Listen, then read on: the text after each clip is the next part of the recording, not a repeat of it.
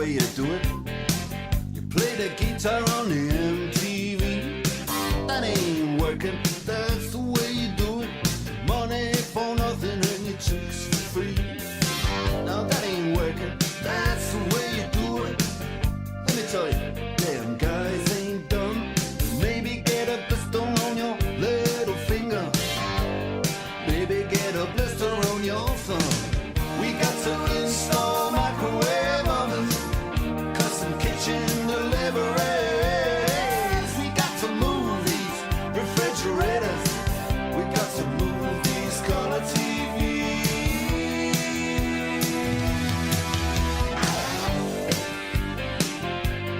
Move on, move on.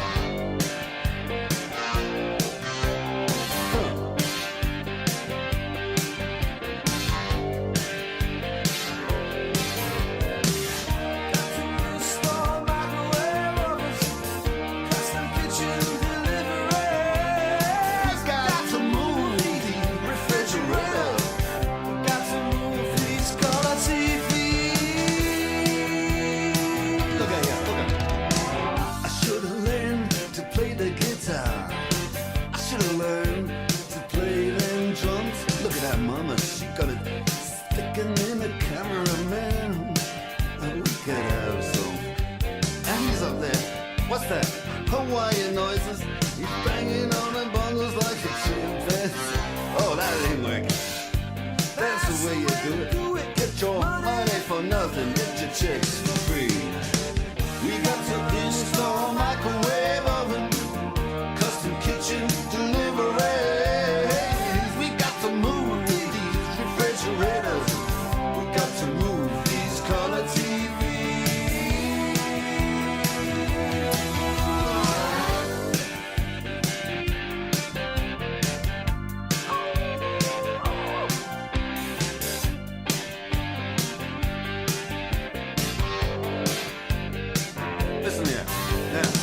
That ain't working, that's the way you do it. You play the guitar on the MTV. That ain't working, that's the way you do it.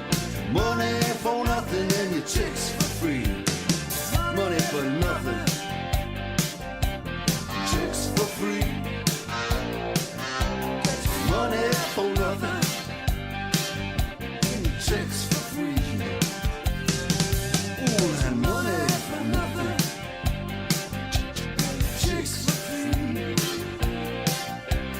Money for nothing, chicks for free.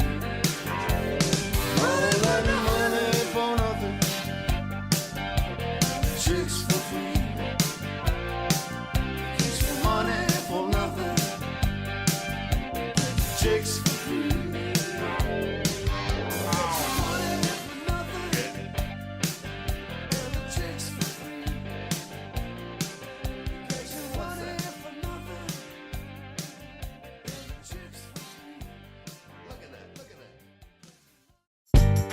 God damn, it's a new day. God damn, but that nigga wanted money.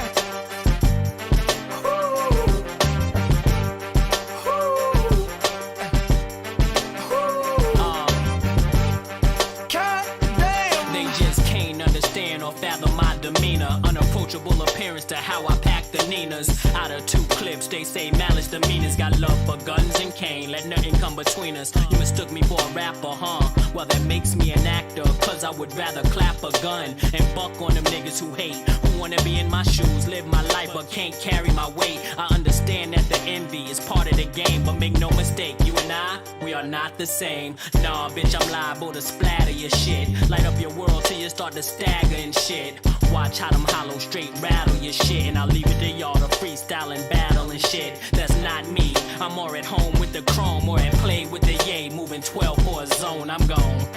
God damn, it's a new day. God damn, but that nigga wanted money. God damn, when that white hits the pan, it comes back hard. I can account for every gram at the streets molded the man I am. The pimp, the hustler, the crook, the killer, gorilla traits of a blow dealer. Course my vein, I hustle, I'm rich, blow thriller, I'm the torch that carry the game, the flame I throw. Crack change came from blow. Push the O's, 6 leg close. Hug the streets, I hug the beat. Change flows, thug the streets, my love is deep. My pain shows, my heart's on the sleeve for nigga that done gave they soul and hearts through the street. You nigga told they breaking, my heart's on the street. So watch the phonies, watch your homies. We pop, pop, drop you, homie. God damn, it's a new day. God damn, but that nigga wanted money. They call me Pusher for one reason, cause I keep that sniff all seasons. Whether the price is up or down, I keep a mound to pitch from. You don't have to shop around. When it comes to that money, I get stealth. 3 guns is fortune, and I don't mind sharing my wealth, dog. I know about life. I've been around the world thrice times. I mean what I say. From that Panama Sun to France, Champs-Elysees. Grind so deep-rooted, I can't turn away. To sell bass is now somewhat therapeutic. Hear what I say, please don't confuse it. My verses heal like Kurt Mayfield's music. I'm your pusher. Damn right, I treat your nose to hook ya, and only pull back to cook ya, partner. God damn, it's a new day. God damn, but that nigga wanted money. I'll be damned if I die from starvation. Things as fucked up as is, so I bang for my cabbage. You wanna know the most effective way of getting money? Pull your gun, rapidly. And watch you see the situation be corrected. Lord heavens, why must I live so devilish? They say what you do comes back on you 2 times. I should have been died, but I'm still walking around with 2 9s. Who wants to be a millionaire? Me. And you ain't got no more lifelines. You a snitch nigga fighting crime. Go ahead and tell the police. Cause every move you make, I'ma throw a slug and hope you choke blood, nigga, on every breath you take. Not to be broke, it's cold chains, fake witness. Natural spittage from a human gap filled to the limit, head to diminish. Loud niggas talking gibberish. Rhymes beat, I deliver it with complimentary service for certain live in your living room, searching or hurting you. God damn, it's a new day. God damn, but that nigga wanted money. Ooh. Ooh. Ooh. God damn.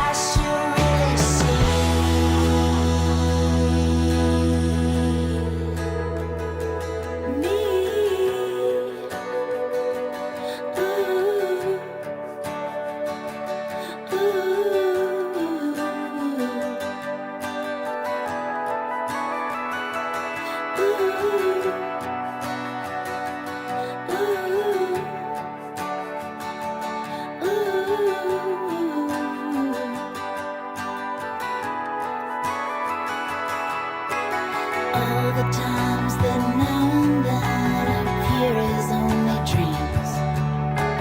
All the stuff from way back when that's coming up. Don't self-destruct, you don't have to call for the wrecking ball or burn the world to ashes. All you have to do is ask me to. I'll stop you where the descending stairs. Drop all the things that now and then appear as only dreams. All the stuff from way back when that's coming up. Don't self-destruct, you don't have to call for the wrecking ball or burn the world to ashes. All you have to do is ask me to. I'll stop you where the descending stairs drop.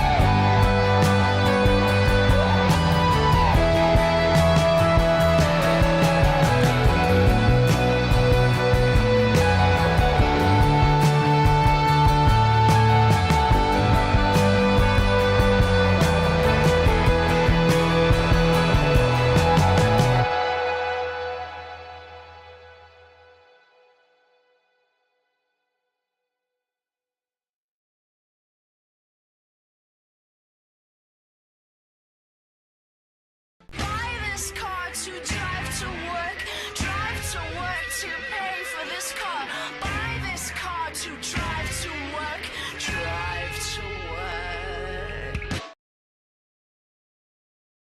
Welcome to Yellow Brick Road. I am Jordan, and tonight it's New Year's Eve. That's right. But before I get started, don't forget to check out all the links in the donation box. They all in the description box. They all work still.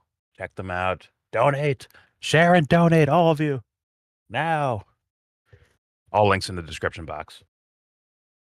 All right. So listen, I don't expect a lot of people here. Not that I normally have a lot of people. I'm just saying, like, if 15's my max, I'm expecting like 5, 4, 7, whatever. Who cares? Which means we have plenty of room to get into the dark stuff. I don't even care if I'm talking to myself. I don't mind. All right. What's up, Chip? Happy New Year's, man. Deceitful cur. You're not really gay? I assume this is Harrison or Prop, one or the other. Baja Blasphemous. No clue who that is. How you doing, man? Or gal? And OPI is... The Gay Pride Month isn't for a while, dude. If that's your thing. We're open to everyone here, man. If you're gay like OPI is, you're accepted. You're welcomed in the YellBRo community. Seriously, not even joking. Anyways. Hanukkah? Do I know when that is? That's in December, right? Actually, I don't think I actually know when Hanukkah is. I don't know when Kwanzaa is either. Listen, I'm American. We like Christmas. No Boxing Day, no bullshit, bro. We don't want that bullshit around here. It's just Christmas. And that's it. Christmas, New Year's, boom, that's it. No extra shit. Anyways. So let's seriously, putting jokes aside, let's get started, man. It's we're gonna start pretty dark. So like it is what it is. This is the topic.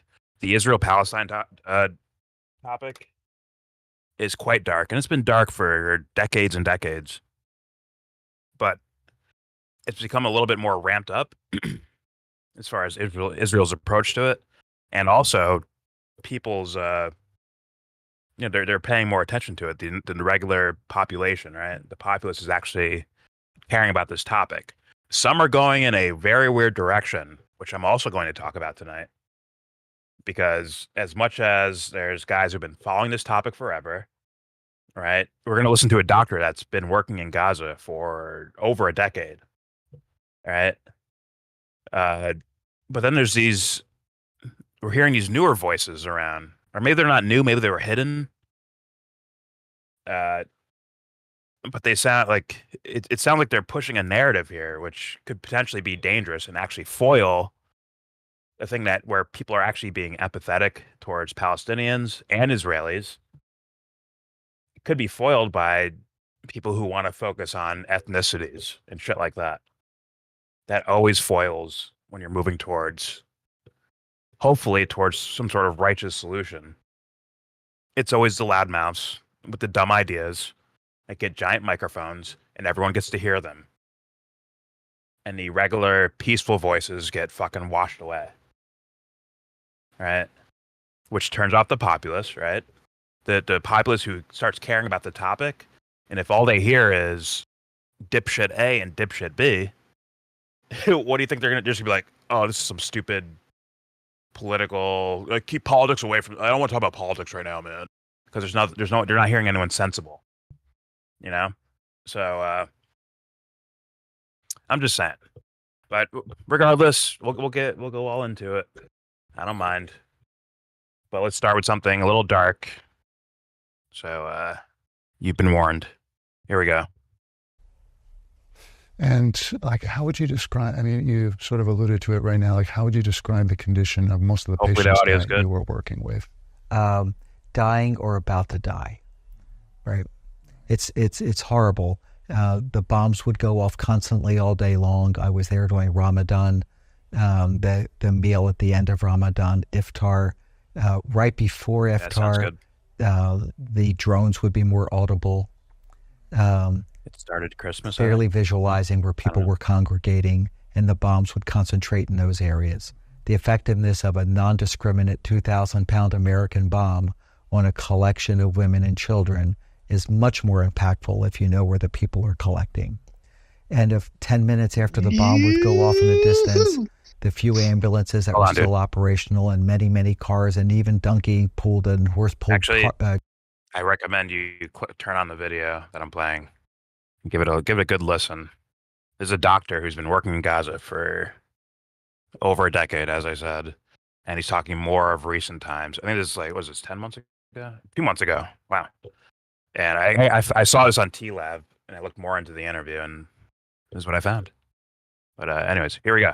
Of women and children is much more impactful if you know where the people are collecting. And if 10 minutes after the bomb would go off in the distance, the few ambulances that were still operational and many, many cars and even donkey-pulled and horse-pulled carts would start showing up with injured people. And often in a room smaller than the space that we're sitting in, enough to hold 4 classic hospital gurneys. 4 gurneys would show up, and on each gurney was 3 to 5 kids, almost exclusively kids. 90% of our new admissions were kids, and there'd be 15, 20 kids coming in at the end of every bombing. A third were dead by the time they got to us. And sorry. A third would die in front of us. And a third we'd take to the operating room. And most of them would die.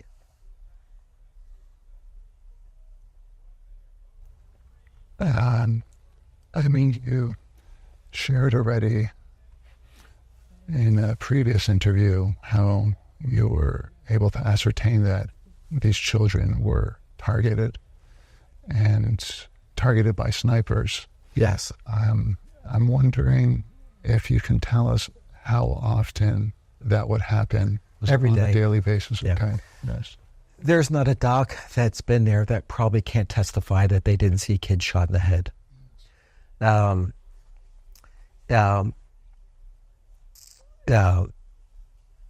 I myself saw two children that were not shot just in the head, but in the chest first. Bullet holes exactly where I would put a stethoscope. And a second bullet hole directly in the side of a temple. One father, whose photograph of is I look at every night, explained to me how his kid was ripped out of his hand. And he went looking for him on the ground and couldn't find him. 10 meters away, he found his kid and looked at him while he got shot the second time. But his father thought that was the first time. When he came to us, he had no organs. When I rolled him over, he had no organs. A classic high-velocity bullet wound is a small entrance hole the size of the bullet, and the exit wall wound is capacious. An American football was the size of the hole in the kid's back. Everything between his shoulder blades and every organ in his chest was missing, including his spine. When I rolled him over, my hand fell into his chest, feeling his rib cage, and then when I rolled him back, the dressing fell off his head, and I saw his brains coming out of the other side. This kid was 6 years old. Next to him was another kid at the same time, who likewise had a hole directly in the center of his chest, went right in front of his ear and came out of his neck. And no kid, and I've said this on many outlets, but it's the truth and it stands. No kid gets shot twice by mistake by a sniper. It doesn't happen by mistake. They were deliberately targeted. And that's not beyond a war crime. That's targeted assassinations and it helps me formulate my opinion of what's really occurring in Gaza. I mean, that's why. Okay.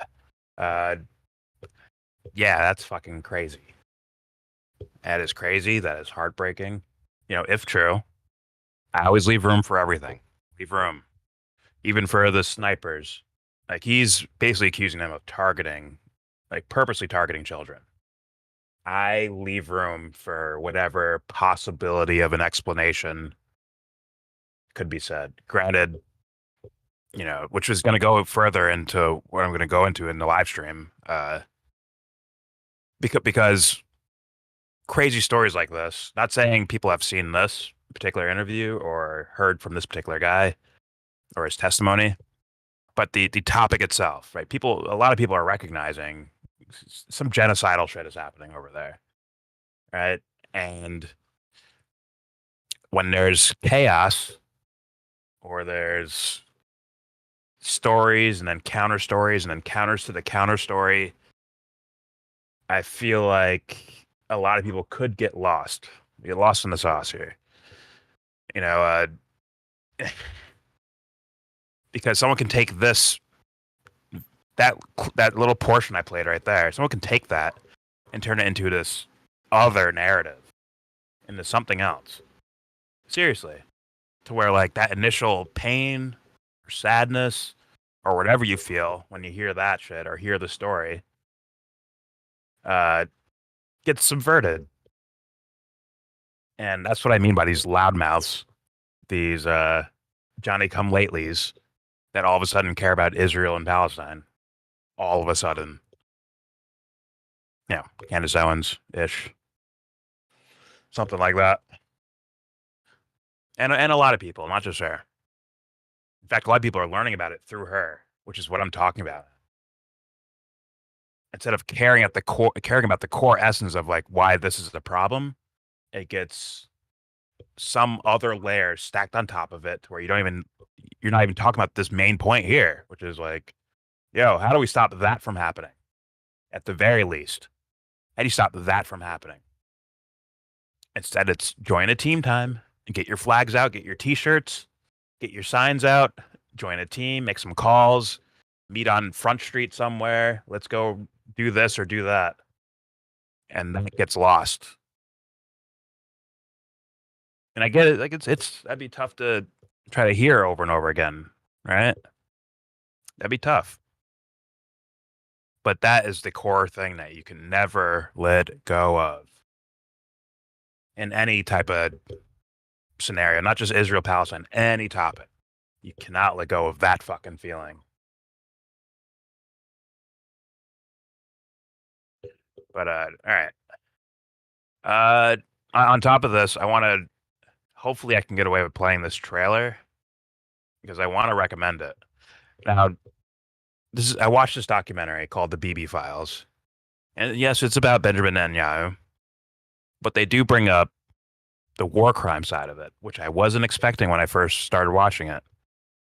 I was expecting them talking about financial crimes or him paying people off or whatever the fuck he did, right? Like those type of governmental corruptions. I didn't think they'd touch on the war, but they did. Oh, yes, they did. They even bring up him helping fund Hamas. Him paying Hamas. Now, this is what it looks like and the style it's made in. Looks like a mainstream political documentary. And it's like, people have been telling me about like starter kits, like, here's something right here, where it's like kind of a starter kit for mainly Benjamin Netanyahu. He's been up to.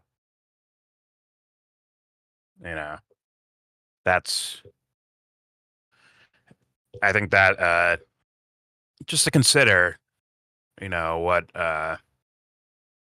political crimes this guy may be involved with, not just with his financial shit, but also war crimes, like crimes against humanity, essentially.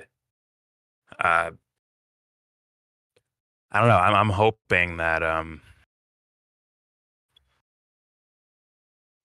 I don't know, because a lot of people could probably be like reactionary to this topic, especially if you're brand new. End up becoming reactionary to all this stuff, and you don't take time to sit and think about it, and you can get pulled in a direction where you are solely focused when it comes to this idea of corruption, solely focused on Israel or Netanyahu himself or whatever. When it's like, okay, if this is possible here, what else could be possible? Like, look into more of the story to all over the place, right? And it's like, okay, what do we do about it? Like, examine the problem in the first place. What's the core, affliction that's happening here that's also happening over there? Like, what's that core essence? Can I recognize it? Can I put a finger on it? Can I put it into words? What is happening with these particular people? Because guess what? The guy down the street from you is probably not like that, right? Or the Little League dad is probably not like that. But these guys are. It's like, how does that happen? A lot of people walk away with, well, it's the government, man. Power corrupts. It automatically corrupts no matter what. If you have power, if you're the president, you're automatically corrupt. Or the only reason you become president is because you're corrupt in the first place. Yada, yada, yada. Right? Like, hey, it's a start. But, like, don't stop until you know the fucking answer. Fully examine everything you get your fucking hands on. And, all right, I'm not trying to say, like, I have the answers, but, like, I don't hear anyone fucking saying that shit. I'll be honest with you. I see everyone, hey, sign up here. Hey, give me a thumbs up. Hey, subscribe to my channel. Hey, donate money. I hear a lot of that shit. I don't hear anyone say, like, hey, man, like, question, like, examine what you're looking like. Really examine it. Not just on the political shallow level. The politics is fucking shallow, to be honest. Examine the deeper, darker layers to the thing. Examine it, bro. Like, really. Even the T-Lab, right? With the question everything thing. His little mantra. It's like, yeah, question everything. But you don't want to get caught, in my opinion, you don't want to get caught in an egotistical tennis match in your head, right? You kind of want to be able to slowly navigate and pick and point out, like, okay, this makes sense, this doesn't. This makes sense, this doesn't. This I know, this I don't know. Yada, yada, yada. But, let me see if I can get away with playing this trailer, though. Here we go. Here's the BB Files. A BB. השאלה הראשונה שלנו, כלפיך על זה אם קיבלת איזושהי טובת הנאה עתה, או מבני I've never seen the trailer, I've only seen the doc. בעשור האחרון מאנשי עסקים בעלי הון. הדבר הזה שהוא מטורף בסדרות בסדרי עולם, ומנסים כאן להפליל ראש ממשלה על שטויות. This case, the facts are really simple. The Prime Minister and his wife are getting gifts. And on the other side, Netanyahu did favors. Also, by the way, it's not only like it's Bibi Netanyahu is not the only Trump supporter in this documentary. Let's put it that way. There's some funders of Trump's campaign and all that shit, or even outside of his political career. He has some funders that are also in this documentary. Adelsons. Anyways. חייבים למצוא דרך כדי לגמול על מה אתה רוצה לגמול לרוע. Government officials are not allowed to take gifts. This is corruption. The police, they investigated everybody. What did you give? What did you get? Champagne. Hollywood producers there. Okay. שרשרת, טבעת. Sarah Netanyahu is very important. Both of them never surrendered, never compromised. בעלי הוא הכי חזק בעולם כראש ממשלה. The state to believe that they are untouchable. Oh, I think he would sell his wife out if he had to, and I think she'd be with it.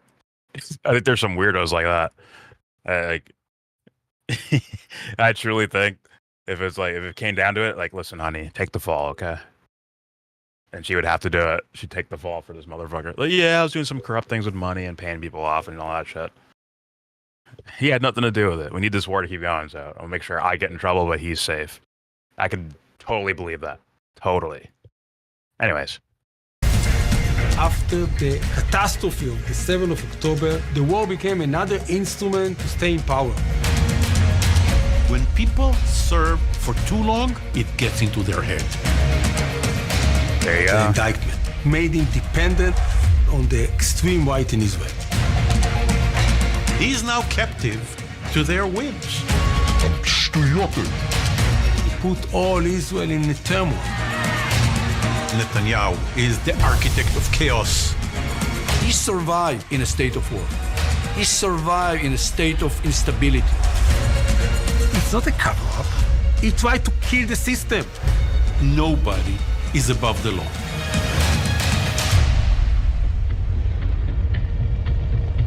Whoa.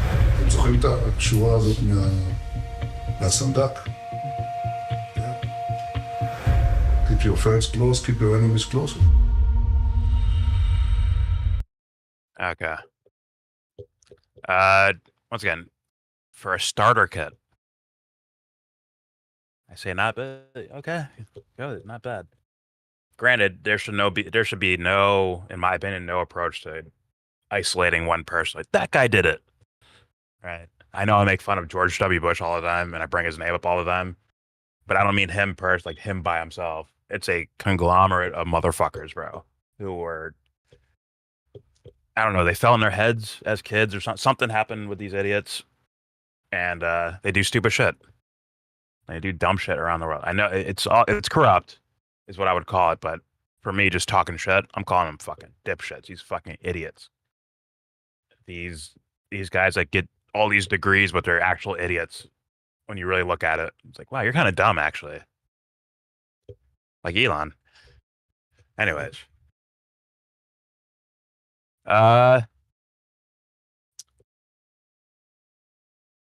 Let's keep it moving. Let's keep it moving. I don't know if I want to play this now. Because I did a video a while ago. Or, not that long ago. But, like, whatever. I did an Asmongold video about, Oh, no, I didn't do that video, did I? He did an apology video, and I stayed away from it. I was like, oh, whatever, just leave the guy alone. But then I found out what he actually said, like what he was saying, and then what he had to apologize for. I actually heard it, and I'm like, holy shit, bro. Opeth, what the fuck what were you hiding about this guy? Holy shit, his take is crazy. See if I can find that shit. There it is. Let me just play the beginning of it, because yes, it's Hassan's fucking stream, but I only need this beginning portion where it plays what this gamer, apparently this gamer guy with Cheetos on his face, his white stained T-shirt, apparently is what he thinks about or what he thought. Maybe his advertisers, his audience, What did he Twitch. apologize for? We're about to find out. We're about to find out. But Asmund Gold said originally that he ended up having to tie his hair into a bun and apologize for. I had to change my Cheeto stained T-shirt in order to apologize because of because Twitch is going after me. Advertisers are going after me. My audience is going after me. Yeah, he has to, right? For the sake of the money. That's fucked up. I'm painting a picture about him. I don't know. I don't know the guy. It's just, here's the thing. When you would think when, let's say he's just rattling off some shit he borrowed from somewhere else about Palestine or even the Israeli-Palestinian conflict thing. Let's say he just rattled off shit he memorized from somewhere else. Okay. Someone puts you in your fucking place and shows you how much of an idiot you are, right? Whoever did it to him. Maybe it was Hassan. I didn't watch all of this. It's a long fucking stream where they go into different places and I didn't feel like watching all the way through. But yeah, let's say someone put him in his place, or maybe his wallet put him in his place. Like, yo, your money's threatened right now. All right. Oh, hey guys, I'm sorry. I didn't mean to say that. I didn't think about it. I'm an idiot. And you know what? I'm a smarter, better person now that I've learned this lesson. And that's the thing where I pay attention to. Where it's like, okay, you found out you were wrong about, you found out you were wrong, or the way you went about it was wrong, whatever. What do you do now? What path do you take now? And as far as I understand, he just stays away from the topic from now on, which smells like what? That smells like PR protection shit instead of, you know, I learned my like, damn, I should really like just, you know, educate myself on the entire topic. It sounds like he's done no exploration of it, at least that I've seen of his videos he's put out. Maybe it's somewhere hidden in his live streams and he doesn't release videos about it. Maybe. But if someone knows of a video of his that where he actually goes over his newfound vision of this topic, please, I would love to hear it. But yeah, here we go. Here's Asmund Gold and what he, I guess, apologized for saying.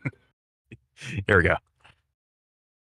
Cry a river when people who have genocide that's baked into their laws are getting genocide. I'm not going to cry a river when people who have genocide that's baked into their laws are getting genocided. I don't give a fuck. They're terrible people. What the ain't no way he's talking about Palestinians, right? They'd be doing the same thing. And how much did they kill? As many as they can. They're not able to kill as many people as Israel because they don't have as many bombs and as many weapons.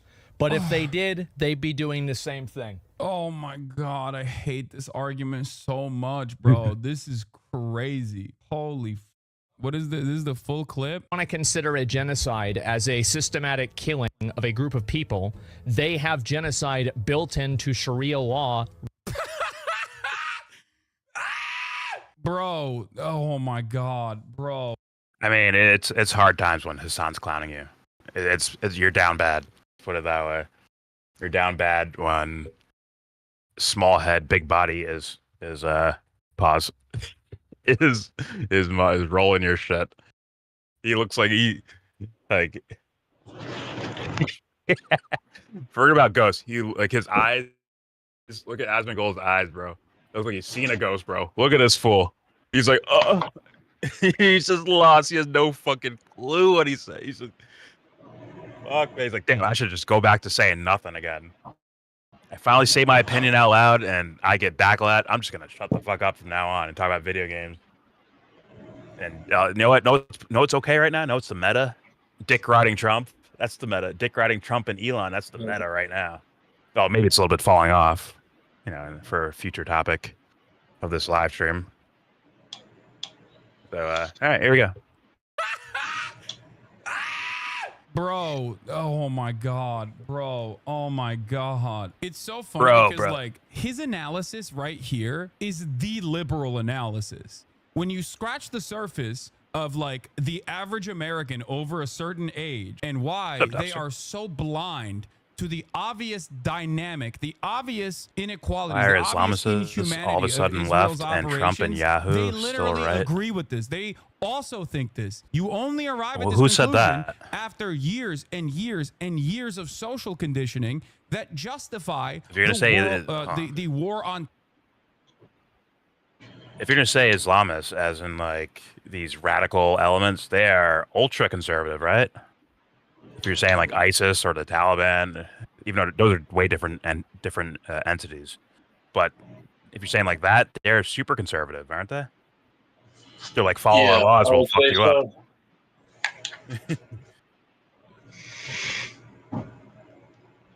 I would say so. Hold on, Sharia law is genocide. Don't get it twisted. Wait, who's writing this? this? One is deceitful Kerr.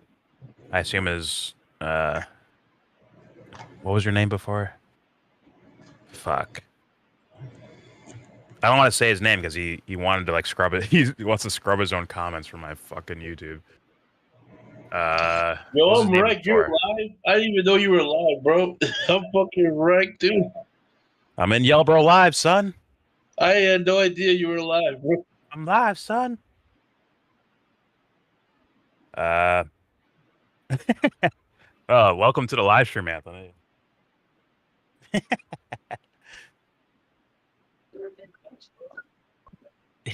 Okay, I know it's Harrison. I didn't want to say Harrison. What was your name before Harrison? What was the other name? Whatever. Bubba Cleveland. Yeah, Bubba. There you go. I wanted to call you that because you said you want to scrub your fucking comments from my YouTube channel, all right? I'm like, okay, I won't say. I assume you don't want to be known or something. But whatever. Anyways, let's hear more from. I think there's more to this clip. I'm too lazy to look it up, so I'll let Hassan play it. There we go. Terror, America's war on terror, and the unironic justifications for this war on terror required the dehumanization of Arabs and Muslims and every single person that lives in that part of the region. Because if you were to look at the situation and recognize that humans are being blown apart every single day, this is easy work for Hassan. Secure oil fields in Iraq. Easy you would work. go crazy. So you have to either, on the one hand, omit key details. Listen, Asmongold's an idiot, so this is light work for even Hassan Piker. It's light work, because this dude hasn't investigated a fucking thing, and as soon as you call him out on something, he just stops talking about it completely. So it's like, what the fuck? At least like show your lesson learned. At the very least, show me you learned a lesson or something. But whatever. But also, every single time you cover the atrocities, have to make it seem like they are, worthy targets or collateral damage that is permissible. Why is it permissible? Because they're not really human beings. Don't have as many bombs and as many weapons. But if they did, they'd be doing the same thing. That's it. Just takes enough. That's right. These people are not your allies. They are not the same as us. They come from an inferior culture. Holy shit, dude. Your co-owner. Wait, Opa, this is the innocent little gamer guy? What? That was some other shit, right? Yeah, that was wild, dude. That was fucking crazy. Now, you'd think he's talking about Hamas, but it doesn't sound like Hamas. He's saying, like, it's embedded in their culture over there. It is their culture. Now, if he said Hamas and the Israeli government, I'm like, hell yeah, they're like that, bro. Like, give them their own island. Let them shoot rockets at each other all fucking day and night for all I care. Like, if they truly have their heart set out on it, give them an island. Give these military dudes that want to shoot other people, give them their own fucking island with Hamas and let them fire rockets at each other all day and night. Whatever. But yeah, like some shit like that. What's up? Like Fortnite, bro. Give them a pickaxe and shit. But as far as just regular Palestinian people and regular Israeli people, they don't want, they don't want fucking bombs fired at each other. Like, straight up. a lot of these guys wouldn't follow any of the military shit if they knew that wouldn't happen. Like if there was like, hey guys, you're protected. No fucking bombs will hit you ever. You're good. You're protected. Guess what? These motherfuckers wouldn't join any militaries or any of this bullshit. They're like, yo, fuck you. You fucking do it, BB. You fucking out of shape motherfucker, bro. Your brother was the war hero, not you. You didn't do shit in the fucking military. So send that fucker over there. Like, you grab the gun, BB. You'd fucking do it. You little fucking pussy. But, you know. Earth is Earth. But yeah, Asmund said some wild shit right there. Like, I can't ignore it now, man. I can't ignore it now. Before I heard his apology without knowing what he said in the first place, I was like, all right, whatever. I'll just let the guy go. Like, I'm not going to focus on that. But then I got curious. I was like, oh, what did this guy actually say to apologize? Because I was curious if he had a video about Israel or Palestine or any of that shit. And these are the first things that popped up. And then I scrolled through his feed to see if he said anything after Hassan bent him over. I was curious. I was very good. And I didn't see anything. Once again, if someone can show me that like, he recently talked about this topic or since this whole ordeal went down, if he said anything about that topic since, or even foreign policy in general, please let me know. Because I didn't fucking see it. But all right. Let's play a little more. They are not the same as us. Well, because they're not Let's really just rewind this. human beings. Don't have as many bombs and as many weapons. But if they did, they'd be doing the same thing. That's it. Just takes enough. That's right. These people are not your allies. They are not the same as us. They come from an inferior culture. Asmongold, Wow. your co-owner Wow. of your organization, you are calling a person from an inferior culture. What are you Mr. doing? Cheeto Log stain off the shirt. internet, Tell him to- stop reading Reddit, and go talk to some real humans, please. Holy shit. That is horrible. It kills people don't know for who their Daniel Brell identity, and it is directly antithetical to everything Western values stand for, and it is an inferior culture in all ways. It is that simple. Bro, this is straight up 1-to-1 what Nazis said about Jewish people, what like the most right-wing approach to this conversation. This kind of attitude. See how the idiot Hassan can just pounce on this and then say it's about the right wing or the left wing or whatever the fuck. You see how he took something at the core essence that gave you like a ooh feeling, where it's like, ooh, what the fuck was that? He now took it and turned it into his own fucking thing. Now it's about the right wing Nazi, whatever the fuck he said, right? He just took that narrative, took that story and turned it into his own fucking category now. Instead of like really like embracing what the fuck that guy just said and be like, ooh, that doesn't sound right. That sounds off. Yeah, he's been reading right wing poetry and it, radicalized him. Fuck out of here. Get off of Reddit, bro. Like, it's not just Reddit. But yeah, it's God. Yeah, Asmongold he's just an idiot, and he could be worse. He could be grifting for all I know, and he thinks he's saying something that will like be controversial but accepted. And he found out the hard way. And Twitch is like, we're gonna take your fucking stream away. The fans are like, fuck you, Asmon. I'm never watching your shit again. He's like, oh fuck, I better apologize. Oh shit. Wait, really? Yeah, he fucking apologized. Because let's be real, his money got threatened. As far as I see, unless Opeth can teach me a different direction in regards to this guy, I don't see anything but his money being threatened. That's just what I see personally. Because if it really was about the topic, like, oh man, I really learned a lesson from all you guys rolling me on this topic. I learned a lesson. So what I'm going to do now is start investigating, like studying this stuff, and then I'm going to like report back to you. Nope. I haven't heard a fucking peep about this fucking topic.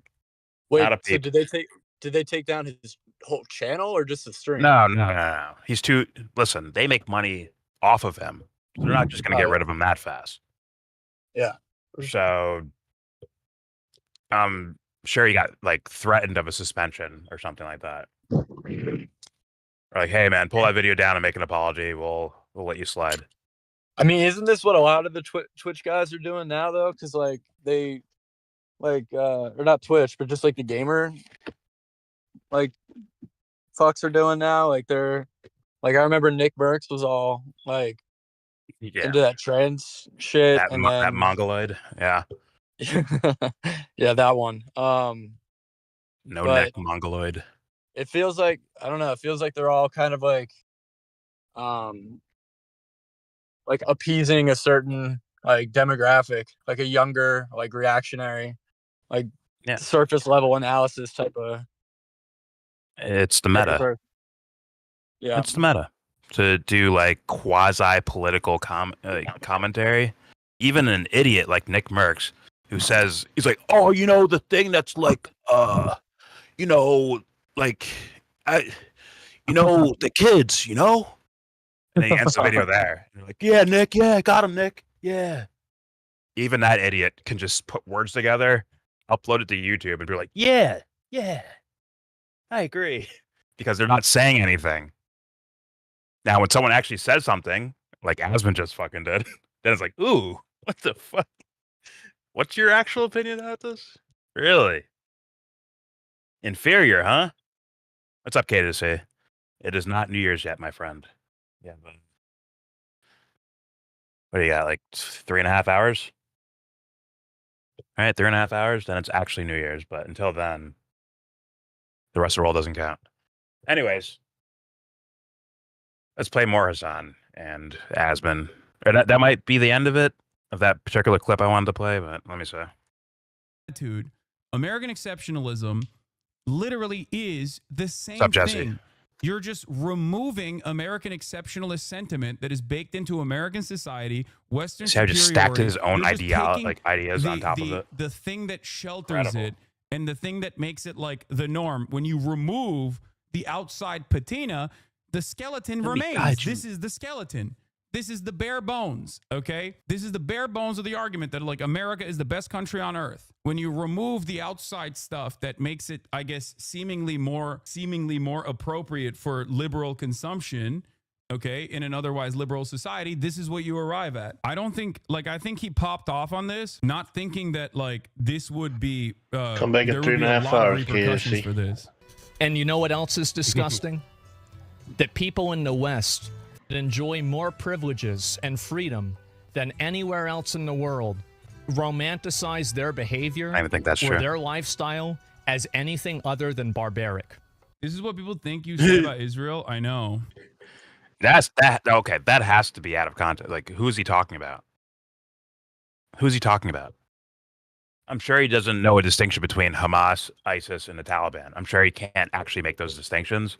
But at the same time, there is a hefty extreme, right? Like Taliban is one thing, and then ISIS is a whole other thing, right? As far as what we know on paper. So what the fuck is he talking about? I'm curious what he's talking about. Am I going to hear that they throw gays off rooftops?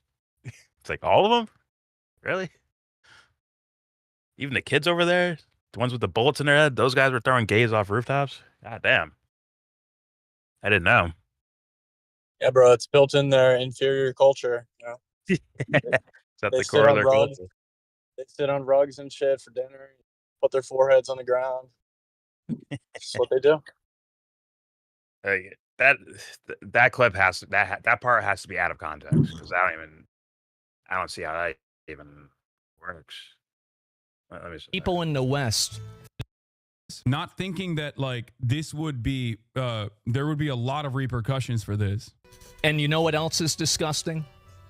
That people in the West enjoy more privileges and freedom than anywhere else in the world romanticize their behavior or their lifestyle as anything other than barbaric. This is what people think you say about Israel. I know. I know. God.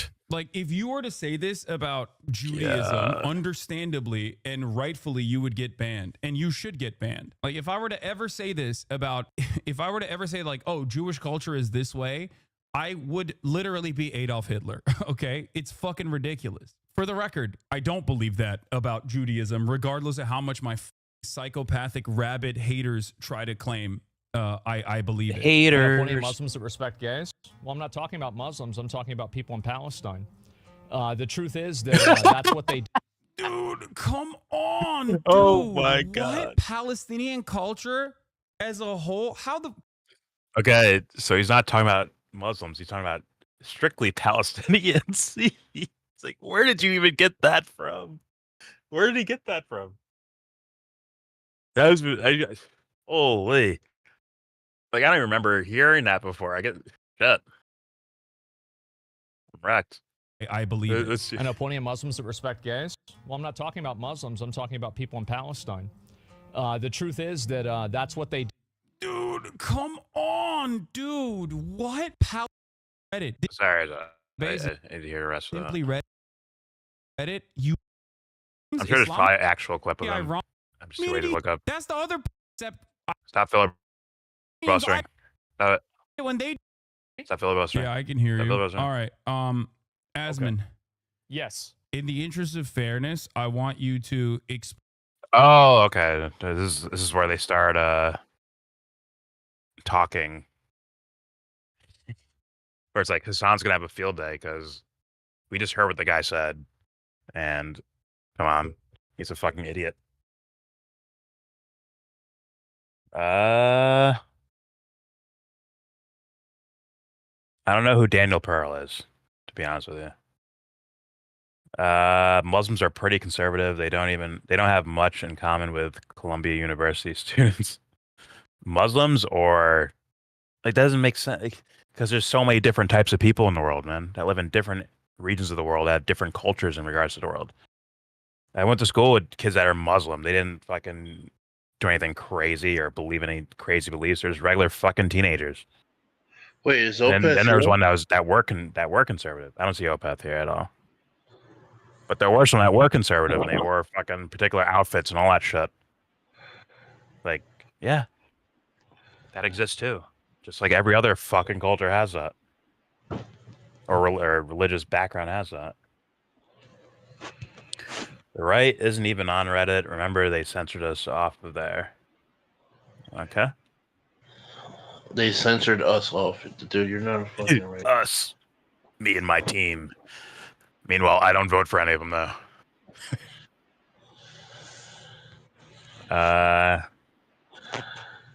Uncle Stockton. What's up, Uncle Stockton? Daniel Pearl was a journalist who was murdered in Iraq or Afghanistan. I don't remember which one. Okay. I should know that, then. I feel like I should know that. You might want to see this video, Nosferatu director, about the real meaning and motivation of the movie. Oh, shit. Is it about PPs? PPs and vajayjays? I'll keep... But now it's time for the main event. I gotta watch the that true movie in hidden better meaning of quality, Nosferatu. Here God damn it. The true hidden meaning. I couldn't hear shit. I couldn't hear shit yesterday, dude. Fair enough. It's weird. I start playing videos, and whatever. It's almost like bots or something. Like the viewer count just randomly goes up. Bizarre. Anyways, well, you got the hottest Muslim under the sun on your screen. I'm gonna say pause for that. I think. Super freaky. No, throw a pause. No, you can say pause. It's super freaky. Dude's got a great algorithm. So you put them on your shit, people show up. Oh my god, I'm so... Small head on a big body. Go. All right. Here's more content creators, because I don't view them as journalists. More content creators. I'm not a journalist either. Just saying. That are talking about Israel-Palestine. None other than Candace Owens herself. Round of applause. Yes, Candace fucking Owens. Beautiful. Yeah. Once again, another Johnny Come Lately. Doesn't really go over haven't really heard her talk about this topic until recently. Yo, did you see the one video? She's a genius. Did you see the video of Jimmy talking about the HB1 visas? Don't worry, that'll be coming up. Oh, okay. Don't you worry about that. All right. It's now open season on Trump and Elon Musk now, when they were heroes a couple months ago. Or not even a couple, right? Like Like a month and a half ago. Yeah, a month ago. Yeah, maybe the like beginning of almost this 2 months. month, they were saints. Yeah, these guys are heroes. Crazy. Anyways, here's Candace Owens schooling Piers Morgan by way of, and she brings receipts, by the way, by way of Jimmy Dore, our hero. Here we go. So here is Candace Owen. What's up, Stevie? And again, I don't agree with everything Candace Owen says. That's what's beautiful about it. When we could come together. And here she. Hey, you know that warning I throw out there, guys, when I'm like, hey, even if you could start some political organization, you can create a team, whatever the fuck. You do have to be worried when like a George W. Bush though enters your team, right? They could fuck it all up. They really could. They could, boost themselves up to become a fucking leader of your thing. They could subvert things. They could be agent provocateurs, whatever the fuck. Oh, and then they could be feds, all that shit, right? I'm like, Jimmy is just like, he just turns his brain off when it comes to, he just wants to, it doesn't matter what it is. It doesn't matter if it's a bunch of rats stacked on top of each other. I stole that from Michael Desarian. A bunch of rats stacked on top of each other just to stay warm. It doesn't matter if that's it. Like, as long as we're just together, that's all that matters. Solidarity. Like, solidarity behind what? How do you know that someone's not like siphoning money off the top, like behind your back, Jimmy? You should examine the characters that you're around, shouldn't you? But Jimmy's he's very comfortable with, hey, as long as we keep each other warm, it's all good. Now, do I call him stupid for that? Yes, I do. But in politics, that's par for the course, man. That just seems to be what people do. Apparently. Yes, almost happy New Year. The real New Year. That UK shit doesn't count. But yeah. Candace Owens schooling Piers Morgan. Jimmy's giving her the thumbs up, like, yeah, one of us. And we don't agree on everything. What if the thing you don't agree with is like kind of psychopathic? Like, shouldn't that be a part? Like, shouldn't that be a caveat you add on top of what you're witnessing from such a intellectual like Candace Owens? I don't know, but you guys tell me. Here we go. In Providence, Rhode Island. Go to jimmydore.com for a link for tickets, and only there. So here is Candace Owen. And again, I don't agree with everything Candace Owen says. That's what's beautiful about it. When we could come together. And here she is. She's going to, again, Piers Morgan was the nitwit in our last segment. And here he is in this one, also going to get schooled by Candace Owens. Candace Owens going to, as they say, cook him. Watch this. Whoa, Jimmy. Yes. They're talking about Netanyahu. Do you think he's a war criminal? Yes. Hey, Jimmy, ask her if she thinks Donald Trump is a war criminal. His best bud, BB, is. Like, can we ask Candace about Donald Trump? No, but you guys it's good when you guys disagree on things like that, right? Where she can actually guide people away from you. If you feel like you have the right answers, she could actively guide people away from you, you dumb fuck. You're the whole political strategist, right, Jimmy? What if her strategy is better? Meaning, I just have no conscience about it. I will do whatever it takes to get people towards me. Whatever it takes, I'll do it. How do you compete with that strategy, Jimmy? People talk about activism, right? And getting in the streets and protesting and all that stuff, right? And like, okay, this is our strategy to get the politicians to listen to us or to get another politician in there or to change things, whatever. But what if the other team's like, we don't give a fuck, we'll just shoot you. Yeah, we don't have to worry about our conscience. We just shoot people. We'll just kill you if we don't like you.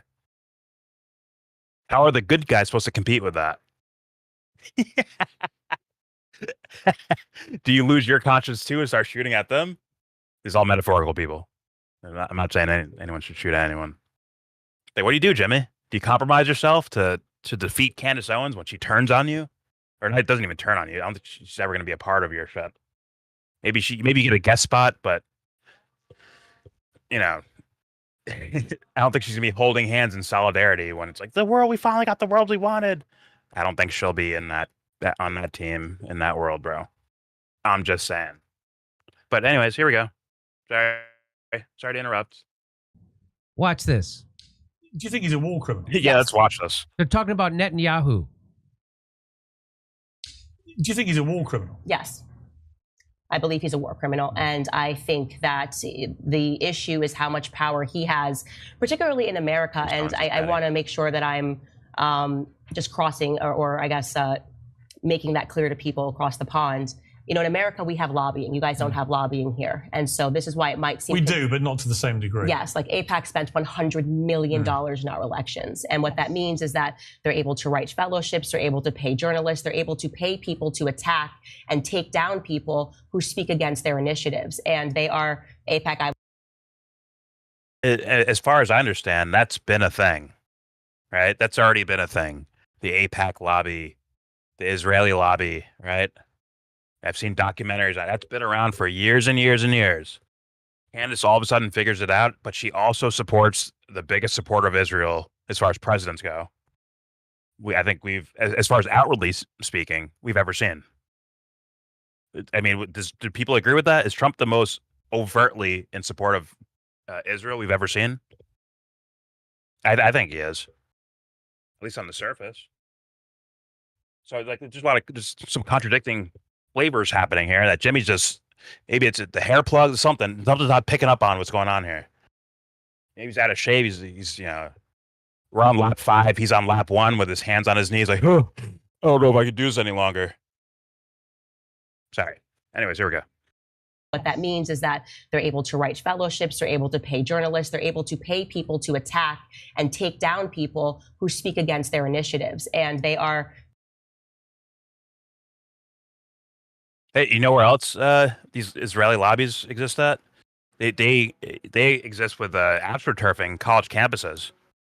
You know who helped them out by essentially banning protesting against Israel from college campuses? You know who's helping them out with that?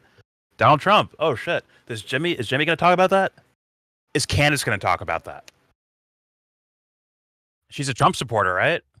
And Trump's and Dora's a Trump. I look the other way until you get elected, and there's nothing anyone can do about it anymore. Right? Jimmy's. Don't worry, we have a video later on. Jimmy's modern day Howard Beale, isn't he? He's the truth teller and gets everyone pissed off and ready to go. I'm mad as hell, and I'm not gonna take it anymore. Insulting to the movie, in my opinion. But anyways, there we go. Here's weak-kneed Jimmy Dore. AIPAC, I would say, is very much pro the Food Party, pro Bibi Netanyahu.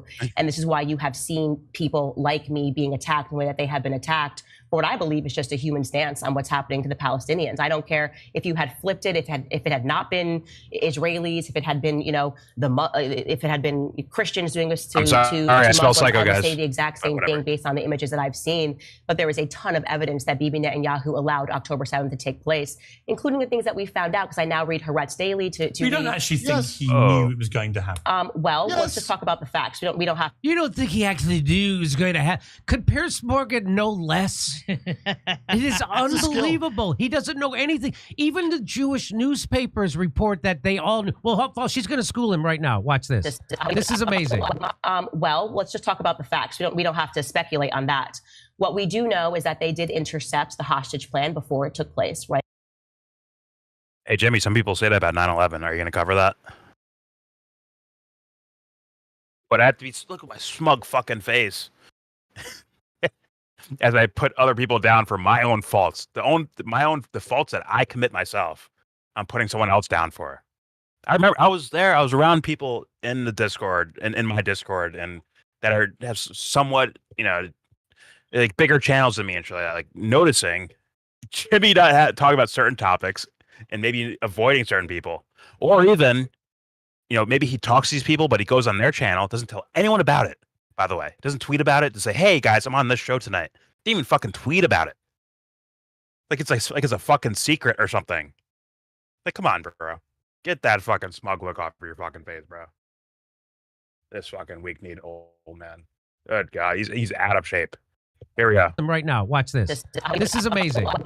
Well, let's just talk about the facts. We don't have to speculate on that. Dang, that's embarrassing. What we do know is that they did intercept the hostage plan before it took place, right? The 250 hostages that came out in Haaretz media.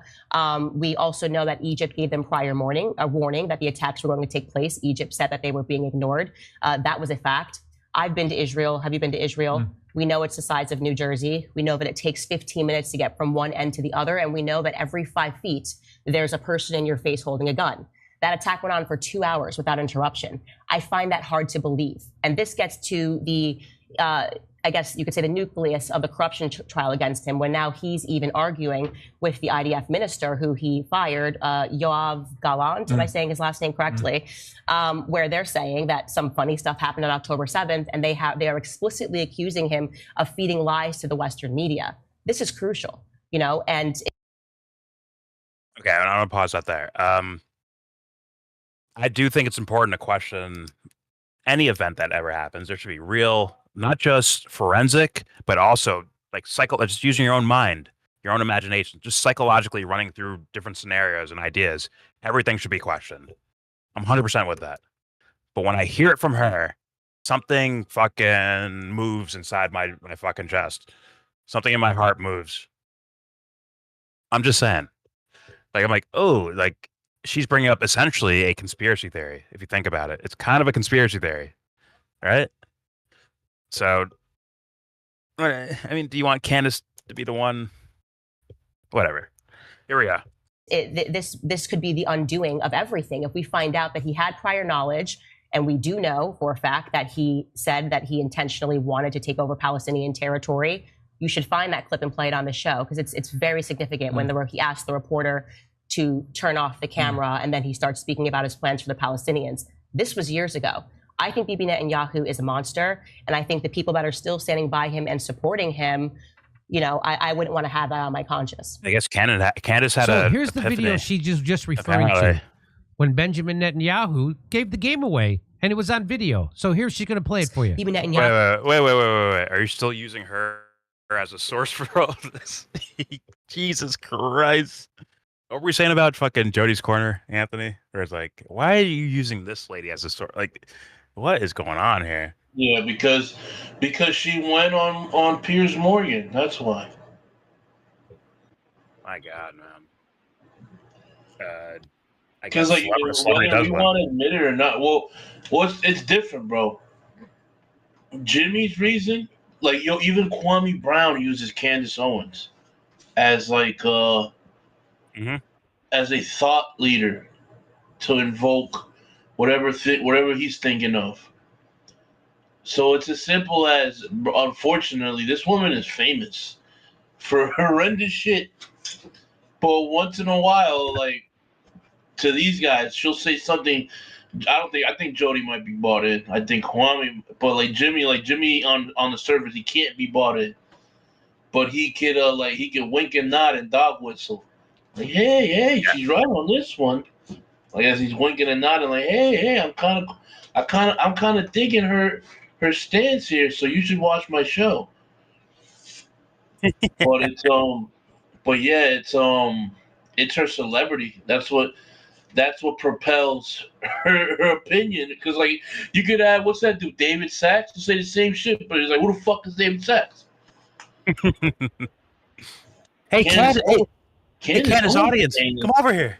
Candace's audience, come on over. And she's on the right. We can have a civil conversation about this. We're mending here. Solidarity. That's what's going on here. And then when she fucks up, yeah, you know what? I always knew about Candace Owens. I'm the guy who pointed her out. Yeah. I put the light on her to expose her. I'm mad as hell and I'm not going to take it anymore. Nah, he wouldn't even do that. He would just ignore it. He would ignore it. He would ignore it that he was dick riding the entire time. Like, he's using her on purpose. You can cover these stories without her, but he's using her on purpose. Bizarre. Here we go. Benjamin Netanyahu gave the game away, and it was on video. So here's she's going to play it for you. Bibi Netanyahu was speaking to a reporter. He asked the reporter to turn the cameras off, and this is what he had to say. about his ambitions, if you will, against the Palestinians and how he lied and how he is easily able to manipulate the American people really into believing that they're the victims while they're the aggressors. Take a listen. He says the main thing is, first of all, to strike them, not once, but several times so painfully that the price they pay is unbearable. So far, the price tag is not unbearable. I mean, a large-scale attack. Isn't it funny? Isn't it funny, though, how she does this tightrope where she's clearly coming at Bibi and, by extension, like the Israeli government, but she won't. She won't use the same verbiage for the incoming administration. Exactly. Where everything is painted in a way where, like, look, they're trying to paint themselves like the victims, and it's like, but on the other side of that coin, I could say your guy is painting them as victims, and it's propping them up, and it's going to help them destroy the quote unquote enemy. So it's like, it's just weird how, like, she plays that tightrope. Jimmy doesn't notice it. None of his dick riders notice it. Like, no one notices that shit. That she's clearly, like, she's walking a fine line when she's saying shit like that. Oh yeah, I mean, God. No, but you hear her talk in a certain way. It's like, okay, Candace, so you're educated on the subject. Now, why is your scope so narrow? Why is your scope only? You could say purposely, Ant. You could say purposely because it's only bullseye on Bibi and the Israeli government. Yep. When you know that's, I mean, you would think you would know that's probably like a third of the problem. I mean, if she wants to talk about Israeli lobby, there's no bigger lobbyist we've seen so far as a president than Donald fucking Trump. Yeah. I'm sorry. But yet she can't talk about him like that. No. Which should be bizarre. But if you're a weak-kneed, graying old man, you might not notice certain things. If you only watch clips that your fucking producers give you and you don't actually investigate yourself, this might happen to you. Well, it's like well, that's what I'm saying. That's what I'm saying. This chick is so famous in his world, in his sphere. He doesn't need nobody to tell him that. So I can't even give him that. I can't even give him that. Fair enough. He doesn't need nobody to tell him like you do. You know. Now, the thing I brought up earlier is that this is a wink and a nod to a certain population of his listeners, probably the majority of his listeners. And you can see the card turn with the video you mentioned before that we're going to go over the H1 visas, where it's like, hey, these guys are they're fucking you over, man, like, or whatever we're about to hear him say. Where it's like, if that's it seems like part of his strategy, which is to get them, hey guys, come by the campfire, come get warm, sit close, come over here, and then like, look, those guys are bad too, join our team. That's what if with the best version of what Jimmy Dore could be doing, that would be it, right? I didn't see the video. I gotta be honest with you. I could be totally wrong. I doubt that's what he did. That's how like jaded I am. I doubt that's what he did. I believe we'll watch it. It's certainly a good possibility. I'm just that's where I'm at. I'm like, I doubt he did that. I think he's a little strategist, little fuck, who's gonna attempt to garner a bunch of MAGA guys in order to tell them like, no, join. We need Medicare for all. We need this. The working people, like, solidarity. Join me. That could be his end goal. That's the best case scenario, Anthony. Yeah, I don't think that's what it is. I think at a certain point maybe he felt that way. Now it's more about how do I feel my comedy career. I think that I've been there for like 4 years. Since I heard him say that, I'm like, I heard this guy talking on Joe Rogan, and the only thing he had fire for was the comedy. Like, yo, I'm on tour with Jay Leno. It's amazing. It's great. And it's like, yo, you see this BLM shit? Crickets. Matter of fact, that Jimmy, you put that Jimmy in a room with this Jimmy now, totally different narrative. He was supporting the BLM riots. Fuck the cops. They get what they deserve. Like I bet you his tune's changed a bit from there, from then till now. He's a chameleon. It would be quite sad if he's watching the reactions of people and then making his opinion up afterwards. That'd be a scary thing to think of. But we've seen it with COVID. Not so much the Black Lives Matter thing, but this CEO guy getting shot. Hasn't he been leaning into it a little bit? So it's like, I hope he's not watching the temperature. You know, sticking his finger in the water. Like, what's the temperature like? I hope he's not doing that shit. Because now it's like, dude, now you want to like go back. You want to go back into the Medicare for all that shit. Is like, bro, it's like at this point, like I can't. How can anybody take you seriously? That isn't a sycophant. Because like anybody that with like half a brain is like, yo, they got questions. How do you not have questions about this guy? Anyways, we're taking play the video though. Let's see where it goes. Real quick. Oh, what's up, Target? Initially, Titan sub was during its first visit to the Titanic, but it kept getting used to the point where in a future visit it imploded. What? I don't even know that you're talking about, K2C. Titan sub's integrity was gradually going down during its usage. What? I have no idea what you're talking about, K2C. Sometimes safety is a pure waste. Kent State involved real Americans. Universities turn an inch into a mile, bitching about countries on the other side of the world, of the planet. But okay, you can disagree with them, but wouldn't you like? You don't want them to be the ability to fucking say what they think.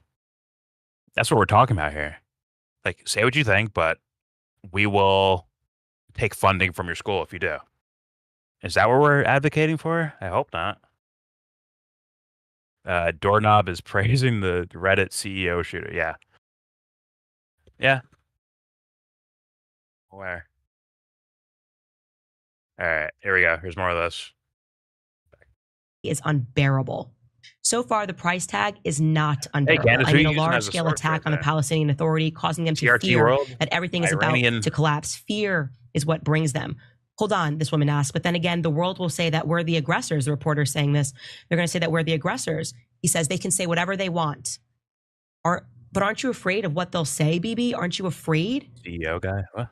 Bibi Netanyahu answers and says, and she says, especially today with the U.S., aren't you afraid of what they'll say? Bibi answers and says, I know how they are in the United States. America is something that you can easily maneuver and move in the right direction. And even if they say something, so they can say something, so what? Years ago. 80% of Americans support us. It's absurd. Look, I wasn't afraid. I wasn't afraid to confront Clinton. I wasn't afraid to go against the UN. What happened with the Oslo Accords? The accords which were ratified by Parliament, I was asked before the 1996 elections, will you fulfill them? I said, yes, subject to reciprocity.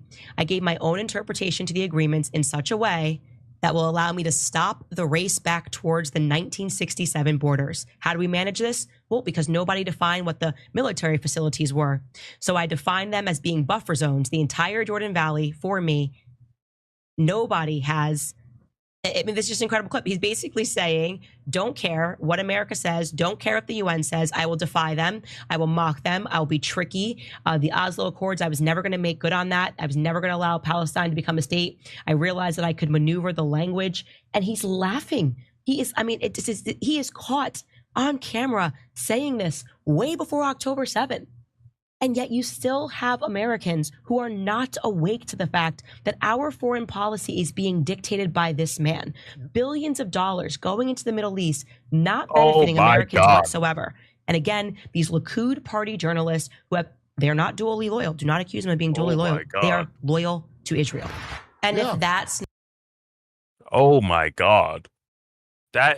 She's leaning into I'm telling you, this is the pop culture version of Israel-Palestinian the Israeli-Palestinian conflict. There's that, but then there's another like where people just focus strictly on Israel, and they say these type of narrative like strictly. yeah, they control our politics, they control everything over here. Like, no, Candace, you fucking didn't you lying. watch another video with that dude Dan Blizzard, where he was leaning into it. Yo, how many Jews actually died in the Holocaust? Exactly. It's like, why are you litigating that right now? Yo, what the fuck? How'd we get there, right? It's like, yo, but didn't you like host bikini fucking matches too? Like, what's going on here, dude? From that, she worked for Daily Wire. Like, from that to now, they're the leading voices on this shit. And look what they're fucking saying, man. Yeah. Like, I watched Adam Green back in the day. And I watched a lot of his content. Granted, I knew he was overreaching, in my opinion. Like, overly focused on this particular topic. Let's be honest. About not just Israel, but Jewish people and Judaism as a religion itself, and yada yada, like almost Dubster shit. I think he's a little bit more tepid than Dubster is, but whatever. Like, but when I hear the guy talk, it doesn't sound like he's trying to trick me into something. These fucking fools are borrowing from that era. Even the guys that were around him at the time, Adam Green, I'm saying, No More News, right? Fucking T-Lav. And this guy, Nathan, I brought him up last time. Nathan Stoltzman or whatever the fuck his name was. I forgot his channel's name. Whatever it was. These guys were like, well, Adam's growing so much because he's focusing on Jews in Israel. That's why his channel's growing so fast over ours. I remember that shit, bro. And like, these fools see the formula. When does Tim Pool get actually dunked on by his audience? Israel shit, bro. Straight up. Yeah. I'm telling you, bro. There's like a weird thing going on here. Even like Seb's pointed that shit out to me as well.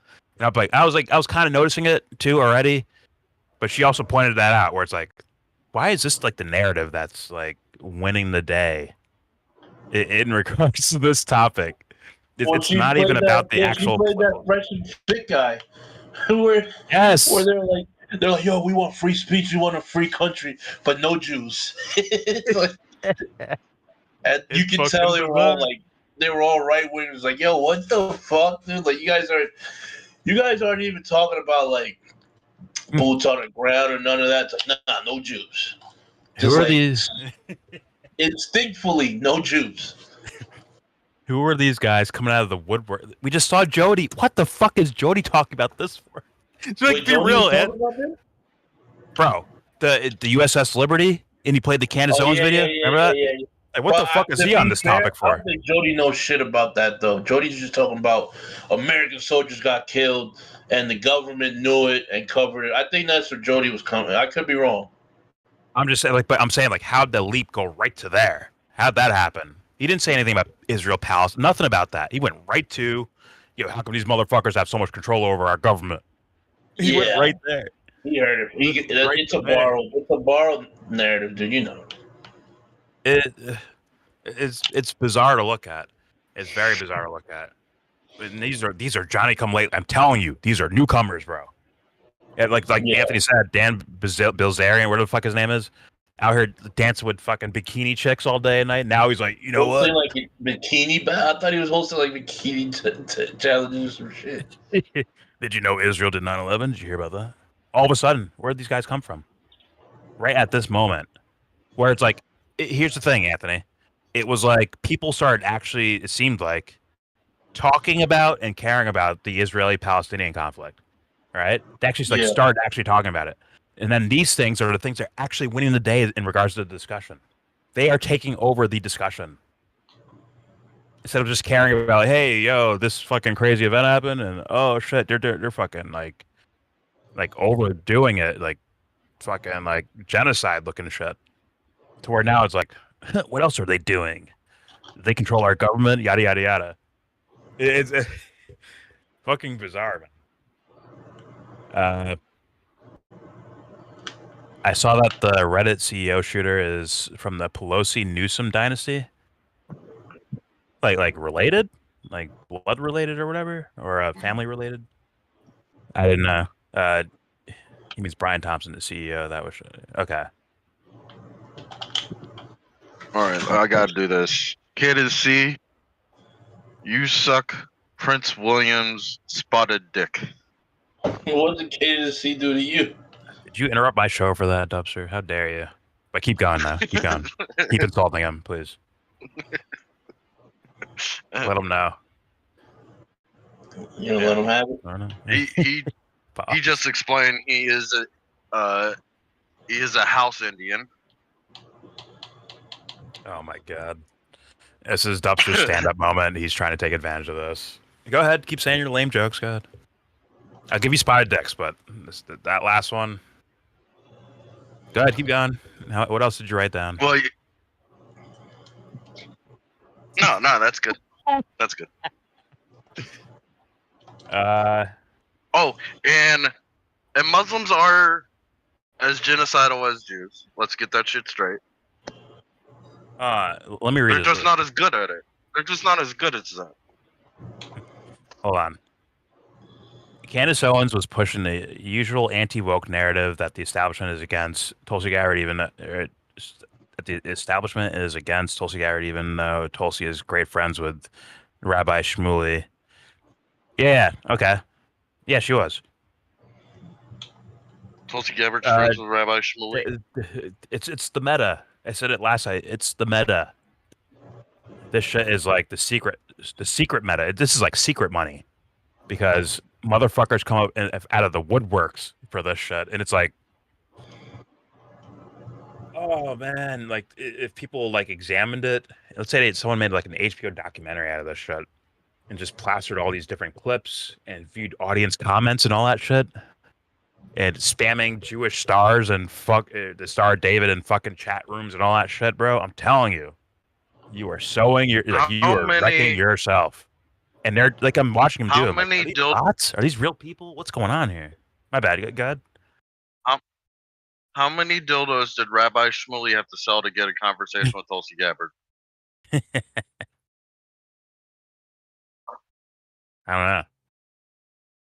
don't know. But even he seems like just a talking puppet-looking motherfucker, man.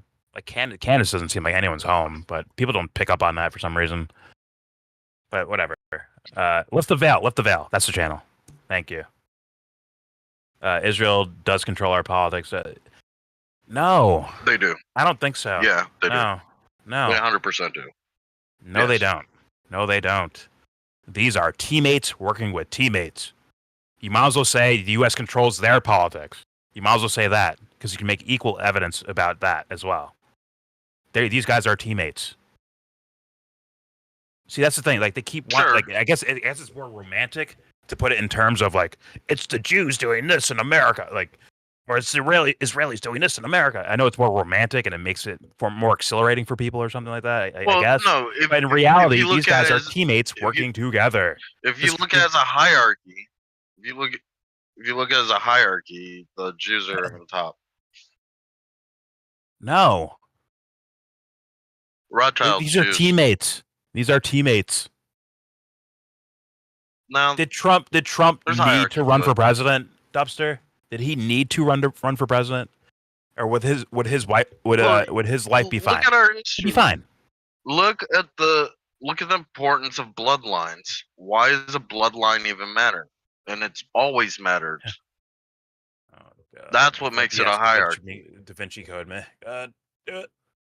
Give me the Da Vinci Code. Anyways, no, it's they care about bloodlines, and that's why there's a hierarchy. And it's not. Dude, as far as these weirdo, powerful people that view themselves as more valuable than others, they all fucking do that. You don't think Trump does that? Do you think Trump's daughter Ivanka was allowed to marry anyone she wanted? Like anyone? Would there be people that he would be like, no, you're not marrying her? Yeah. What do you think that is? No, I just said. Is that not controlling your bloodline thing? Whatever. I just said she was allowed to marry whoever she wanted to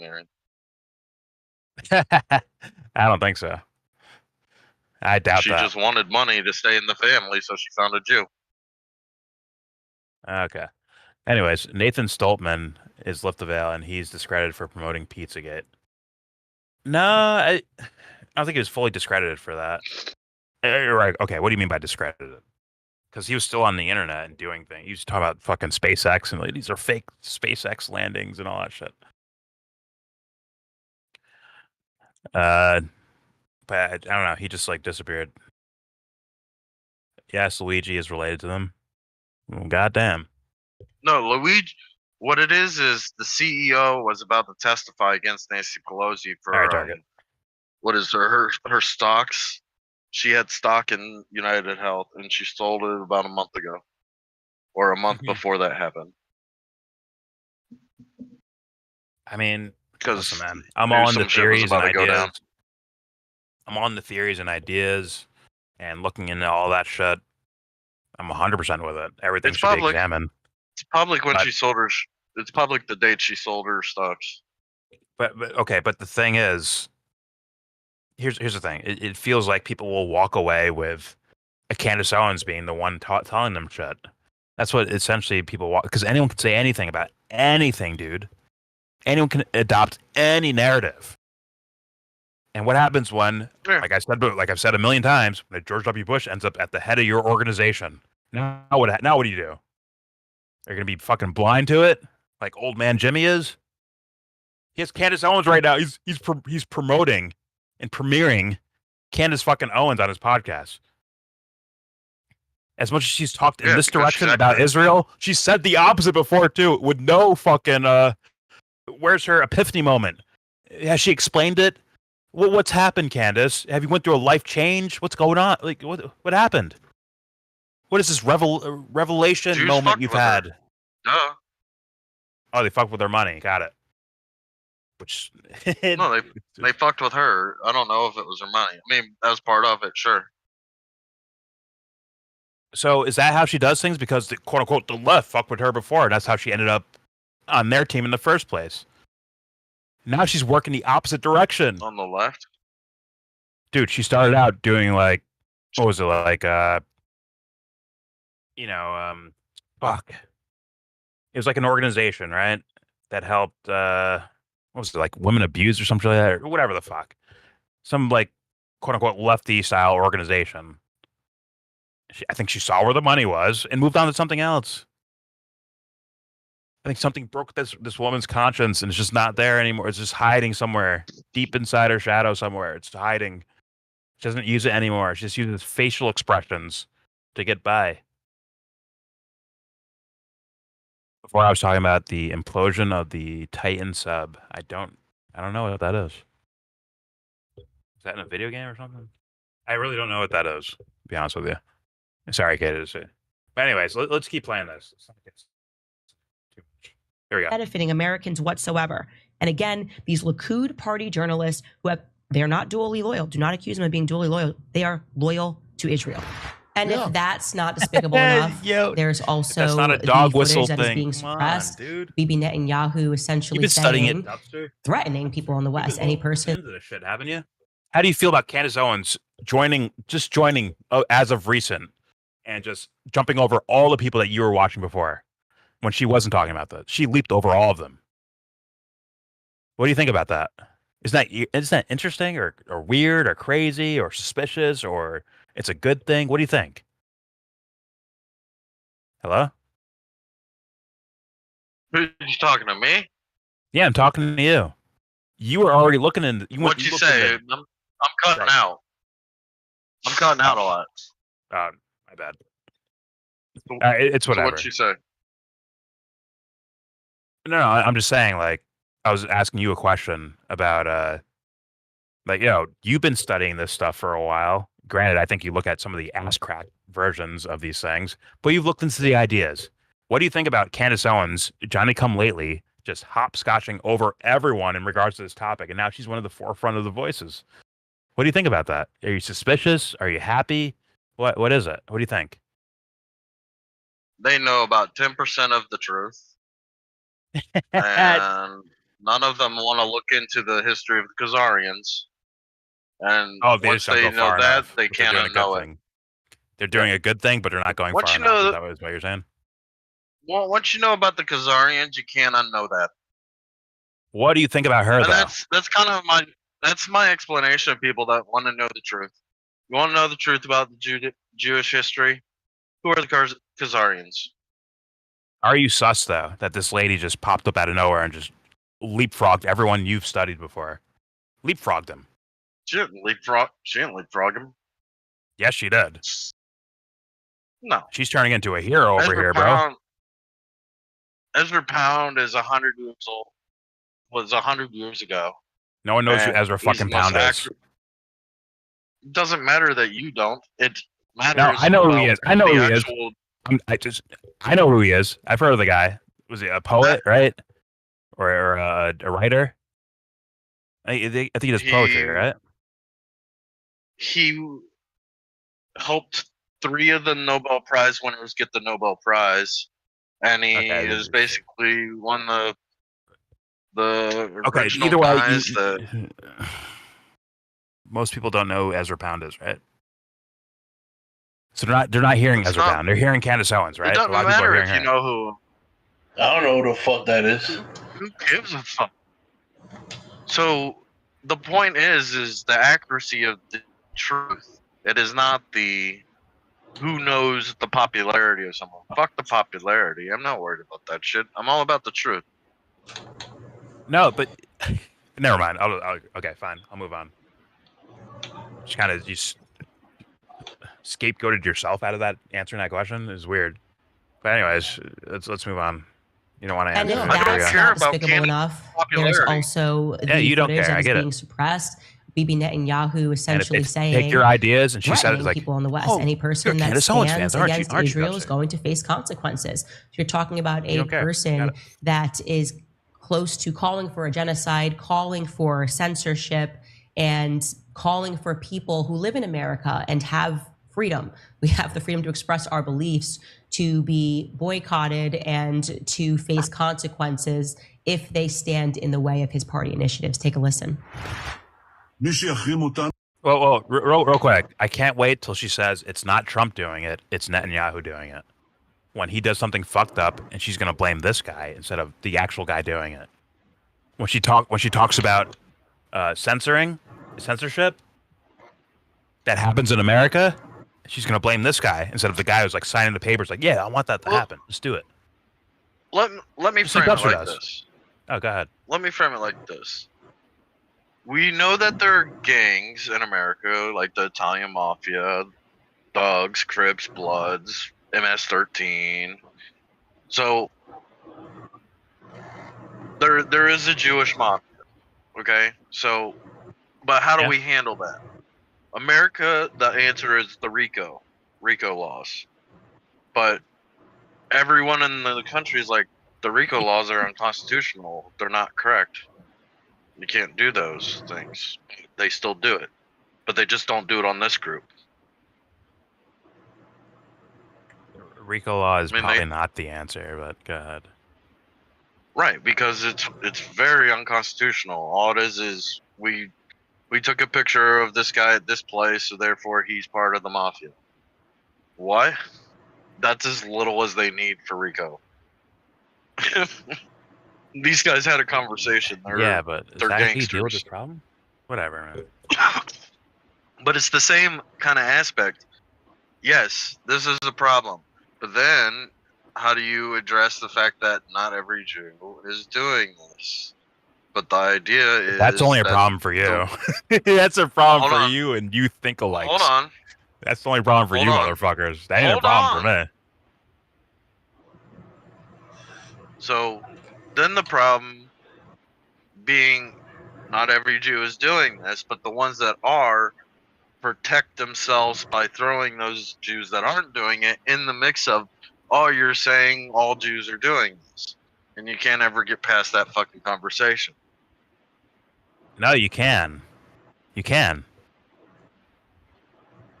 You can. I mean, I don't know. I think you kind of lost me there. I get what you're saying in regards to, APAC groups and shit like that, right? I get what you're saying. But, like, no, you can. You can. Would you say Weinstein's a part of the Israel fucking gang? Would you say fucking, what's his name? Epstein is part of the fucking gang? Would you say that? Yes. So you can. Right? That's the thing I would ask for, but the thing you're asking for has happened already. right? And the part of the Meyer problem Lansky, is people know about him as a gangster, right? Meyer Lansky, people know him as a gangster. A Jewish gangster. People know him as that. Meyer Lansky, Lucky Luciano. What? Those are American gangsters in history. They're Jewish American gangsters, yeah. Lucky Luciano's Italian, but he worked with Meyer Lansky, who's Jewish. Okay. They made a fucking team. What was the name of their fucking team? It's La Costa Nostra or some shit like that. I don't fucking know. But they had a gang together. These are mafia guys, and they split off with their own people and made other gangs. As much as they were working together. I'm just saying. But yeah, people have been prosecuted or pointed out as being gangsters or being corrupt or whatever the fuck. So I don't know this thing of like you can't do that because they're Jewish, and I don't think that applies, man. Only in a fantasy to make as a way to explain why things don't happen a certain way, which is very comfortable, but I don't think it's reality personally. But anyways, let's keep it moving. Netanyahu controlling our college campuses, even though Trump's the guy who's willing to sign the papers for it and come up with the idea and yada, yada, yada. Here we go. If they stand in the way of his party initiatives, take a listen. In the last few years, we have promoted in the USA, and there are now laws in most states there, that anyone who boycotts Israel will themselves be punished. So it won't help them. We don't care. And we are fighting it. And for those of us... He's also coming to the United States and promoted it against the Iranian nuclear deal. And Obama did it anyways. So, like, what are we talking about? It's like, stop it. They have full-blown control of our entire... Like, it's a fantasy. And she's fucking gonna profit off of other fuckers' fantasies. Straight up. I'm sorry for pausing it so often, but it's just, like, actually infuriating to watch. Like, it's like a fantasy. It's a movie they're watching. That they're being entertained by it. What are you saying? What are you saying? Oh shit, my bad. I'm playing college football. My bad, bro. Stop throwing interceptions, Anthony. Jesus Christ. I'm doing recruiting, bro. I'm like, I need a center, I need a left guard. And he's out here FanDueling on college football. So I'm FanDueling on fantasy, bro. Make believe shit. So what you're saying is, as far back as Obama, the Democrats have been on the Muslim side. That was a troll, ladies and gentlemen. I can hear by the tone of his voice. He was trolling there. Let's keep it moving. It won't help them. We don't care. And we are fighting it. And for those of us who have eyes and are on social media, obviously watching the Holocaust not get triggered and just let it play. Has been something that has been upsetting. And so we will show you what we can on YouTube because, well, most of this stuff is censored thanks to the hundreds of millions of dollars that AIPAC has spent over the years on our politicians in DC and on. So there You're not worried on YouTube.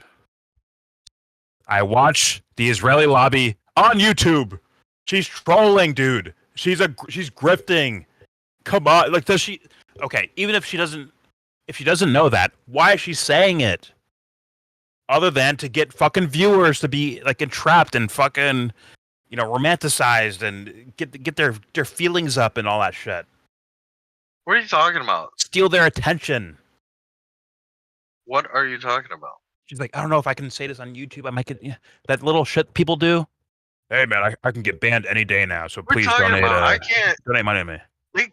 They keep deleting the fucking greatest story ever told, never told. Consistently, what it is new people put that up on YouTube under new names every other day. Like thousands of people do this. Greatest story never told. 4 hours long, but I'll change your world. Well, if you're easily moved, yes. But I've seen that movie. Not easily moved. I've seen that movie, and I'm not easily moved, as you know. I've seen it, and yeah, it's hard to move from being an idiot to not an idiot. I've seen that movie, and guess what? There's no chance that you expect normal people to be like, yo, yeah, let's put this on YouTube and allow it. There's no chance they allow that. You know that, and you know that. So America It's like, censors. hey, America hey, censors. Dubster. Hey, Dubster. Because YouTube censors, and you're okay with that. Dubster, if you showed an unedited beheading of another human being, do you think that would stay on YouTube? Would it survive on YouTube, or would they clip it? So and get that shit out of there. You're relating. What do you expect? You're relating. What do you expect to happen? You're relating the greatest story never told to a beheading. Oh my God! I'm talking about the people that run the companies. What do you expect them to do? No, I expect them to be Jewish. See, like it's a fantasy. It's a make-believe magic world where he gets to be the hero.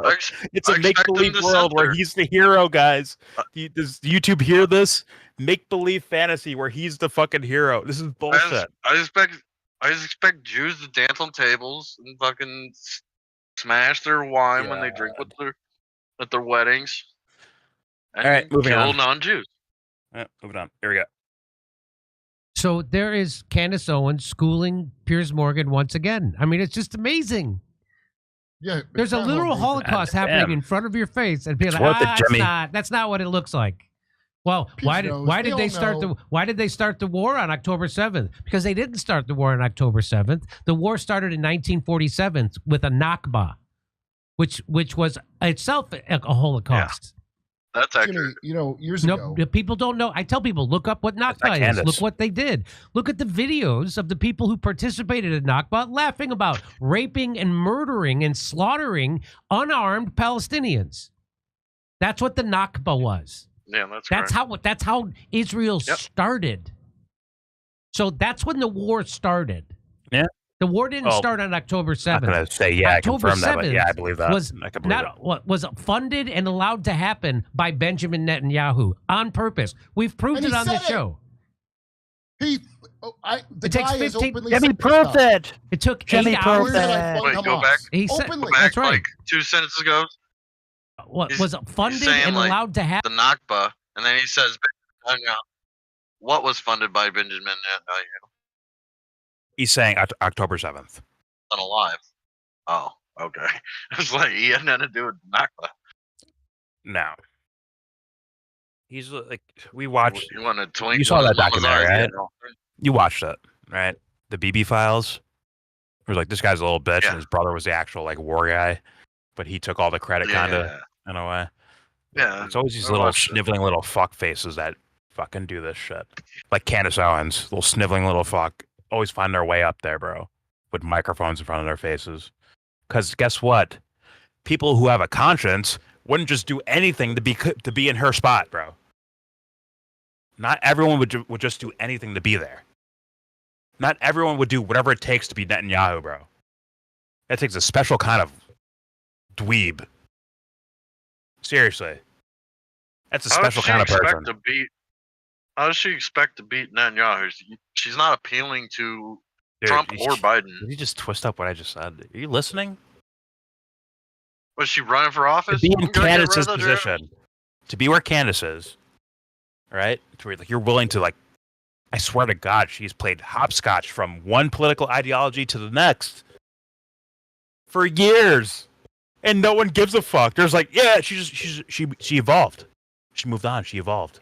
No one's actually questioning her on any of these things. It's crazy. I've never heard her be a liberal. That's where she started at. We'll go over it at some point. I've never seen it.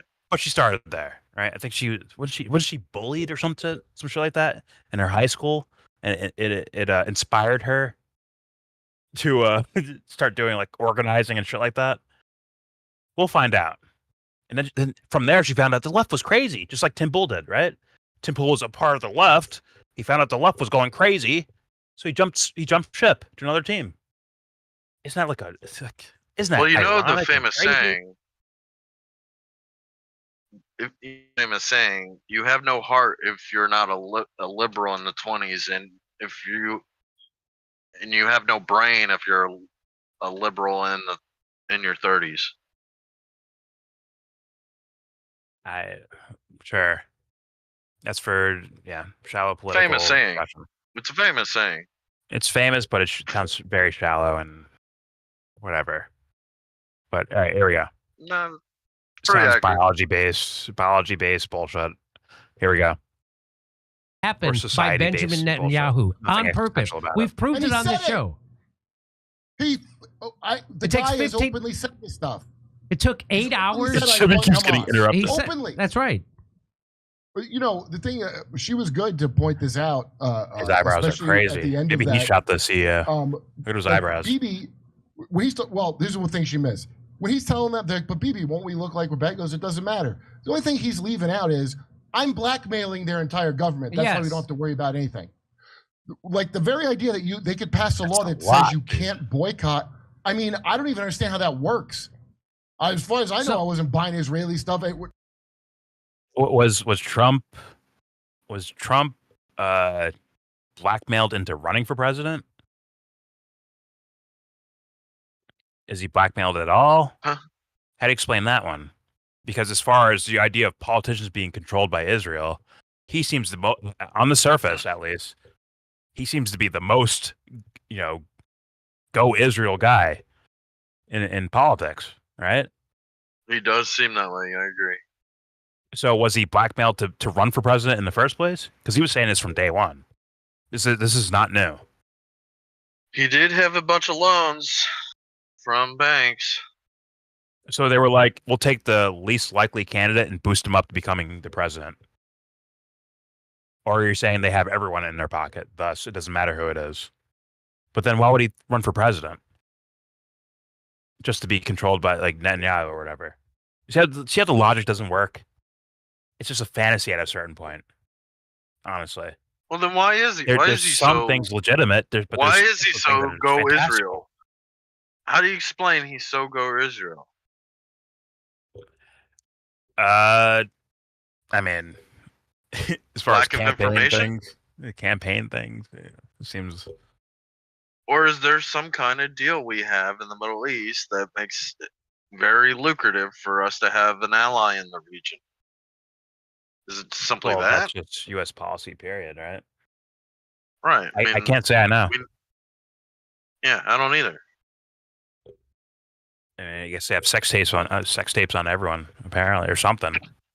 But it's like, do we make that just make that leap like that? That's kind of stupid and fantastical. And it's like that's turning real life into a fucking movie for the sake of entertainment instead of like actual. Like I give people a chance, I give them room for them to like explain themselves or be themselves and show me what the fuck you are or tell me who the fuck you are. We don't fucking do that anymore. We like narratives. He just tells you the actions he'll take in favor of Israel. He doesn't tell us why he's willing to go this far for Israel. Yeah, maybe he's a prophet from the whatever. Yeah, I mean that's still movie. That's you guessing what it is. I don't know why he's so in favor with them. You could assume because his daughter married one. Who fucking knows? All right, let's keep it moving. I got videos I got to get to. Here we go. I mean, I don't even understand how that works. As far as I know, I wasn't buying Israeli stuff. I wasn't even intending they've made it illegal to boycott Israel's products, and they've made it. But it's not illegal. If I wanted to boycott Nevada, if I wanted to boycott New Jersey, I could do that. Yeah. Boycott Disney. Hold on. I'm boycotting bagels entity in America. for New York. Let's watch it one more time before we go. What people don't know is what's called the kosher tax, and there's a little symbol that tells you that it's kosher tax, and almost all of our food, even the food that's not kosher, is taxed and given percentage to, I don't know if it's Israel lobby or if it's Israel itself, but it's a conspiracy worth looking into. I don't know how true it is, but it's worth looking into. And if it is true, it's millions and maybe billions of dollars. So if that's true, how could you boycott food? Like it's on 95% of the American food. This kosher tax, supposedly. That doesn't sound like that would be known by anyone except if that was a thing, we wouldn't know about it type of thing. Like there's no way they would be like, oh, okay, the kosher tax. No one would actually say that. But if you're saying like, okay, Israel gets this amount of billions per year. And if you calculate it from every fucking item, purchased, then it adds up to this. Maybe. But that just sounds like facetious. Doesn't sound like, legitimate. You gotta look into the conspiracy theory. I didn't give it its due credit, what the theory is. I just simplified it for. I'm saying off rip it sounds off. Off rip it sounds.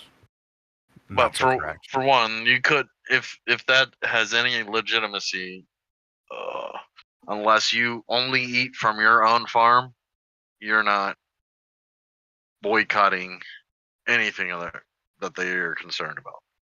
And what would be boycott? How do you shop? How do you shop for anything whenever they take their money from America through taxes anyway? Since,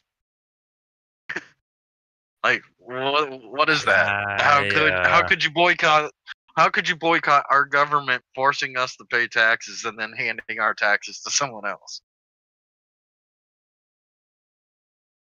I mean, you could if the majority of the country's like, we're not paying taxes anymore because you guys do this, for sure they'd have to change their rules around, for sure. Instantly have to do.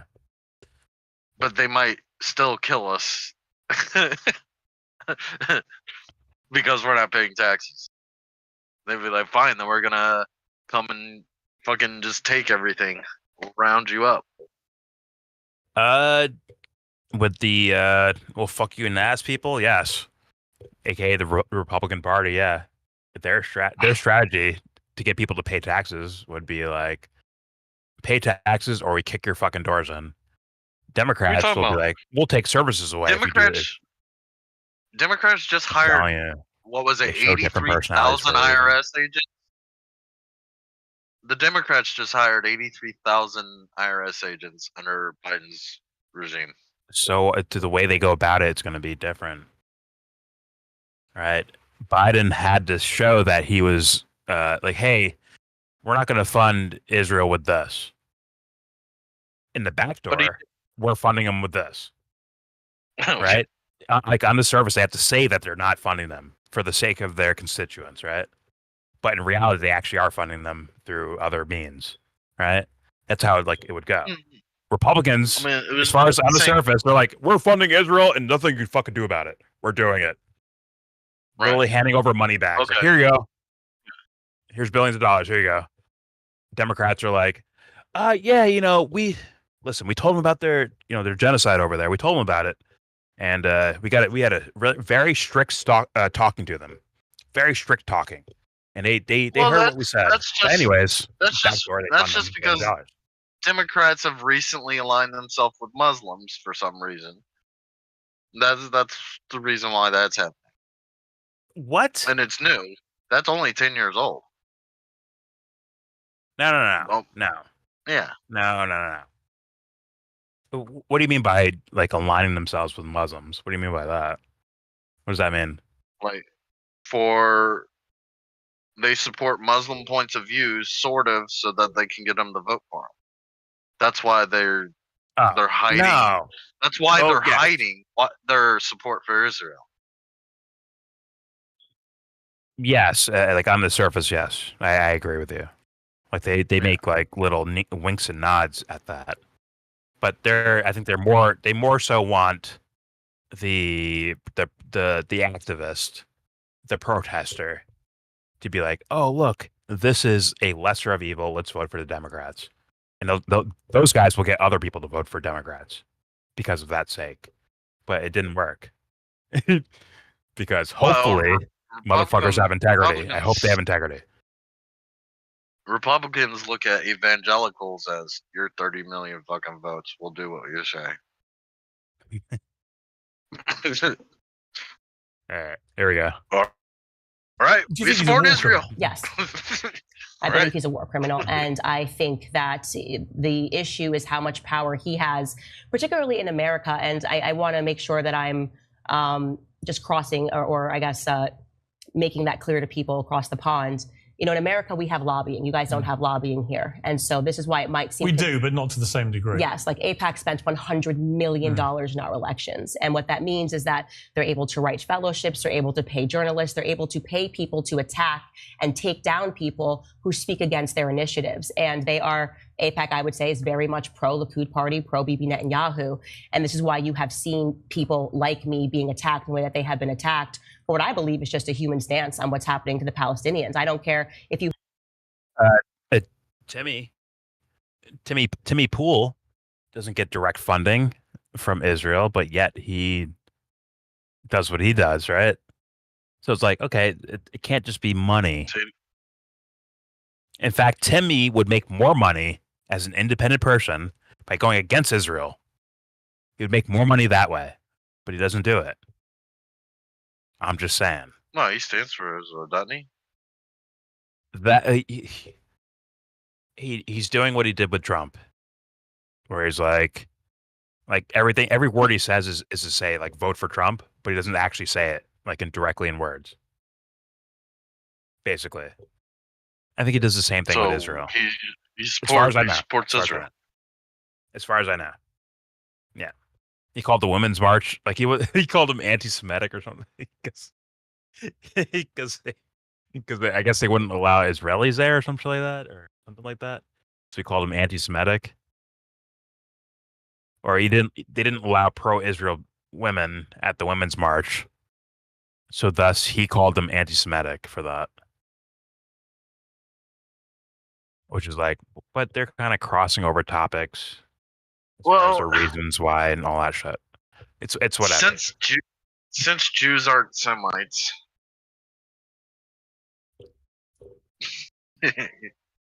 And the technical shit. Anyways, here we go. That they have been attacked for what I believe is just a human stance on what's happening to the Palestinians. I don't care if you had flipped it, if it had not been Israelis, if it had been, if it had been Christians doing this to Muslims, I would say the exact same thing based on the images that I've seen. But there is a ton of evidence that Bibi Netanyahu allowed October 7th to take place, including the things that we found out, because I now read Haaretz Daily to You don't actually think he knew it was going to happen? Well, let's just talk about the facts. We don't have to speculate on that. What we do know is that they did intercept the hostage plan before it took place, right? The 250 hostages that came out in Haaretz media. We also know that Egypt gave them prior a warning that the attacks were going to take place. Egypt said that they Jimmy's were being ignored. Proud dad. Look that at was him. a fact. I've been to Israel. He's Have proud. you been to Israel? We know it's the size of New Jersey. We know that it takes 15 minutes to get from one end to the other. And we know that every 5 feet, there's a person in your face holding a gun. That attack went on for 2 hours without interruption. Man. I find that hard to believe. And this gets to the, I guess you could say, the nucleus of the corruption trial against him, when now he's even arguing with the IDF minister who he fired, Yoav Gallant, am I saying his last name correctly, where they're saying that some funny stuff happened on October 7th, and they are explicitly accusing him of feeding lies to the Western media. This is crucial. And this could be the undoing of everything. If we find out that he had prior knowledge, and we do know for a fact that he said that he intentionally wanted to take over Palestinian territory, you should find that clip and play it on the show, because it's very significant when he asked the reporter to turn off the camera and then he starts speaking about his plans for the Palestinians. This was years ago. I think Bibi Netanyahu is a monster, and I think the people that are still standing by him and supporting him, I wouldn't want to have that on my conscience. Jimmy, okay. It's illegal. Like Donald Trump. So she left Donald Trump then, right? She is not on the Trump train, right? Anyone who supports him, I wouldn't have that on my conscience. So like Trump, right? Because Trump can directly help him directly. Well, you see, insert dot here. I could swear I saw a video where she's like recent, where she's openly campaigning, promoting Donald Trump, while at the same time she's on her Israel phase apparently. So it's very bizarre to see that. It is. So this part takes a while for people to understand, I guess, that we're so in bed with them that all our people that we like, either side, are still united on this topic, Israel. Oh, wait. So how do we deal with that? How do we deal with that? I don't have an answer for that because they don't tell us why we're so in love with fucking Israel. It's kind of simple, right? Just like, hey, until we, the populace, understand what the fuck is going on in regards to your relationship with Israel, don't do anything in regards to Israel. It's pretty simple, right? Like, stop what you're doing. Let's examine what's happening, and then go about it accordingly. Yeah, but we're not even doing that. Go that. Against our guy, but if we go against our guy, your guy will win. Oh, there it is. Yeah, true. There it is. That would be the reason, right? And we're stuck in that. That would be the reason, for sure. So I have to, like I've consistently said since Trump's won, we're gonna get our economy back, but we're gonna have to sacrifice some Muslims. Oh my God. Because that's reality. It's not something I prefer, but it's the reality of what's about to happen. But even with that, I assume you're trolling, but even with that, it's not going to just be Muslims. It's not going to be just Muslims. You know that too, right? Because unforeseen consequences is going to happen. Right. Right. Which leads to something bigger down the line. Like, you're going to get fucked either way. Like, you're going to get fucked until you put a fucking end to it and say, like, okay, no more of this. This is like how we say we should get rid of the Federal Reserve and kick the can down the thing. This is a kick the can down the thing too. Oh, and maybe it won't. We'll do this now, but it won't affect us until 10 years from now or 20 years from now. The next generation will have to deal with it. It's a kick the can down the fucking road thing. If you mean the Trump thing, or like the apparatus of the whole Trump phenomenon, like the whole Israel thing. You keep saying Trump. Every fucking candidate since the 60s, at least, have been on the side of Israel. Maybe not to the extent they are today, but it's every candidate. It's not just Trump. But what's the perception of Trump, Dubster? There's a perception of him, just like there was with Obama. There was still the perception with Bush. There was still the perception with Clinton. There was still the perception with. But this one's George different, Bush Senior. I think this one's different. I think it's way different. In fact, these motherfuckers are lying about his first run through. Good. I think they're gonna try and bury it just like they've buried it for 50 years. Like LBJ is who said, "Don't even look at U.S. liberty. Don't even look at it." That's how far it goes back, if not further. And I'm betting it went way further back than that. Thomas Jefferson. Why was enemy number one the Muslims? Oh my God. I'm not going there. Yeah, but they were kidnapping our people, and we tried to. We set a bit of tax aside every year to pay that ransom. But at the same time, that's too far. But God, way too far. Actually. But God. But at the same time, why were they the enemy? Well, what was Muslims into? Slavery. What was the West into? Slavery. These fights were over currency. They were over money. And Jews were as much involved in American slavery as much as the Muslims were in charge of their version of slavery. As much as the white people were in charge of slavery here in America. Jews were part of American slavery. Hint, hint. This all goes back to the fucking dollar. I can't say I know, but I could see idiots from all over doing stupid shit. And then people centuries later or decades later calling them smart for it. And this is what we end up in. because no one wants to fucking sit still in their own time period and look at what's in front of them and really examine it. No one wants to fucking do that. So we end up with idiot after idiot. You gotta look at all the time. And basically, the thing is these three Abrahamic religions have been at war since at least Jesus, and they consistently switch sides. I'm on the Muslim side, I'm on the Christian side, I'm on the Jewish side, I'm on the Muslim side, I'm on the Christian side, I'm on the Jew side. And they are interchangeably allies for a time period. And they keep switching sides. And they stick to it like that. It's weird, but that's what they do. There's a time where the Jews were our best friends. There's a time when they were our worst enemies. There's a time where the Muslims were our best friends. There's a time they were our worst enemies. God. History is fucking boring. Because the winners are usually like dumb fucks.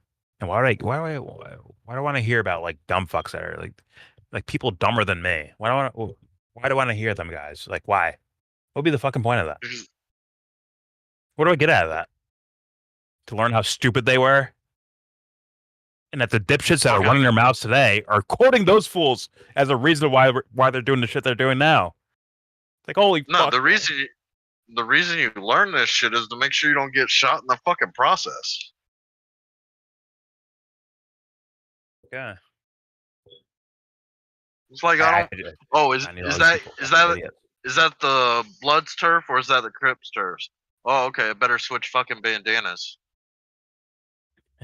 That's why you learn this shit. But we let the idiots run whatever. Let's move on. Let us move on. Fuck Jimmy. Let's hear this from two famous Jewish guys. Oliver Stone and his son Sean. I think his name's Sean. On Fuckboy. Once again, a Johnny Come Lately, right? Pat Bet David, right? Yeah. Patrick Bet David. That's his name. Okay. Okay. And this guy's he's a Johnny Come Lately too, right? Okay. I'm pretty sure. Don't know who he is, but you'll see his face, and you'll know. You'll see his face, and you'll know. But all right. Oh, here we go. He's on that Iranian guy show. He is the Iranian guy. Oh, okay. Patrick Bet David. That is the Iranian guy, and you have this Oliver Stone and his son. That's pro Shaw. That's pro Shaw. Anyways, here we go. Let's just hear it out. Here we go. You have to think about it as it's like a club in a way. Hello, right? Hunter. And the amount of financial influence. Think about the banking side of things. Think about the infrastructure of banking. A lot of this does connect to Judaism, and it's not to say that that they're bad people, but essentially, yes, there is a deep love and loyalty to Israel. It's interesting because we could be Israeli citizens based on our ancestry. Our ancestry of Lou Stone is not Zionist. Our ancestry is much more cosmopolitan. And this kind of goes to the heart of a lot of the issues, I think, at the beginning of Zionism, where the cosmopolitan Jews who said, we want to assimilate into the cultures, right, of Germany, of Europe, of America, and those who said, we want a nation, a land. And I think that there is a psychological factor to Jewish people basically saying you have to give to Israel, you have to be part of Israel, you have to. Now, this was weird to me. God damn it, it's so fucking hard to say. I'm going to full screen it for a second. Just going to read it. But I looked over this before. And that's weird, right? What am I looking at? United States federal government, right, under Biden. And these are like this cabinet and all that shit, right? But their ethnic group is actually the Israeli flag, which that doesn't work, right? They're not. They're wannabes. The only thing is, if you ethnically, only thing is a state, which doesn't make sense to me. If you can claim that King John of England was a Jew, then sure, because they're all related to him.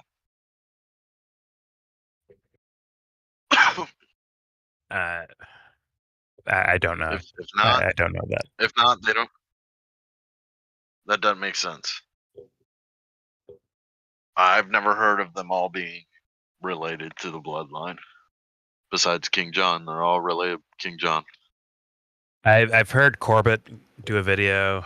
Someone asked him a question about, are they all related? He said it's so convoluted you can't really know or tell, basically. And like, it the doesn't, little doesn't girl matter to did me the either way. ancestry trace. That's Little girl did an ancestry that's the thing he trace. went over. That's the thing he went over. He's like, well, it's so all over the, like, you can, would even matter? Like, we'd all be kind of related in some way at a certain point, I think is where he's going. Because even Obama was on that that thing, right? Right. He's on that chart. To the point of how close are they, I guess. How closely related are they? Because I think like the furthest human being away that you can be is like 18th cousin. I don't know, nor care. I don't think I care about that at all. It's whatever. I care about your character, man. Who are you as a person? No blood can determine that, unless you're a fucking bot. If you're a dweeb bot, then yeah. If you're fucking to keep the bloodline pure, then that's a different fucking thing, and that's you doing as close to incest without getting caught as possible to keep a bloodline pure, which is fucking crazy. Well, that implies a third mentality, which means it's your psyche. It's not your blood doing anything. It's your psyche that's holding that up. Meaning, if your kid doesn't get conditioned by that, it's something else. If that's happening, it's not even you choosing; it's your parents choosing for you. It's a racial thing. Whomever the left believes has a darker skin, they side with and have empathy for. Or give me some examples that prove me wrong. Just one example of where the left sided with the group that had the lighter skin over the group that had the darker skin. Just one. Matt Hunter's here. Yeah, it is Matt Hunter. Of course it's Matt Hunter. Dubster has a bunch of stories for you about Israel Jewish power in regards to people with dark skin. I'm sure Dubster has a long history of stories for that. You also have the what are they called? The Israelites. Those guys that were like going around protests, like fucking people up. That's Hebrew Israelites. Hebrew Israelites. Yeah. They're these guys claiming that name as a group, right? And they were doing some horrible shit that people called them the assholes. Yeah. They were doing some horrible shit. That's two. The white girl getting caught, like set on fire by the other dude, by some Mexican dude. I don't know if he's an immigrant or not. I assume they're saying he is, because otherwise it wouldn't be news. But those guys, people are calling that guy an asshole, right? Yep. So damn border hoppers. I could probably keep going, but I'm sure Matt Hunter's satisfied with my answer. Anyways. Yeah, Black Hebrew. I just thought that was weird when I Black Hebrew Israelites believe that they are the actual Israelites, and these people that call themselves Jews that live in Israel are not Jews. They're not Israelites. They have no actual claim to the land. They're not the people of. To a point, they have some validity. To another point, they don't at all, because they go fucking wild. The Black Hebrew Israelites have some audacious fucking claims. I was just going by skin color. That's all I was doing. I was being very racist. But yeah, that chart they showed, it was a little like weird. Trying to help Matt out. This is the thing I'm talking about, where all of a sudden the Candace Owens of the world is talking about this, and some of these other people, and it's like that's not their ethnicity.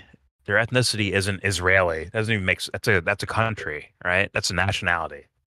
But they put it that way, and it's like, Do you see how an idiot could read that? And considering the political climate we live in regards to, the Israeli topic or the Palestinian topic, like, I could see idiots going absolutely buck wild for stupid shit like that and buying into an idea and running stupid with it. I can see that, man. I can. I've seen it. It's apparently an attractive concept for people. I don't know what it is, but they get. It's probably the thing where Israel gets away with certain things and no one knows why. There's such a mystery that they can't point fingers and be like, okay, there's the problem right there. They can't really do that. It's kind of like a mystery to most people. It's kind of a mystery to me, to be honest with you. But I know I'm not going to like leap overboard just with any random fucking idea. But there are people that will. You're not a true detective. Shut up. Figure it out, motherfucker. I dare you. It's like, Dubster, you notice how everything you mentioned, I said, I studied that before. I looked into that. Is that not good enough for you? If you're not going to flip out about it, then no. Flip out about it like it's a fucking football game, you bitch. This is your new football. Figure this shit out. Get on top of it. People are dying. Got it. Pick a team. Got it. But yeah. It's.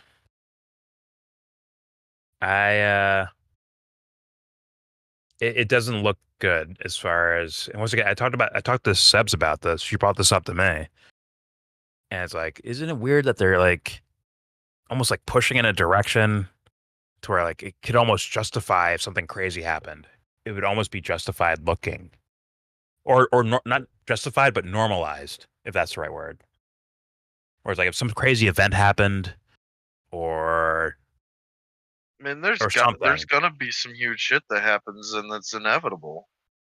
Either which way it goes, what is happening is fucking just a huge clash. I mean, it has to happen. I'm seeing the seeds being sown for it, bro. That's what I'm seeing. I see Jody's corner going over the USS Liberty. I'm kind of freaking out at that point. I'm like, how'd you get to this topic? You didn't cover this story at all. All of a sudden, you're talking about the USS Liberty? If that's the topic you're fucking talking about? That's kind of wild, right? That is kind of wild, though, right? As like your leaping off point where you start from type of shit? Or am I wrong? It's not the beginning, it's not the end, so it's just a weird starting some point. Guy who's never talked about this topic at all of a sudden, out of nowhere, he's reacting to a Candace Owens video talking about the USS Liberty. Is that not weird? Yeah. That's weird, right? And who did this? Jody's Corner, bro. The fucking comic book. Oh, okay.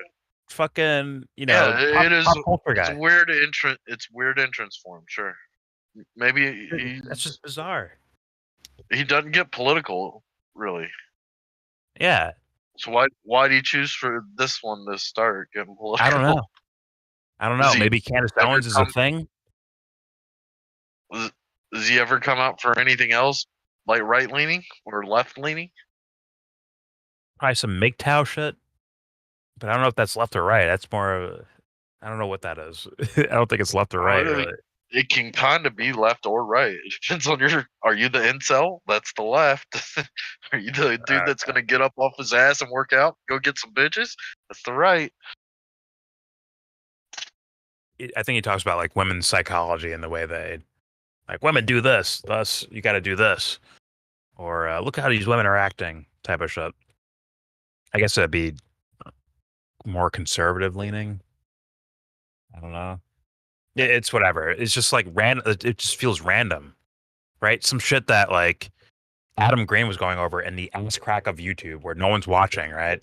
I mean, he has a following, but he's not like, he's going to just get banned from one platform and go to the next, then get banned from that one and move to another one to where you just end up on BitChute, right? Like, that's basically what happens with those guys. Now it's Candace Owens covering it and the pop culture guys covering her video on it. Isn't that fucking weird? Isn't that bizarre? Am I the only one that thinks that's fucking weird, bro? Well, did she present it like, I need you to cover it so that I don't get banned? No, she wasn't worried. Like, these guys only say they say like tacit words about banning. No, dude, the Candace Owens come off like, I need people to review this shit without saying it. She come off like that so that I don't get taken off of YouTube. Dude, people like Candace are always going to say like, yeah, YouTube's coming after me. Tim Pool's always going to say YouTube's coming after me. These guys are always going to say that. They're going to say that. But they never get banned. They never get banned. Else. Listen though, they're accurate for everyone else though. Not them, but somehow they're in this protected phenomenon. But everyone else that brings up these topics do get banned. Yeah. Somehow you don't. And this is 10 hours when you fucking record. Somehow you don't get banned when I talk on here. Clearly working for someone. But no, like, I get like fucking 10 viewers at a time. Whatever. But yeah, they only say that in this little like out the side of their fucking mouth shut of oh yeah, YouTube's cracking down. Meanwhile, they're fine. They're safe. We know they're safe. They know they're safe. They do it to get more viewers. Yada yada yada. I just find it bizarre that all of a sudden Adam Green's thrown to fucking purgatory, and Candace Owens is now a bigger star for talking about this topic. I find that weird, personally. But who knows? Who knows? Let's let Sean Stone and Oliver Stone go. Here we go. And I don't want to watch. There is a psychological factor to Jewish people basically saying you have to give to Israel. You have to be part of Israel. You have to. That's your nation. When did that happen, though? That starts in the Zionist phase of the late, but it picks up after World War I. Late, what were you going to say? Late? Well, late 1900s is the birth, right? But then it picks up after World War I, but not Sorry, really. Chat, I'll be right back. It becomes, remember, the Zionists made deals with Nazis. I'll be right back, the Zionists actually said Hitler was a good thing because they made a deal, the various agreements, to start to move Jews because they wanted to take Palestine. At the time that Palestine was mostly Arab, right? So they knew they were a small population. They had to bring more Jews in from Europe. And so I hate to say it, but the Holocaust, they used that Holocaust to basically say we can now create a state. And that was obviously the energy that was given by Russia and America and all the UN countries to say Israel can have a state. And by the way, you know what I'll say to that? So here's I trust my enemies very well.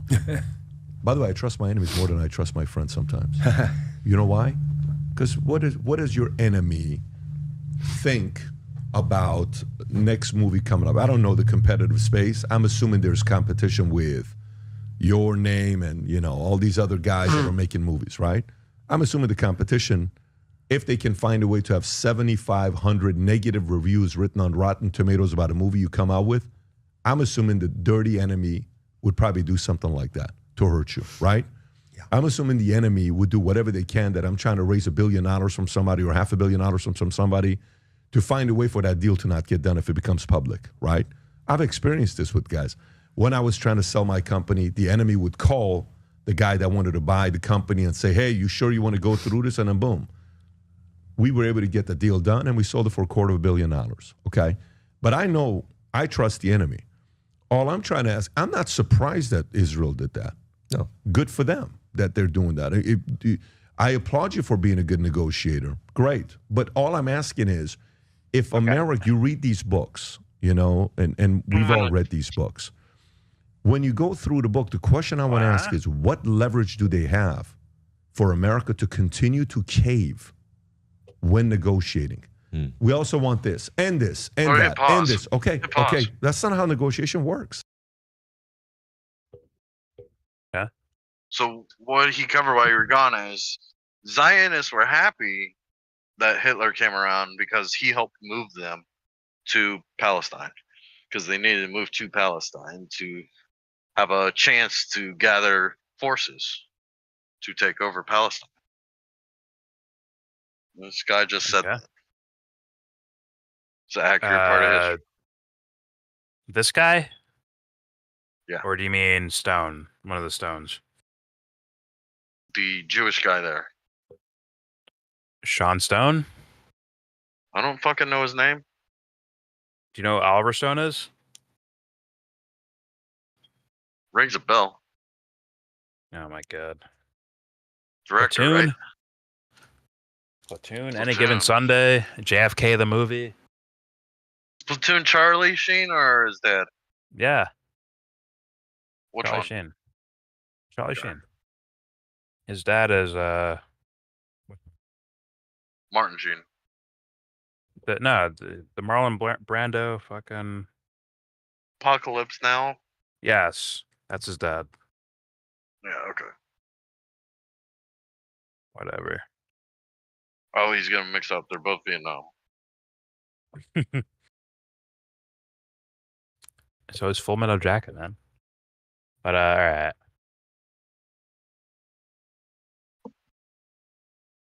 So you don't have to rewind. Serbia, when they got bombed for the Yugoslav wars, the left went insane for that. Dan, that's too old for my blood. I don't even know. That's the one time Bill Clinton got it. Okay. Bill Clinton got his dick sucked. Oh, That's why that war happened. Got it. So what was your example? Didn't I say it? The reason leftists defended Serbia was because Serbia was the faction of the Yugoslavian war that still supported the USSR and communism. Okay. On the surface, at least.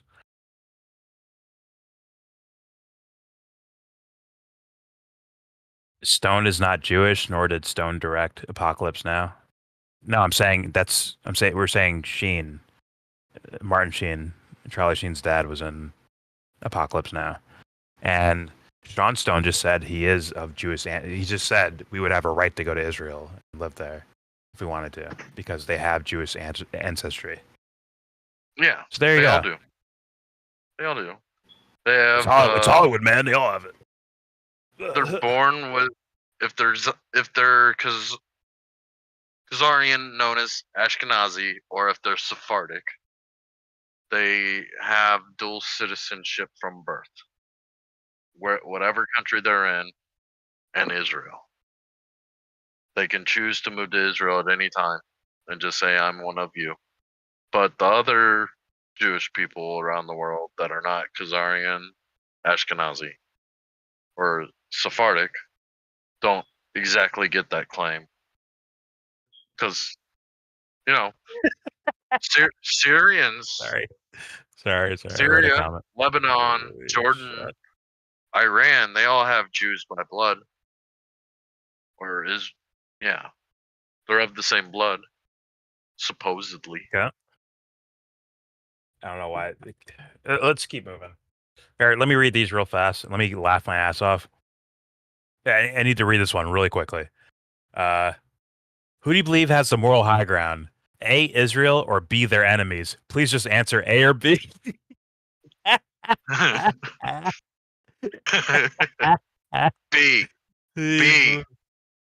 B. Oh my god. It's just make believe shit, bro. You're not real, Matt Hunter. That was the most troll question I think he's ever asked before.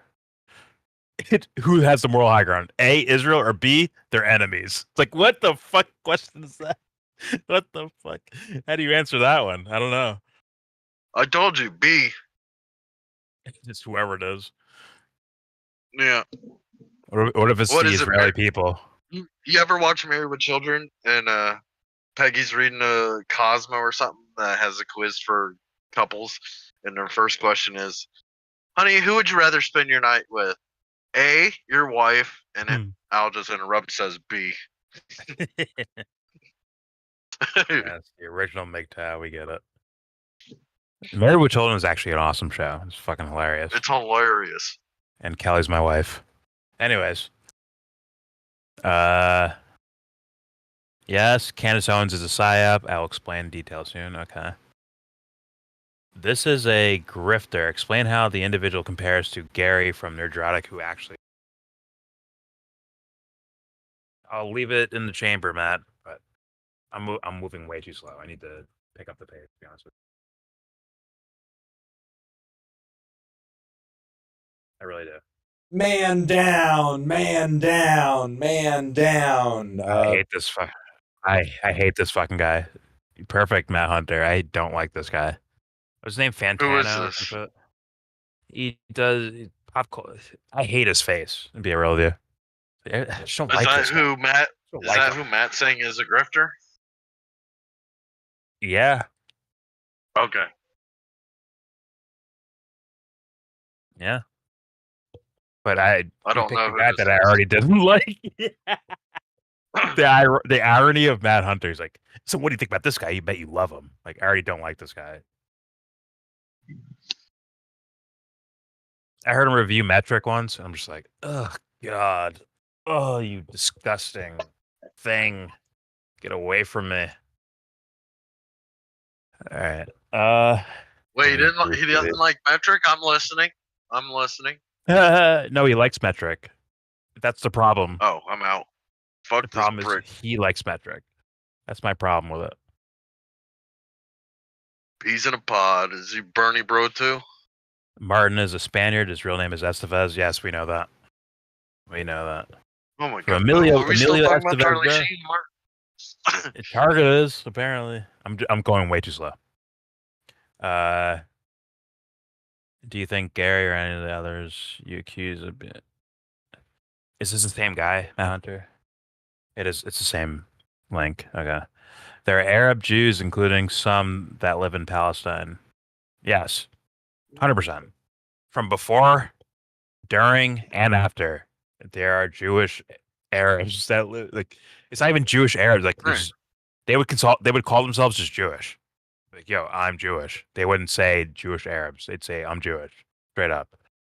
That have lived, that do live, and will live. Well, yeah. And some of them call themselves Muslims. If humans survive occupied areas. Well, some of them were Jewish, and then Muhammad came around and they said, hey, that's a good idea. What? I'm Muslim now.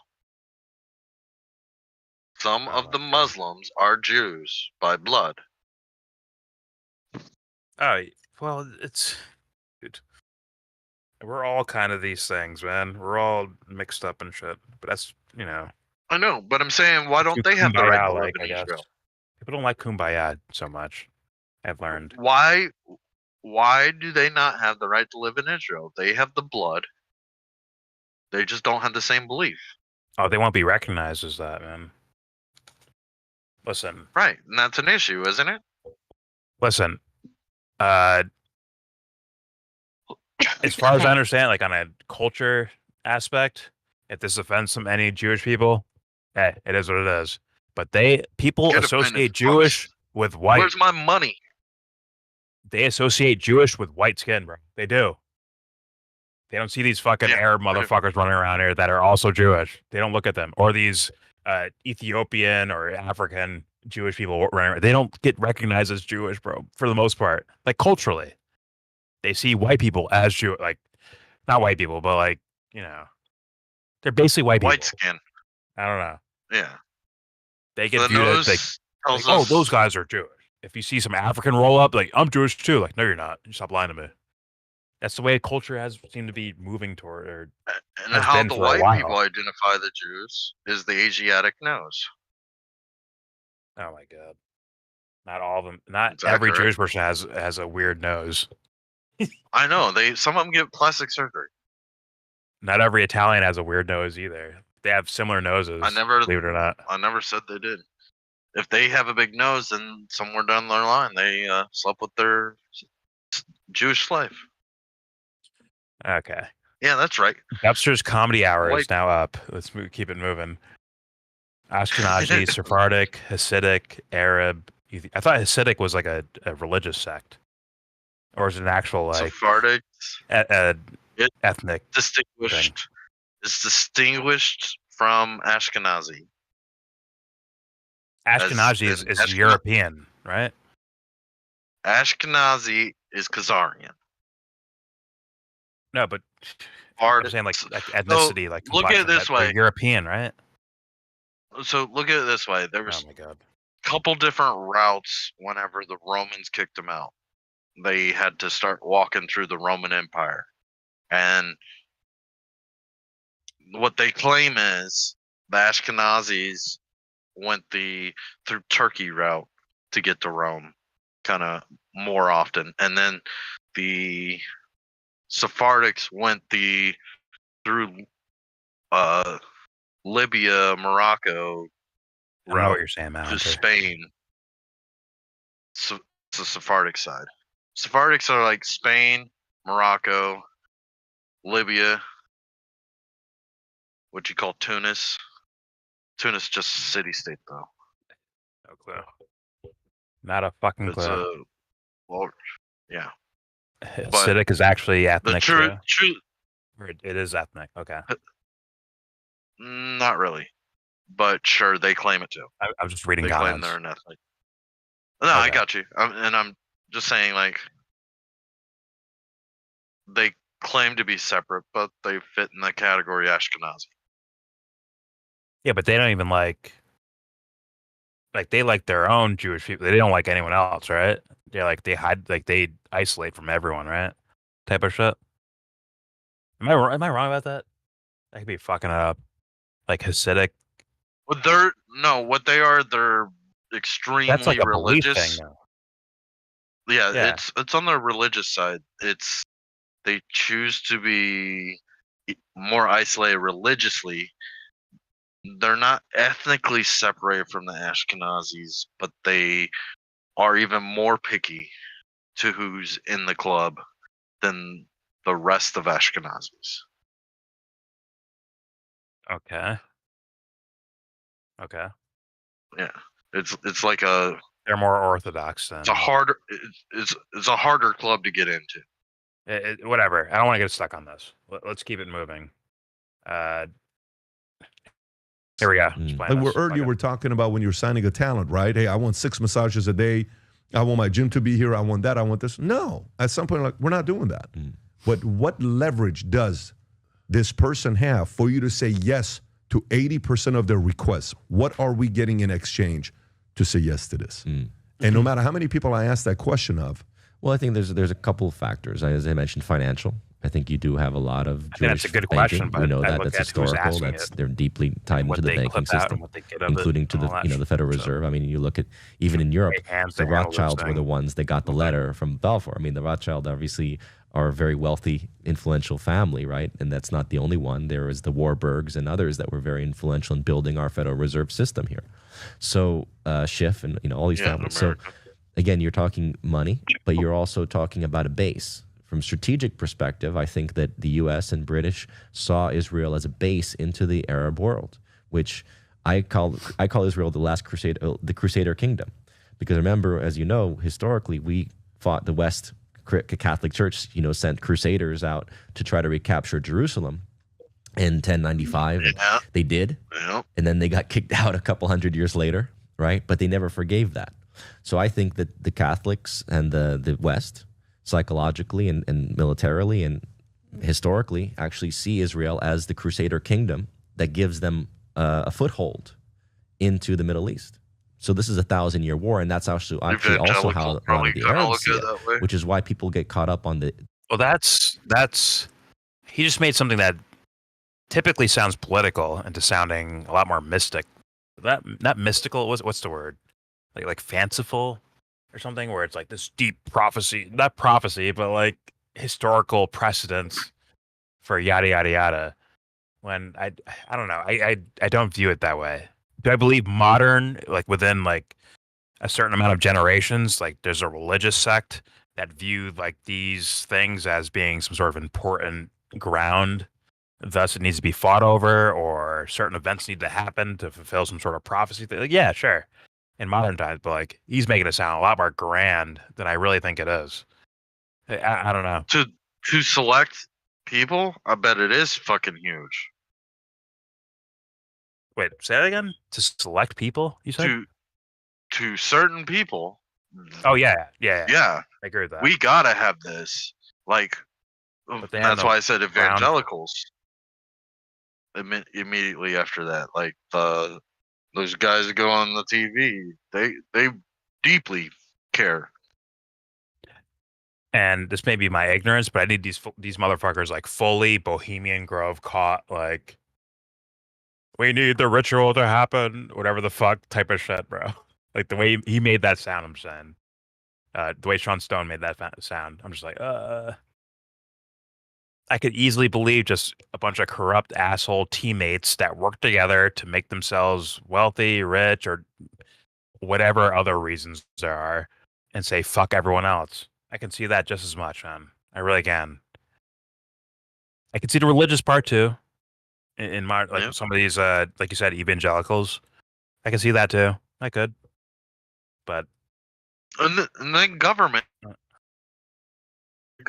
that thinks like we're still the Knights Templar and we're fighting for it.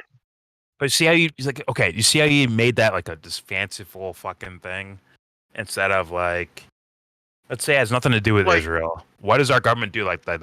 That's fucked up. And it's like, okay, what's the reason for that? Is that also for this whole, magical Knights Templar thing? Like, what's that for? Well, that's what I'm saying. It's got to be like a Bohemian Grove kind of situation where they all circle jerk and fucking raise their swords and light the tips on fire and fucking like brand each other with a cross on their fucking chests. I don't know.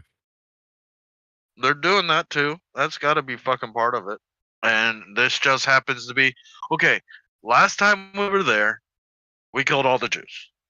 This time, let's work with all the Jews because the Muslims are winning again. They're there. That's even too stupid for them. That's too stupid. Even. I'm sure you mean a lot more detail to that, but like the core of that is just like no. Yeah, it's like there is. God, that'd be extra just stupid. But then again, I do believe these Ivy League schoolers. I think these guys are fucking actual idiots. A lot of these, not everyone. I think most of them are. You just remember normal people. You remember the? Real quick. I think most of them are just normal people. But I assume there's a decent percentage that are fucking idiots that think they're fucking smart. You've seen these guys at work, bro. The guys that are like, the guys that snitch on you at work and shit. These little dweebos, man. I'm fucking telling you.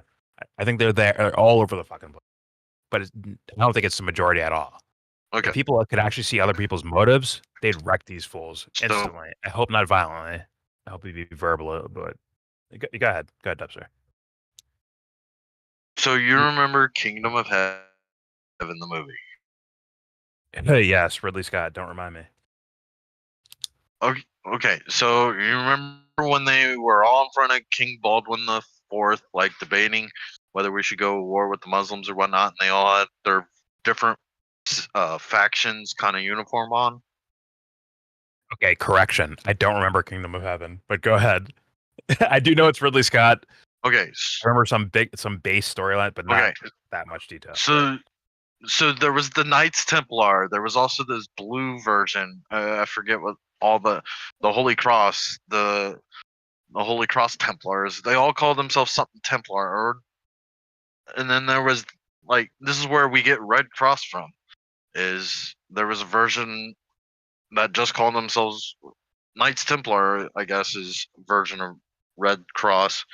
But there was 6 or 7 different factions that appealed to the king, whether we would go to war with the Muslims or try to keep peace for another year or whatever.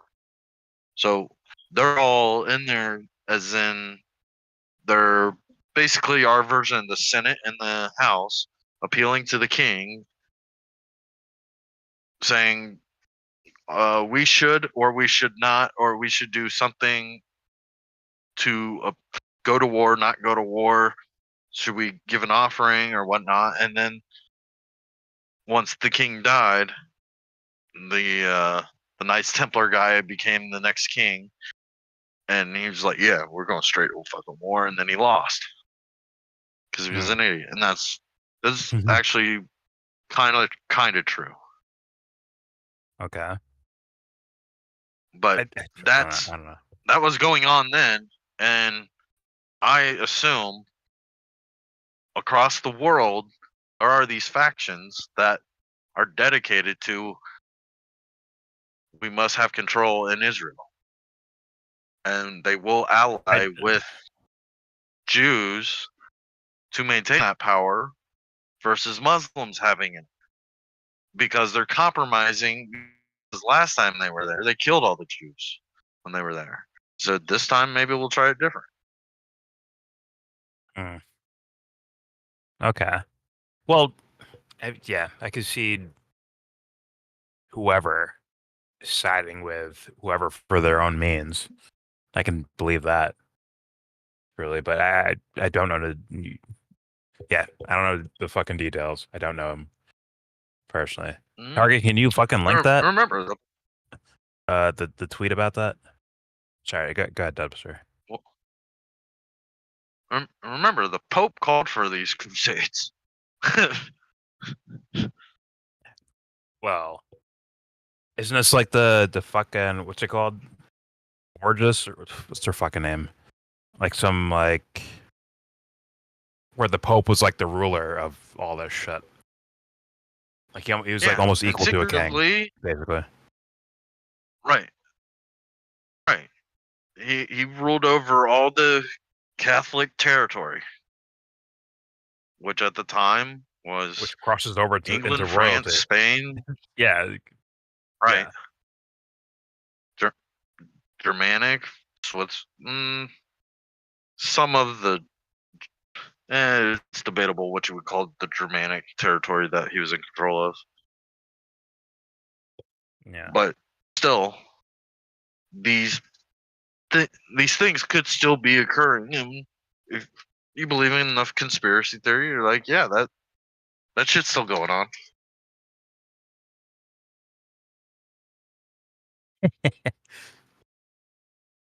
You know, like Blade Runner Target? Jesus.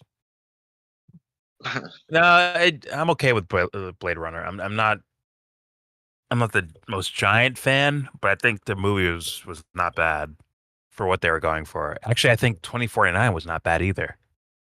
The Dennis, I can't say his name. I want to say Villeneuve, but I always fuck it up. Villeneuve, some shit like that. That version was all right too. It was all right.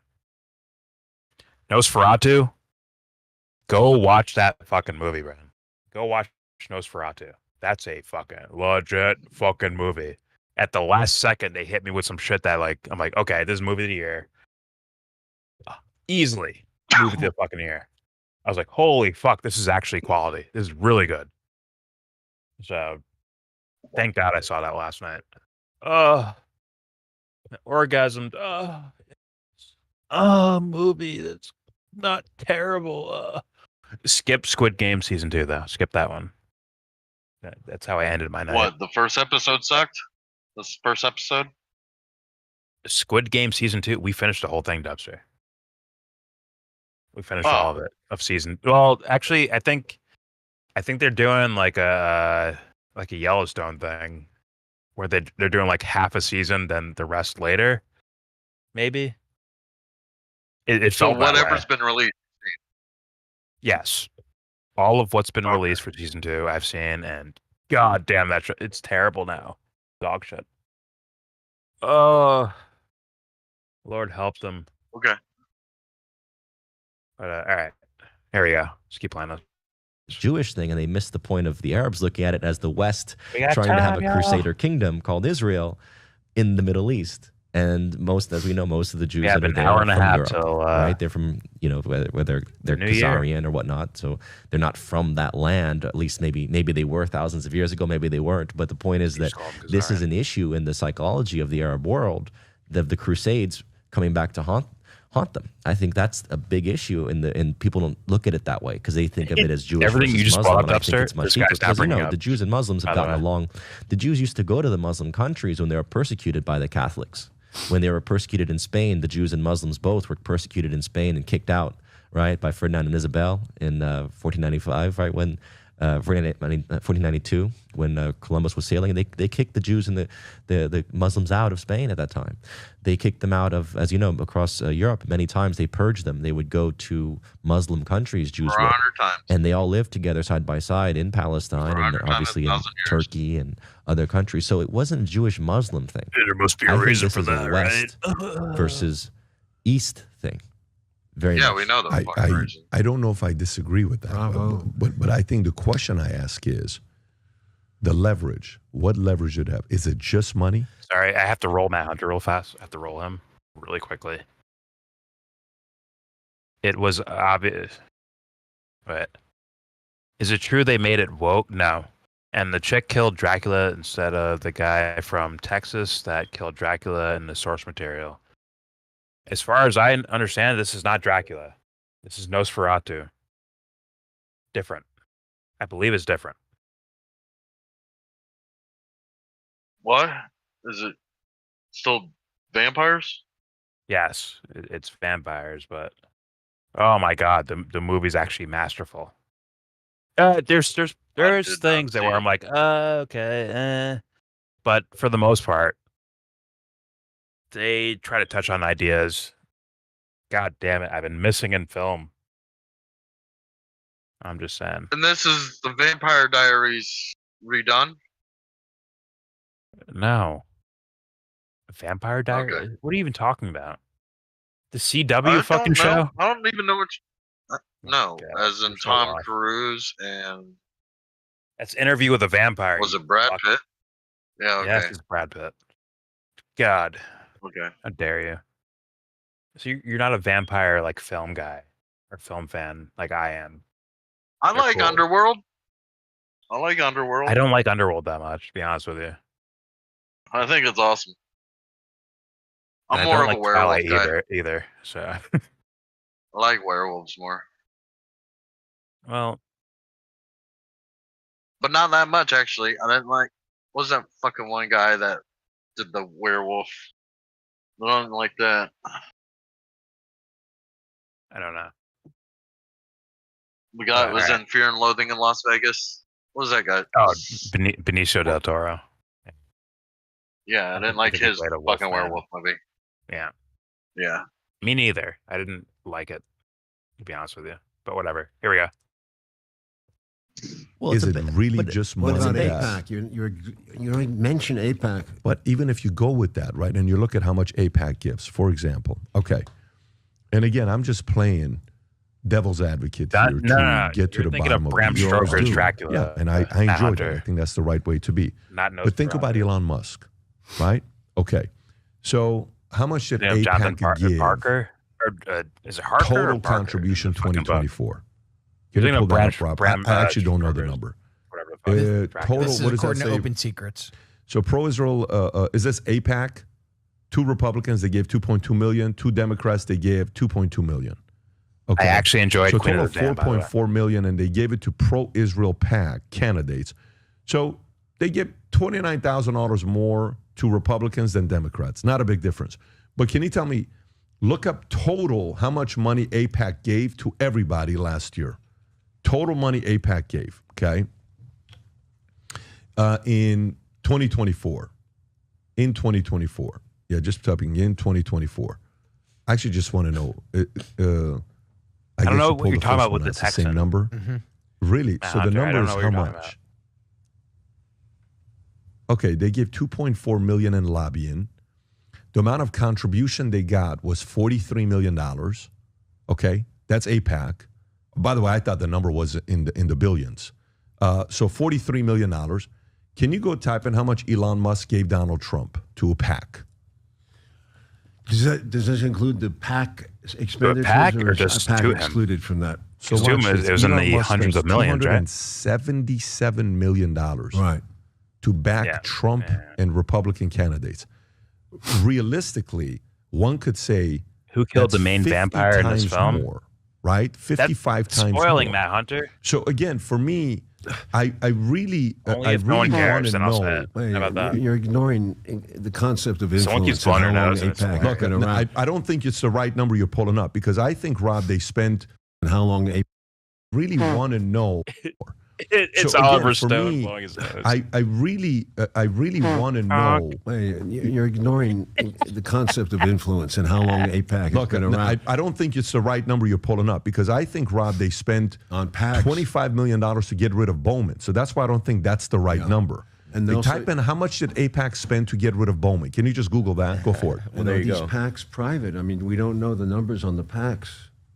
Well, the NGOs are the ones that we don't know who the contributors are, right? The NGOs which, okay, there it is, that one right there. AIPAC has spent over $100 million on 2024 elections. I think it's Jonathan That's Harker. the number I want to see. And I think he's talking about very Bram bad time for Stoker's- democracy. Bram AIPAC has spent Stoker's, over $100 million. Dracula. AIPAC billionaire funded Target. Super PAC has helped I defeat think. two of the most vocal That could be absolutely opponents of tripping. Israel, I don't which fucking one know. of them was, Jamal Bowman.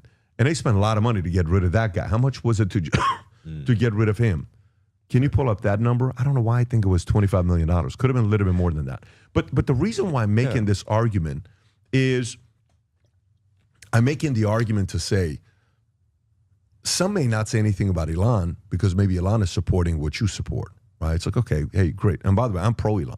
I like what Elon is doing. But all I'm trying to say is, I get the frustration with the Israeli. I lived in Iran. So I have my own story with Muslims. I saw what that was like. And I witnessed it every day. 11 years. I went to Germany, lived at a refugee camp. There's a lot of Muslims there. A lot of them. Pakistani, Afghanis, a lot of them, okay? I saw what happened there. I've had an insurance company I built from 0 to 60,000 agents. We have a lot of Muslims in the company. Guess what? Phenomenal experience. I had the experience there. So, but it's not 100% across the board with everybody, right? America's 13% black. Our agency was 24% Jewish black. America's target. 24% Hispanic. Our agency was 51% I've heard them called Iranian. Hispanic. When we built the insurance agency. And I got a chance to watch these guys because we're in 50 states.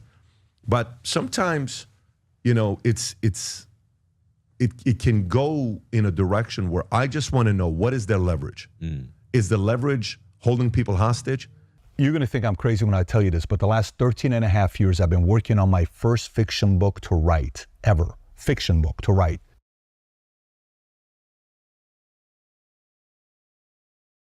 Can't get away from his commercials. Yeah, there's no skip out on this one. This is his commercial. It's the Academy. It's a fiction book. It comes with FanDuel parlay picks that you should probably take because PBD said so. Whatever. So let's go to silly. Fuck it. Let's go to the MAGA Civil War. Let's go there. Well, you got anything on the bird flu fucking thing? Or you not even know, really? I've heard things here or there about it. Not enough to have like a actually fully functioning opinion. I've heard like, oh, this is gonna be the next fucking the next thing, right? Well, they're talking about putting us back in lockdowns and forced vaccinations. Yeah. And one person has been hospitalized and one cat has been put down. And they're justifying all this shit already in California. And I don't know enough. Alex Jones is doing 3.5-hour episodes on this fucking one topic. You know what I love? Speaking of Alex Jones, you know what I love? I love that David Icke hounds that fool all day and night on Twitter. He's just like, yo, you little sellout little. He doesn't curse him out like that, but he's like, oh, where'd you go, Alex? Remember this idea or that idea? Remember that? He's just like Britishly, like, fancifully following him around. I haven't heard from David Icke in a minute. David Icke is on Twitter, stone cold calling Alex Jones a sellout. Every time he posts, he's just like, yo, you're full of shit. Remember this idea? Remember that idea? How come you're letting it go for Elon or Trump? How come you're not like actually like criticizing these guys?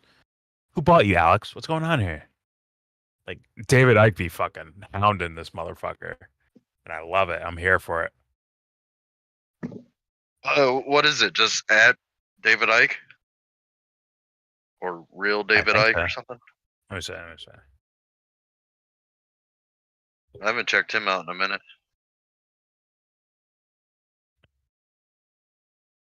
I'd be like he's one of the few people that I like get recommended that I just read their shit and it's hilarious.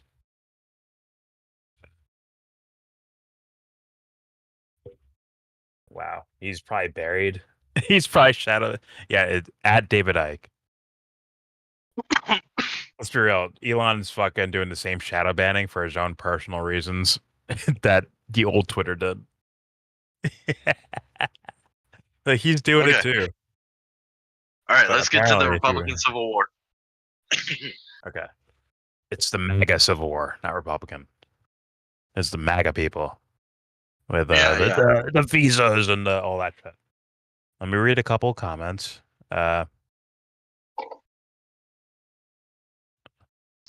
Persians are the majority of people in Iran. Okay, that makes sense. Okay, so when people say Iranian, I want you to read every. Once you start playing this stuff, I want to update on every one of Matt Hunter's comments. You can't get any lower than what Prey did. Prey, the Predator movie. I didn't hate it. I thought it was like just traditional, like. There's some plenty of stupid in there. Let's not lie about that. There's plenty of stupid, but I don't think I hated that movie. They put the cat down. What? No, cats live forever. That 9 lives thing was a lie, bro. It's actually infinity. Ike is great. He's also on Rumble. Well, it's like, here's the thing. You don't have to agree with everything David Icke says, but at the very least, does he give you the whiff of integrity? He smells like that to me. He smells like he's like actually saying like what he thinks, and he doesn't bend on it, bro.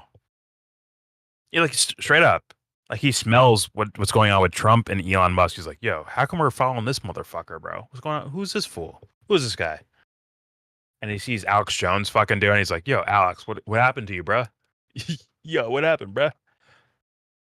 So that's why you should see how Alex has been addressing this new MAGA Civil War.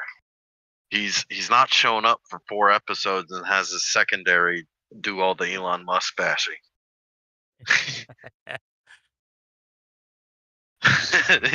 He won't do it.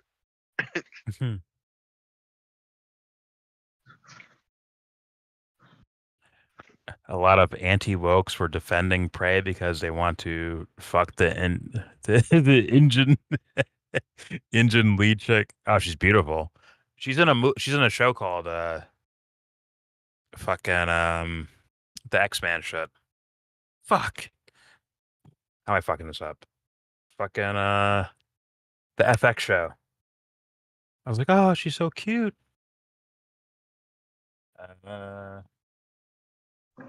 X-Men, FX. Legion. Jesus Christ. Legion's actually a pretty good fucking show. It's actually pretty good. I think the ending was kind of weak, but the midst of it was pretty good. Legion is X-Men? Yeah. I thought S.H.I.E.L.D. was. S.H.I.E.L.D. is like the Avengers motherfuckers, I think. Right? Oh, okay. David Icke is Stark Raven. He thought he was. Yes, I've seen the turquoise suit thing. But here's the thing. I don't know why, but I accept that more than I accept someone who I feel like is lying to me. Like Candace Owens. I think David Icke went through a real experience where he had some ideas about the world or himself or whatever. And you know what? That hit home more to me than Candace Owens and her psychopathic eyes. How about that? I hope that makes sense because that's what I got from it. But anyways, let's keep it moving. Now we're going to okay. Well, this isn't exactly MAGA Civil War. These are kind of like guys I have not really talked about before, but I hear nothing but bad things about them. And I happened to catch their live stream while I was looking for videos to watch. So here we go. From these guys some people call them douche dissidents. I'll be respectful and call them do dissidents. I'm just saying. And dissidents, hopefully this video doesn't reset and fuck up where I'm at. What? Like the real phrase would be due diligence. Yeah. But they're distant. Okay. These fuckers had like 2,000 people watching them at once. I'm like, why? Why? Anyways, let's watch this. Stepster, I'm sure you'll like it. They're doing like a worst propaganda of the year thing. Here we go. Before you go on, I just want to set up what it is. So for those who can't identify it based on the screenshot, this is the Real Men for Kamala TV ad. Yes, and it's a wash. Apparently, this is an actual Kamala ad. In the cultural perspective of which is kind of embarrassing. Lib. And he smacks it to deep left. That's it. 1-2 pitch. Swung out and missed by 3. I actually have a theory about that, the reptilian stuff. Target. What the fuck? Mets. No. Skip. What the fuck was that? No. I knew it was. Fuck my life. It reset. All right. I have to find this thing now.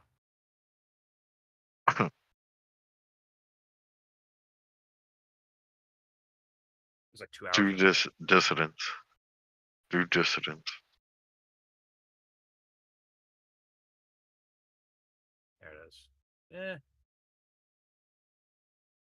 All right, there we go. This makes your toe curl under your foot. It really shows you what an out-of-touch bubble the whole... Like I said, I don't know why 2,000 people are watching these guys, but it is what it is.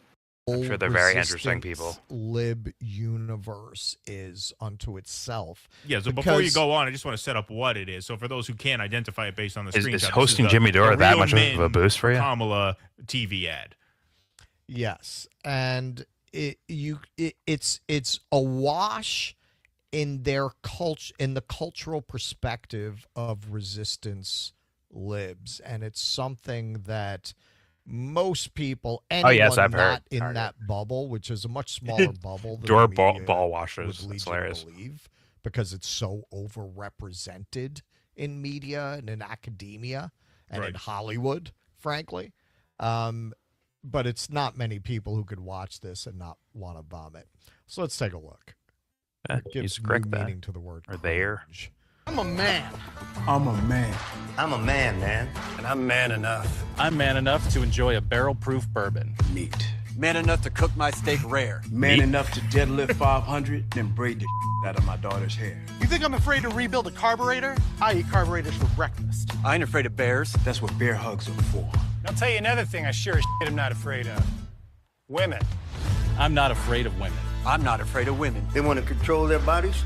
I say go for it. They want to use IVF to start a family? Ain't this I'm not cute? Afraid of families. They want to be childless cat ladies? Have all the cats you want. Woman wants to be president? Well, I hope she has the guts to look me right in the eye and accept my full-throated endorsement. Because I'm man enough to support women. Man enough to know what kind of donuts I like. Man enough to admit I'm lost, even when I refuse to ask for directions. Man enough to not ban young women from reading Little Women. Or one of those pants books that the sisters like. What? I'm man enough to raw dog a flight.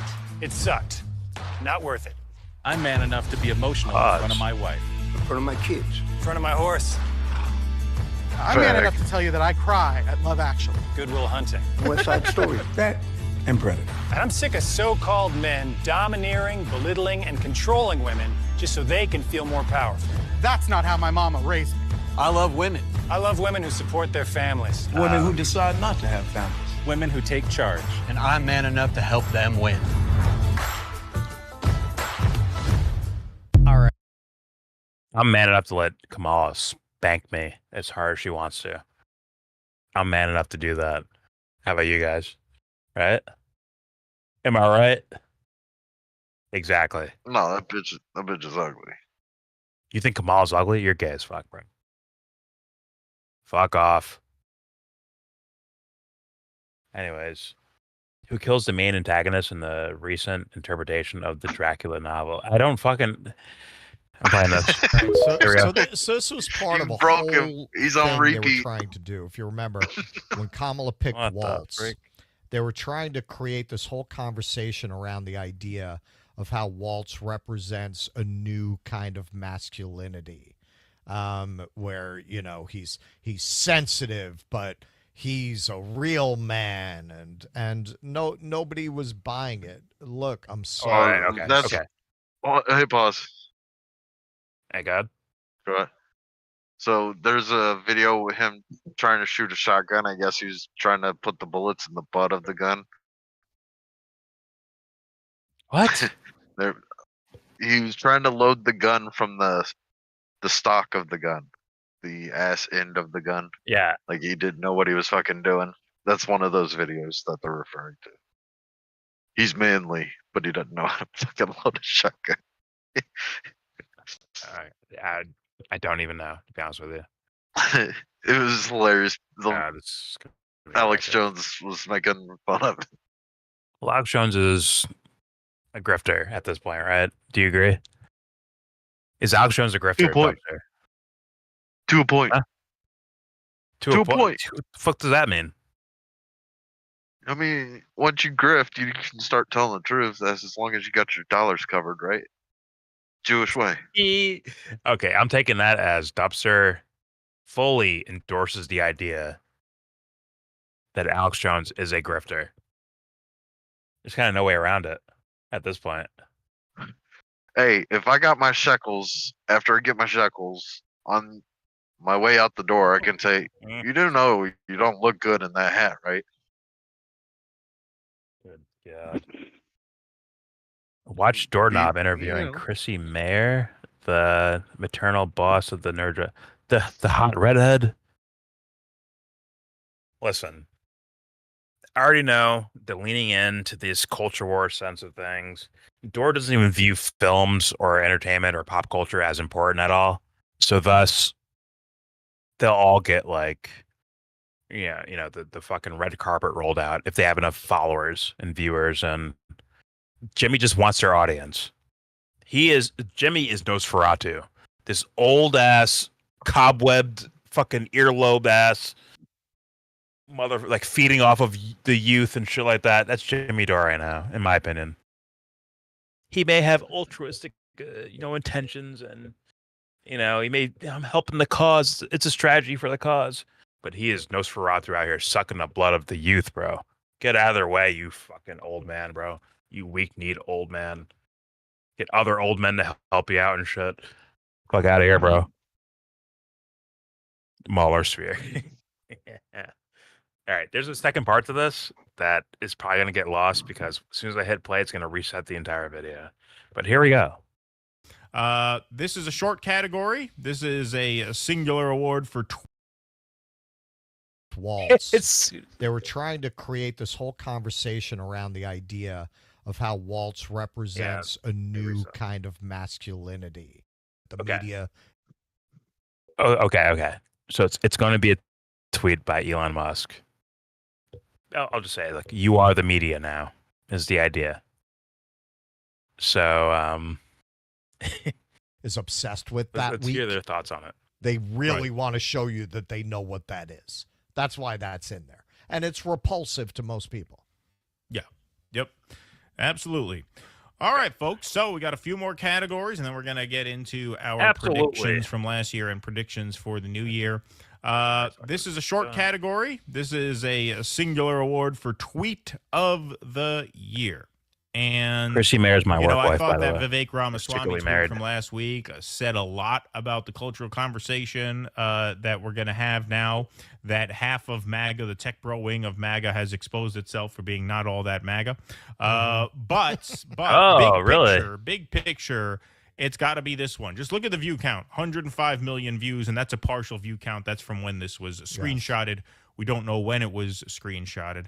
We took an old screenshot because Elon has since changed his Twitter name to some crazy shit. Why is Elon important? Anyone tell me why? But we care what he fucking thinks. Now. Anyone, please, I beg you. Says a lot with a little. Look at the timing of it. 1:17 a.m. November 6th. So that was election night, as it became certain that Donald Trump was going to win. 105 million views, and that is the tweet of the year. That encapsulates the collapse, that demonstrates the collapse of legacy media and the rise of alternative media, social media, and platforms like ours in our lane. Where? Hey guys, where? They're saying it encapsulates them winning. These guys, I mean, they are getting 2,000 viewers a live stream, I guess. But that's kind of off the back of Jimmy Dore, right? Or is that their thing? They did. But Jimmy Dore's on the back of, like, kind of towing the line with this narrative about Donald Trump. He could have shit all over Trump the entire way through. He didn't do that, though. He kind of towed the line. Interesting. So, like, it's like, you are the media now. Like, yeah, you really are the media now, aren't you? You fucking towed the line, motherfuckers. You tepid ass, tiptoeing fuck faces, strategists, and bullshit. That is the media now. You guys aren't, like, people are not getting all out truth from commentators, from political commentators. They're not getting that. Right? They're getting a repeat of the quote unquote legacy media. Different form, different grift, but that's what they're getting. Candace Owens is now the leading voice on Israel-Palestine, guys. Open your fucking eyes. She's one of the leading voices on Israel-Palestine. Candace Owens is. Think about that. My God. It's like, yeah, you guys really are the media, aren't you? Well, really you know who she follows as an expert on Israel-Palestine issues, right? Don't say Nick Fuentes. Kanye West, duh.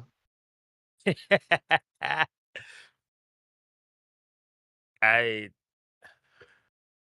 so convinced Kanye West was doing an artistic experiment with society. I think it worked too. I think there's a documentary waiting for us. For it's like, okay, here's what I was really doing. It's his like side, you know, what he says like on a secret camera, or whatever. Like, yo, this is what I'm really doing about this.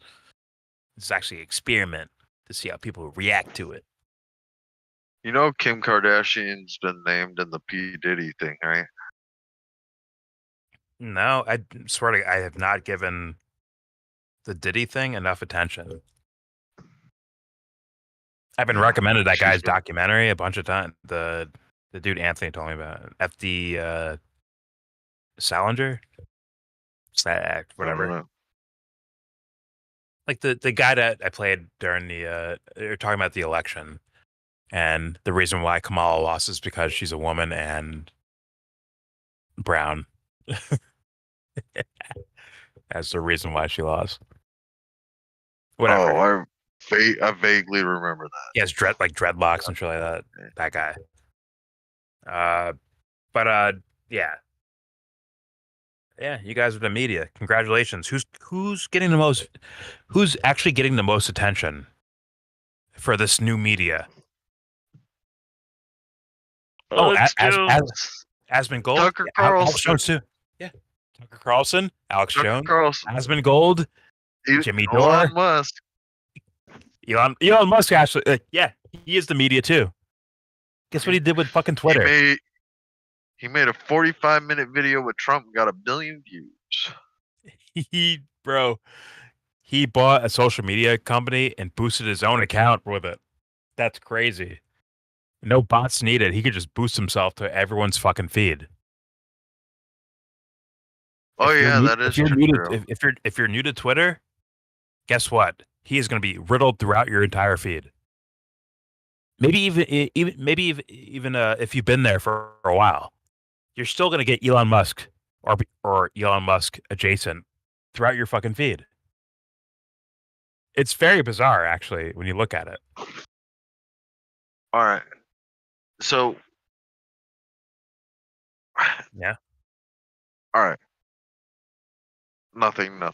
I'm just gonna wait. Fair enough. But yeah, okay. Main overall point. I don't think I have one. It's just like, look at it. I think it's like stupid on its face. You are the media now. Coming from fucking dweebo hair plug man Why are we listening to these fucking losers? These are, like, I think these are dumb people that are actually losers too, and we're actually like buying into their shit. We're letting them control things. It's crazy. Anyways, Elon Musk was a co-founder of PayPal. Peter Thiel is on. Yep, I've heard of that as well. Why is what Elon says important? I don't know. It is not. It is that he captures attention, so the trickle-down content keeps rolling. They need content, clicks, eyeballs, all that matters. Money bags. I guess. Yeah. I mean, I think his whole facade is what makes him rich. If people are like, we don't care what Elon Musk says anymore, his net worth drops significantly, like very significantly, I think. But hey, you know, he's everywhere. What do you do? Here's the weird thing. Good. Oh, hold on. Here's the weird thing. Conservatives would never buy an electric car. But you would. Ever. No, you would. Never. He's going to convince you about the carbon tax. You're going to buy electric cars, bro. Fuck no, we're not. You watch. We hate the idea of these fucking electric trucks, too. You keep saying we. Stop saying we. I'm speaking from a conservative point of view. I'm referring to we. Stop, sir. What farmer is going to go? What farmer is gonna get a fucking electric fucking truck? What conservative farmer? Not a Democrat farmer, a conservative one. What conservative farmer uses Facebook? Or Twitter? Or YouTube? Plenty of them. Exactly. Plenty of them. A lot of them. They move on, bro. Listen, the end of newspapers is a downfall of this society. They move on to Facebook. No, anyway. What I'm saying is the practicality of him trading in his fucking Chevy gas-powered truck, F-250 or Ram 250 or whatever, for a fucking electric version of the same fucking thing. It's not practical in any fucking sense. Oh. Okay, you're talking I gotta go 100. God. No, I'm talking about just like functionally as the actual change. farmer. I'm telling you, they make it okay. They'll be with it. They will be with it. The only thing is that fucking Ford, Chevy, and all that, they got in bed with the Democrats and took all those fucking loans. We don't like that shit. They're making shittier vehicles, but besides that, it's still more practical that it's gas or diesel than a fucking electric. Oh, I'll say we'll see. Let's put it that way. We'll see. Okay, we'll see. All right, I want to keep playing this about the tweet of the year. I guess there is that self-braggadocious. Like, yeah, we are the media. Meanwhile, they say nothing interesting to me that I've heard so far. Maybe they're deep down in the middle of their show somewhere. There's something interesting happening. Are they still live right now? No, they're not. Okay, there's no chance. But yeah, maybe there's something interesting there. But they seem kind of boring for me. But hey, it is what it is. Here we go. Social media and platforms like ours in our lane. And so it's especially resonant as creators in this new media. But you was directed at all of you. X is now where, more people get their news on X than anywhere else right now. And so is that true? Oh God, that make my stomach hurt. Yeah, I mean, it's not a majority, but it's a. I'm sorry. Twitter /X, whatever the fuck it is fucking trash. It's actually trash. I scroll through. I'm telling you, bro. I scroll through the motherfucker. It's fucking dog cheeks. It's terrible. It got worse somehow. I don't know how it got worse, but it got worse. Right? From my last live stream from years ago, I didn't go on Twitter either. I was like, fuck that. I was done. I was just done with it. Right? I come back. I'm telling you, bro, it's worse than it was before. Maybe the people I quote unquote followed also left Twitter, but I don't know. But it feels dumber. The shit we went over earlier about fucking the Johnny Come Latelys and the Candace Owens dog whistling towards like, oh yeah, the Israel lobby and they're controlling all our politics. Like that is now a mainstay on Twitter. Not in my opinion, not in a good way. Not in the right way. Not in the investigative way. But in a shallow version that will lead to nothing but excuses for something like an Israeli lobby. That's all I'm saying. Right? And your main events are Elon Musk, Joe Rogan, Alex Jones, and these same people. That's your main event on Twitter. And it's like, God damn, this shit is fucking disgusting. And threads upon threads upon threads. God damn it. It's trash. Twitter's fucking trash now. It was already trash. It's now extra trash. Somehow they gave them more room for more characters, and it's gotten worse. Holy fuck. I've seen like Whitney Webb give whole dissertations, entire dissertations through a tweet. And people are responding to her like, so what's your solution then? Like, what the fuck are we? God damn it. She's telling you what the guys that are coming into office right now are not so good. So what's your solution then, huh? Where's your solution? It's like, holy fuck, you fucking Matt Hunter has taken over Twitter, bro. It's happened. It's actually dog shit. It is what it is. But all right, let's play this. I guess plurality. It's a plurality. You know, it was fun. Okay, so this was the libbiest thing anyone said to me at Christmas. Go on Blue Sky, and I said why, and they took my it is why not New Year's yet. Curious what they thought. Okay, bud. As so much as I didn't know It's about not it. New Year's yet. Like I wasn't even know. Got like 45 minutes. Because everyone's leaving X. Everyone's going to Blue Sky now. Right. Who's everybody? Right. Yeah. People you know. Right. Exactly. No, nobody's leaving X. But yes, this was the tweet of the year. We went back and forth about it a little bit. Ideally, you want something that really captured the zeitgeist, or even moved the zeitgeist. Wait, Steve, you're here. That captures the zeitgeist better than if you're leaving. Good night, Steve. Of the last year that I could think of. Yes. Oh, I'm here. I'm just not gonna be on YouTube. This up with Jimmy. What responsibilities come with that? I don't feel like being on YouTube. In some ways, it does feel like being the dog that caught the car. Okay, so we're the media now. We're not the outsiders. We're the insiders. We're the outsiders in a sense. But it is not New Year's yet. Sorry. The biggest of our channels have viewership that far exceed CNN and MSNBC. Right. So okay, well that what responsibilities come with that? This was inevitable, and it's been a trend for a long time. Oh, you mean Sabby? Sabby kind of open network, openly distributed conversation was going to become the new model of media.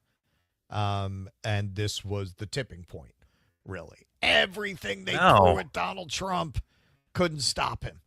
Everything they did to try to prop up Kamala Harris could not make her the president. Shit. They could not. Happy New Year's, lads. Going on Joe Rogan, going on Theo. Happy New Year's Eve. That. Happy New Year's Eve, everybody. Happy New Year's Eve. 2024. No, it's 2020. It's 2024 still. It still is. Crazy. Anyway. Oh, are you still raw dogging that spotted dick, KSC? I've never even eaten it, but it probably tastes like sponge cake with raisins. So. That was too detailed. That was too detailed of a description. It's just some pudding, man. It's not what you think, mate. Yeah. I just know you blowing Prince William spotted dick. Oh my god.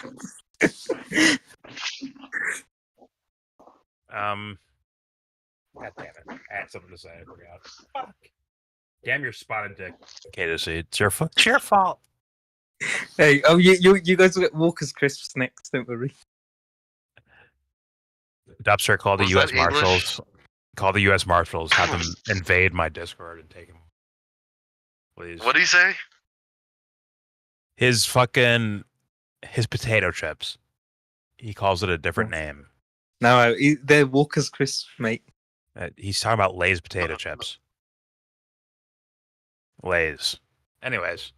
Harris. Wait, what do you call French fries again? Everything they did to try to prop up Kamala Harris could not make her the president. They could not. And in the end, going on Joe Rogan, going on Theo Von, Which country you want to go back to? India or fucking England? It's one-way trip. Get the hell out of here. All right. So these guys are claiming that what they're doing is like, yeah, we're the new media. We're the new thing. The new, the way media should be done. We're the independent media won. Meanwhile, there's been people that have been kicked off. Like they actually absolutely scoured these motherfuckers off the internet, off of these platforms that these guys don't talk about. They forget about them. They don't mention them. And we move on to now they're the independent media. These guys. I swear to God, like there's been people that have been kicked off of these platforms already. And then these guys show up and they're the independent media. All of a sudden. Hold on, that's why I'm holding back. Because that's bizarre. I'm waiting for him to get to the actual mega Civil War aspect of this. I thought they were kind of going there already. Okay, no, so I thought they were going to get deep into it. No, this is not. No. Jimmy Dore is the video you're looking for right now. The Jimmy Dore video about Elon, Vivek, and the Trump thing. Yeah.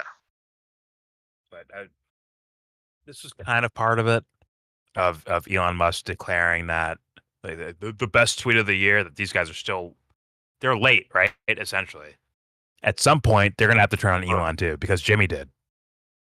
And I want it on record. That's all I'm saying. I want it on the record books. And these guys are like, yeah, Elon said this, and who knew how right he was? So, they brought up a little bit, right? So Elon said you can have free speech except for on a couple issues that I don't agree with. Or if you question him too loudly, he can kind of shadow ban you blatantly. Yeah. And people are calling that cool. Yeah. If you talk about Jews in a negative light, or if you talk about immigrants or H-1B visa people in a negative light. Yeah. Suck yourself off, apparently, according to Elon. But, all right. Here we go.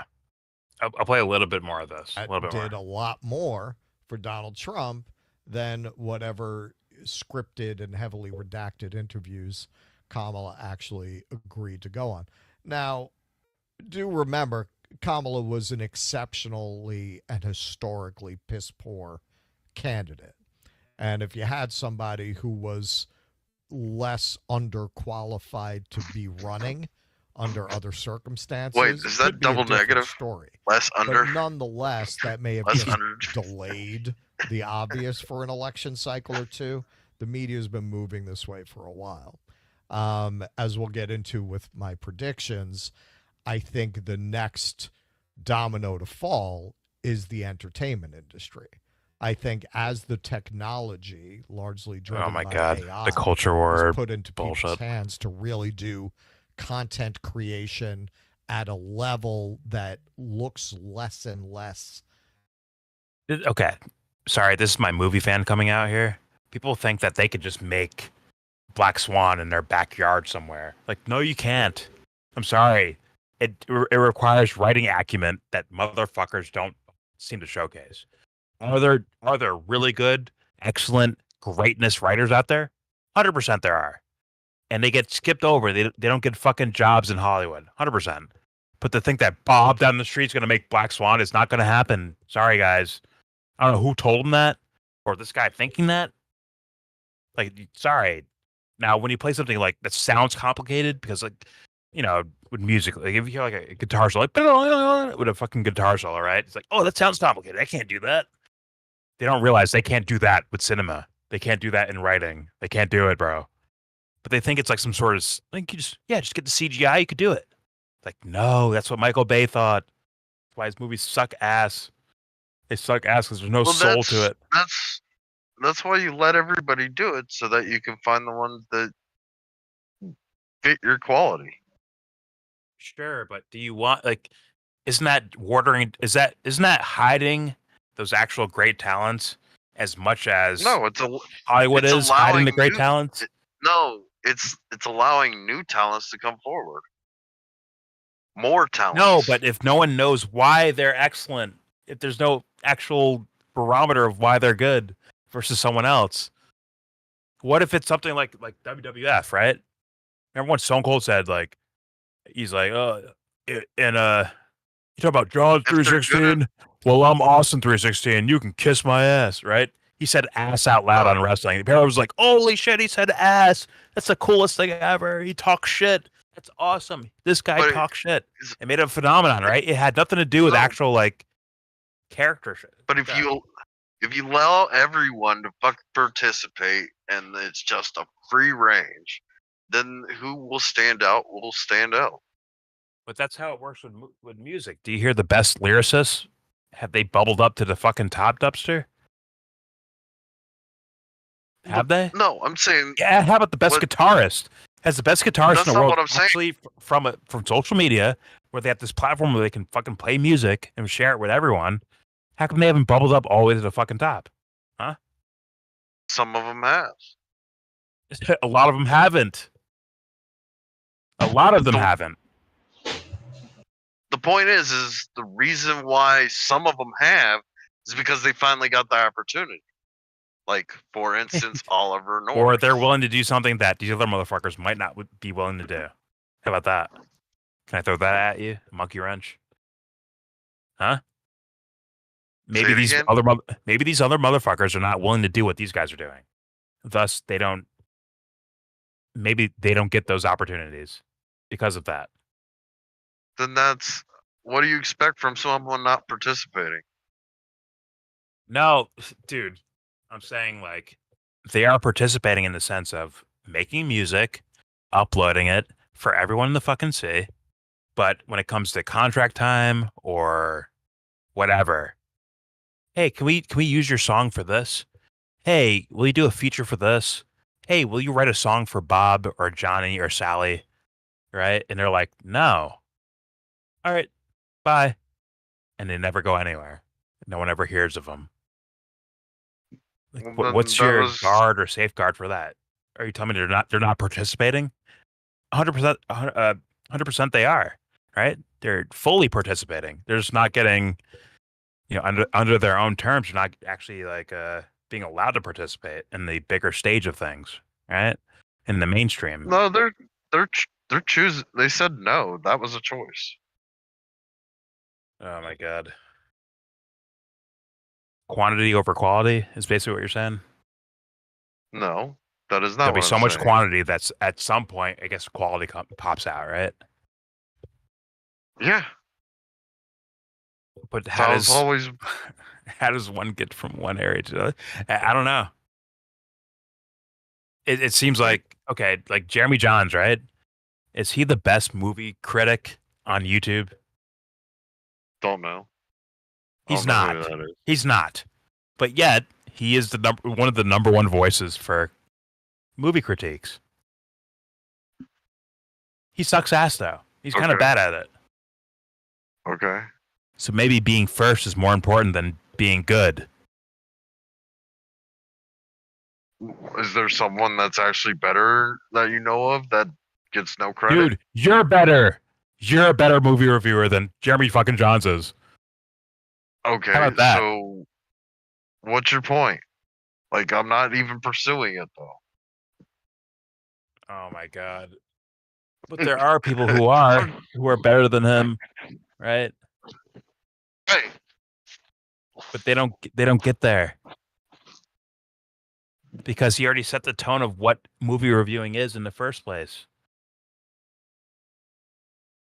Well, it's like someone sets the tone of like what is good music or good film or whatever. Then you got more work to do on breaking the trance of people being stuck in a certain method of trance, or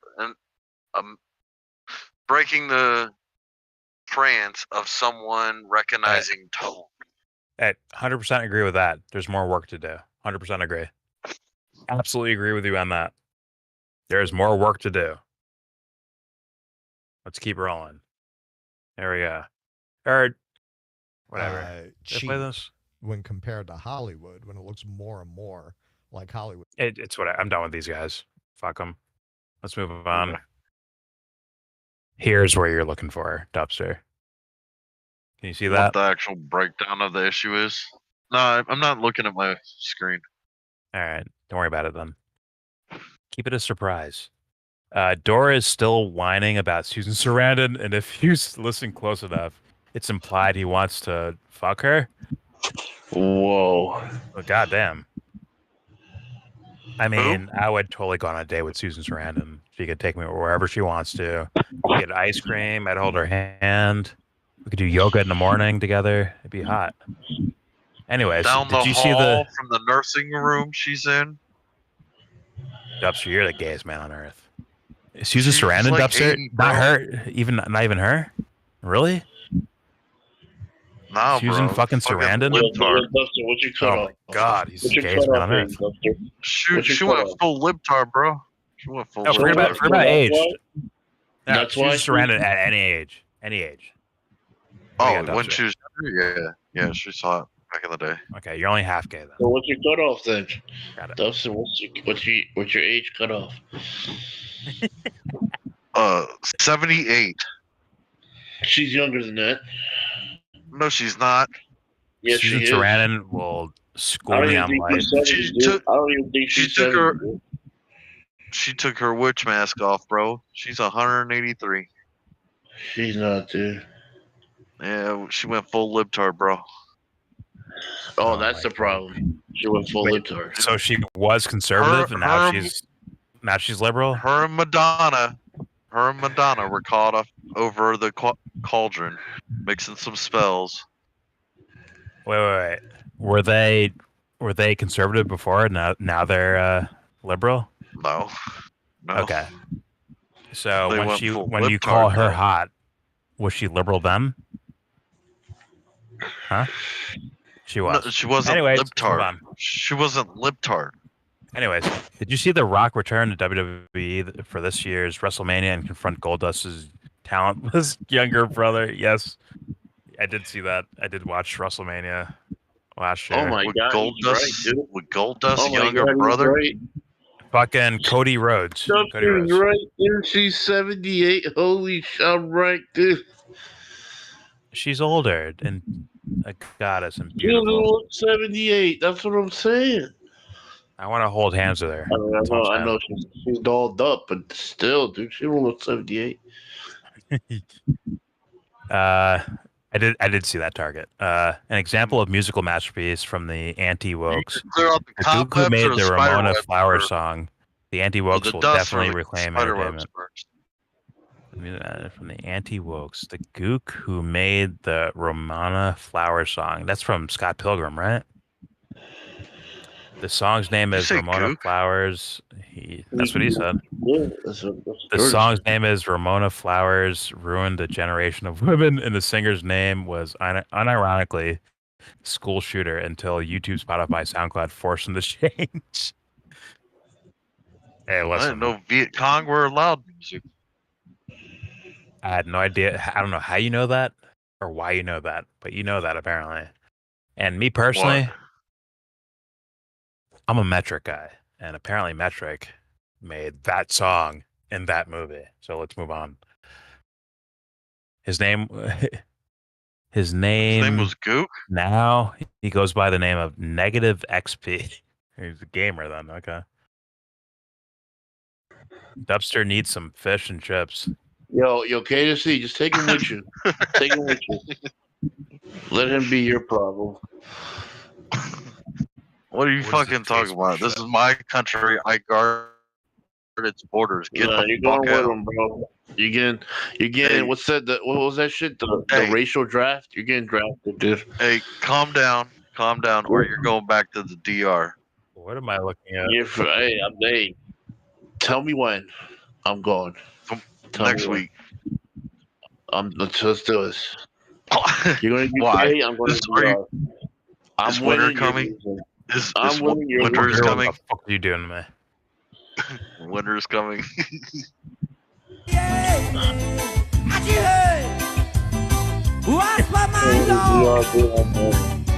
What the fuck I is didn't play this? the fucking music.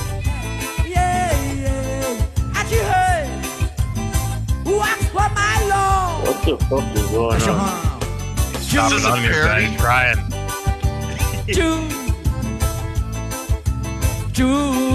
Yeah, this is me right here.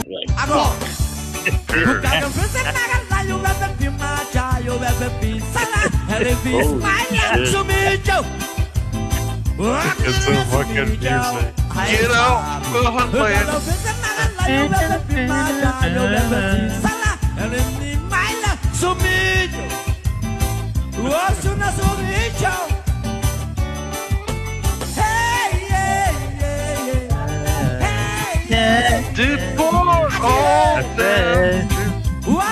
What's going on? Get out my country. Fucking rages. Oh, my line talking about Mexicans. Hey, I like this song out there.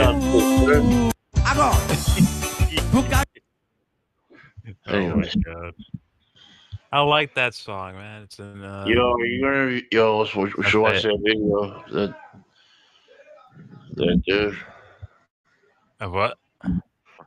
Show us that video of that dude that reviewed his movies. Kevin Gastola. What's the oldest you'd go? What's the oldest thing you'd bend over? Hot 90-year-old? You'd bend her over a Davenport. She's hot. Yeah. Oh, what happened here? Dude, what the fuck? It's delaying so hard. I got too many fucking tabs open. What's the oldest you'd go? What's the oldest thing you'd bend over? Hot 90-year-old? I've seen that guy in person. Bend her over a Davenport. She's hot. Yeah. What? Yeah. I go to nursing homes. Hello, ladies. I don't want to disrespect women out there, but you like younger men? There's. This is 2,000,000% AI.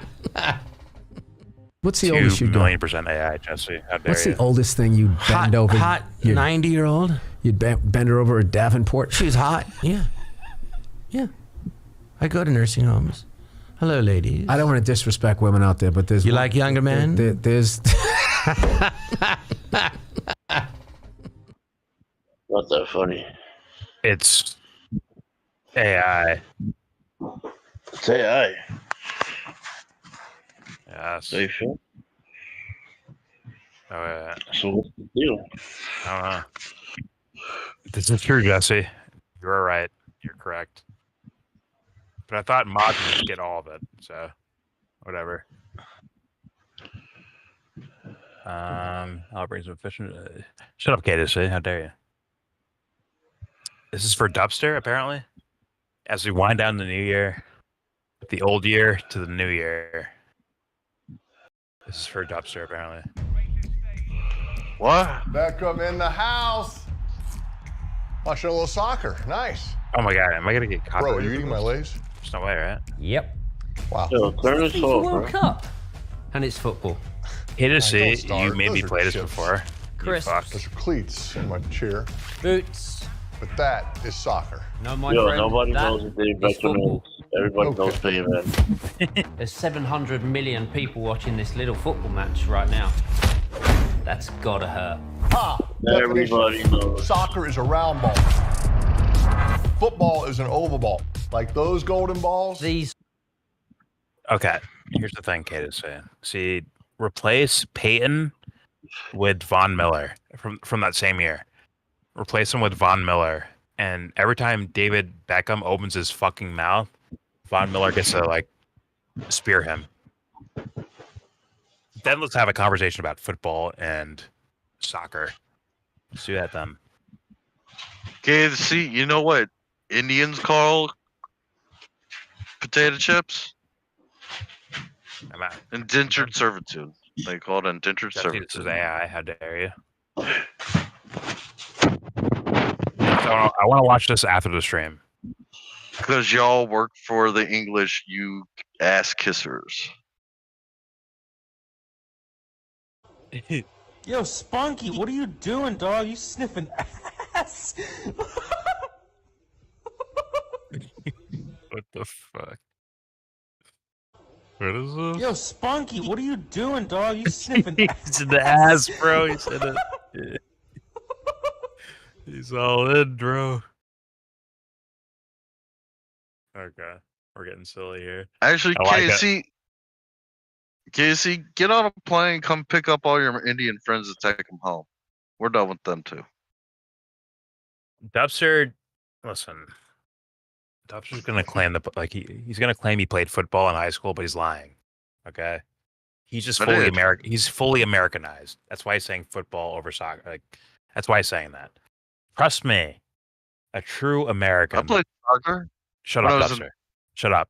Trust first me. grade Okay, to say. to Trust me. fourth grade or something. We're the only real football. Sucked. Trust me. Don't trust Dubster. Yeah. He's brainwashed by Republicans and all that shit, bro. Trust me, though. There's Soccer only sucks, one bro. football. And soccer, it is what it is. It's over Why there. would I want to run back and down a field for 90 minutes? Fucking no reason. Okay, let's move on to this. Let's go on to the MAGA versus MAGA World Cup final. Let's call it that from now on. From Jimmy Dore, Steve Bannon declares war on Elon and Vivek. Now, Dubster, before I hit play, would you agree that's MAGA versus MAGA? Or no? Say it again. Steve Bannon declares war on Elon and Vivek. Is that MAGA versus MAGA? Yeah. Okay, there you go. So you're saying Elon Musk is MAGA? I want that on record. Say it. What do you mean? He's been MAGA for 6 months. Got it. Yeah. Okay, cool. So here we go. Steve Bannon's been MAGA for 10 years. No, 30 years. Before he even knew what MAGA was. Here we go at the real beginning of MAGA versus MAGA, as far as this channel is concerned. Steve Bannon, Elon, Vivek, Jimmy Dore. Let's go. So Steve Bannon took the gloves off with Elon Musk over the H-1B visa program. And I'm going to play some before. God, these guys are trash. No! Fuck. Before you right here. It's very hard because this is central. Gloves off with Elon Musk over the H-1B visa program. And I'm going to play some before you right here. It's very hard because this is central. It's not just central to the economics of what they do in Silicon Valley. The hate America crowd, and they hate America. The hate America crowd there. And when I say hate America, they hate Silicon Valley, the United States of America, the nation state of America, and American citizens. They believe. Wait. That's kind of wild because. So he means Zuckerberg, who's now a Jim Bro, right? And Elon Musk, who's now a MAGA guy / Rogan's one of his acolytes thing, and Peter Thiel. Peter Thiel and JD Vance, right? Like, yeah. Okay, fair enough. JD, I'm not sure about JD Vance. I never really Peter knew Thiel, who the guy was. JD Vance is more of a Peter Thiel guy than Trump or any of these guys are. I don't know much about JD Vance. This is what I heard. So I gotcha. Peter Thiel got JD Vance to be the vice president. I've heard that a lot too, but I don't really know much about JD Vance. I've heard enough of things, not before politics, but before vice president pick. How about that? But I can't say I know. I'm not an expert. I just heard people say it. But all right, here we go. The nation state of America and American citizens. They believe in some sort of techno-feudal situation like Yes, they do. was in Italy back, I don't know, in the 14th and 15th century. These kind of city-states. What they want is a network. They want a network where they're like a city-state, control the network.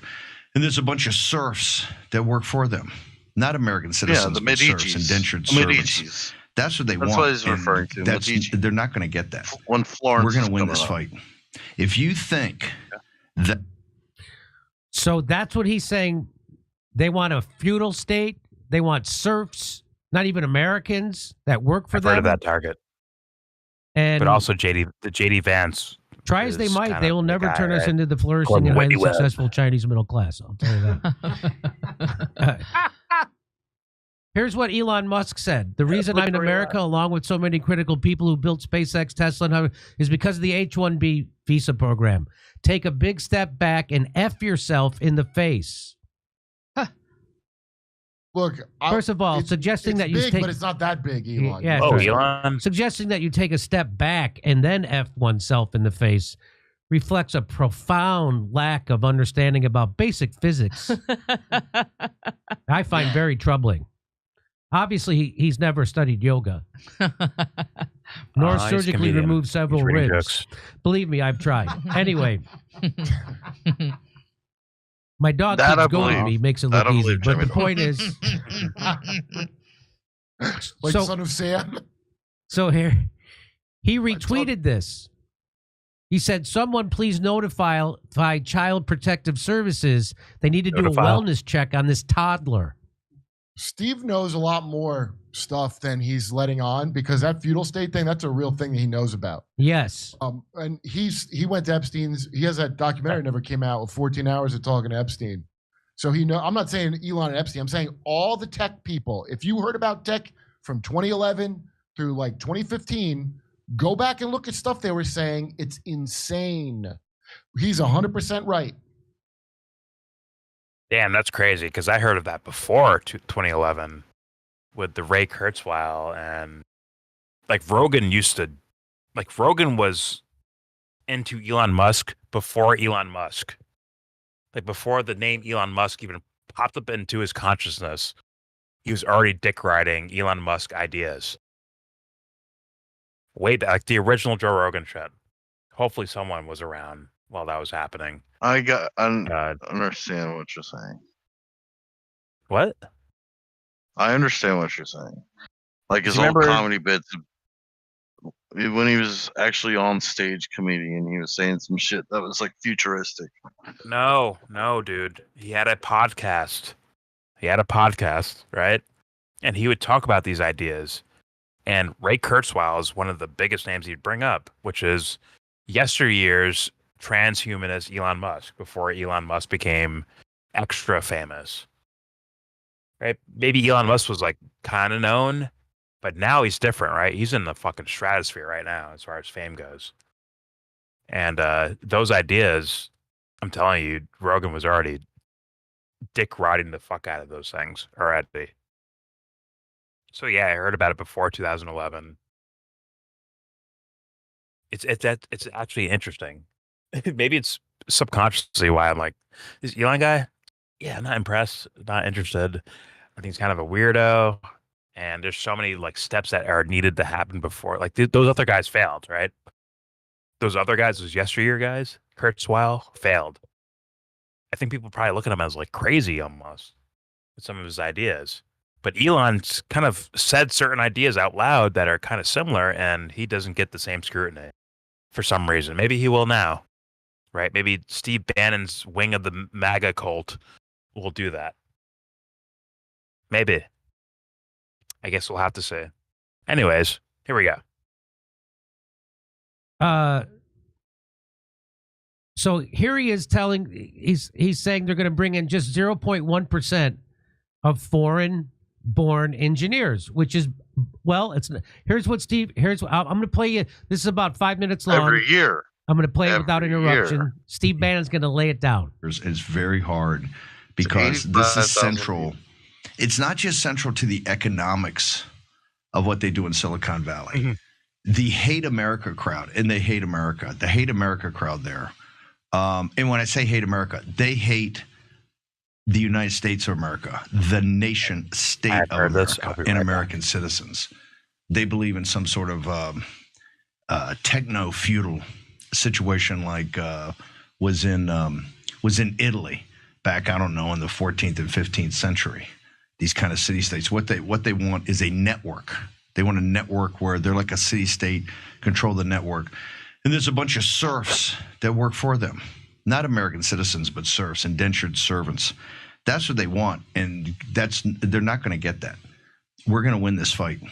If you think They already have that. What are you fucking this talking audience about? in the MAGA movement, the hoplites, the grundoons, the fixed bayonet crowd that fought the steal of 2020 and then had President Trump's back in the darkest days of 21 and were with him the entire time, particularly because he was right on the basic issues that were causing the destruction of our beloved republic, are going to now, after a massive come-from-behind victory, overwhelming victory, just sit there and roll over while the country's torn apart by oligarchs. It's not going to happen. And I always give full respect to Elon. Elon was absolutely central. Elon understood that this was about getting out low propensity, low information voters, and that the army of people from the Turning Points and from War Room and other groups, you guys that were, did the election integrity and then did all the door-to-door canvassing and get the vote, that, you were essential. He did write the check, and that gets him a seat at the table. I've said that from the beginning, although I fundamentally disagree with him on major issues like the Chinese Communist Party, like transhumanism, and like the situation around immigration. But they're going to make this bold. Let me just restate something. As a fact, the H-1B visa program is a total and complete scam from its top to the bottom. And Elon's put out this tweet that, all his companies have depended upon that. Now, we'll go dig out the information from public documents and just I'd like you to publish, we would like you to publish every engineer that you've brought in on HB1 visa and let us determine, let's just see the information and see if American citizens could not fill those billets. You're going to find we still haven't seen, if all this going on, have they come forward with any examples? One example from David Sachs to Vivek Ramaswamy to Elon Musk to any of them. Have they come up with examples of these Einsteins that the job could not be done by American citizen? American citizens come first. The problem this country in the last 40, 50 years is not just America hasn't come first, it's America last. It's American citizens last. And guess what? You provide the social structure. You provide the underpinnings. You are Burke's little platoons. As I say over and over again, in the Lions Club, and the Kiwanis Club, and the churches, and the Little Leagues, and the cops, and the teachers, and all of it, the PTAs, all of it. That's stability that is underneath American society. And that society is what we generate what we call the right stuff because it comes from grit. It comes from determination. It comes from some, you can't even put your finger on it, but if somebody's got it. Somebody call that jock culture. What Vivek's arguing for is to go to valedictorian no, bro. We've seen the world. We've seen the world. What happens when we go to valedictorian culture? We're not doing that. We're not doing that. We're not having ruled by nerds. This is not, at the end of the day, about having all the greatest engineers. Yeah. I did Anthony. Ruled by Nerds Revenge.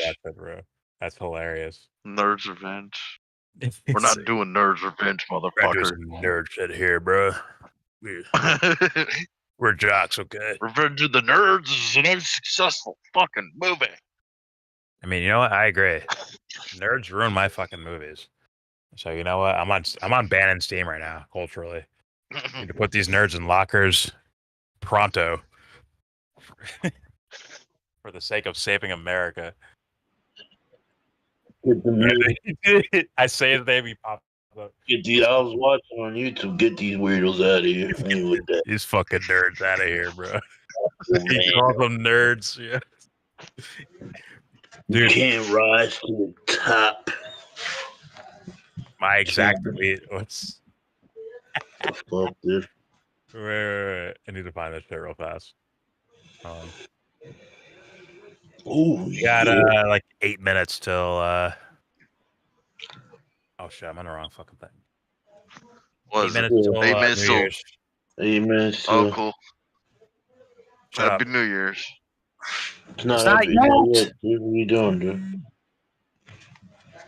No. Go get your kazoo. All right. Let me copy.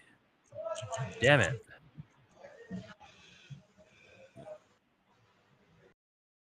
I don't know how to fucking. No.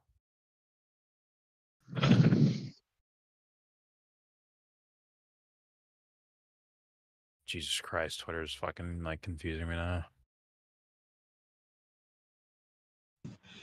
Yo, my whole block lost power, dude. There's no power on my street. Are you serious? Happy New Year's.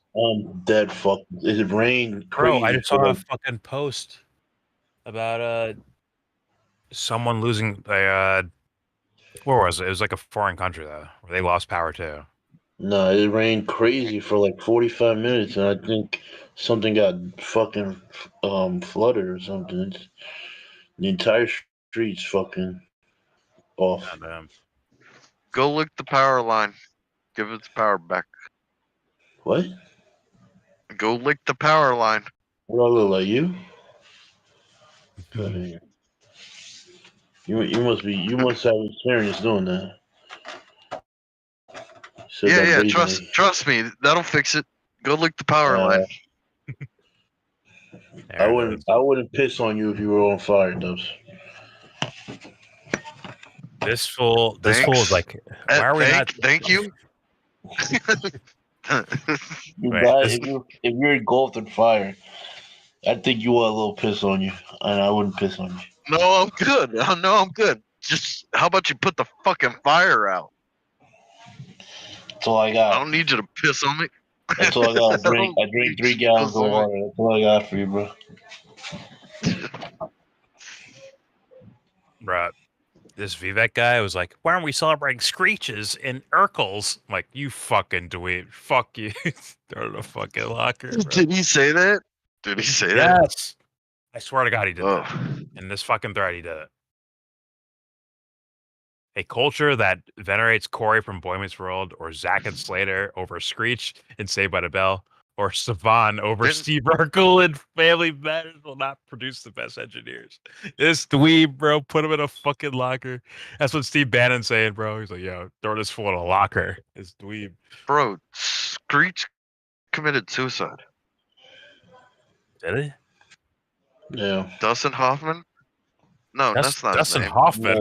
What are you talking about? No. Wrong name. The real actor who played Screech committed suicide a couple of years ago. Dustin Diamond. Dustin. Who is that? Is it Dustin Diamond? Is that it? I forget. I forget.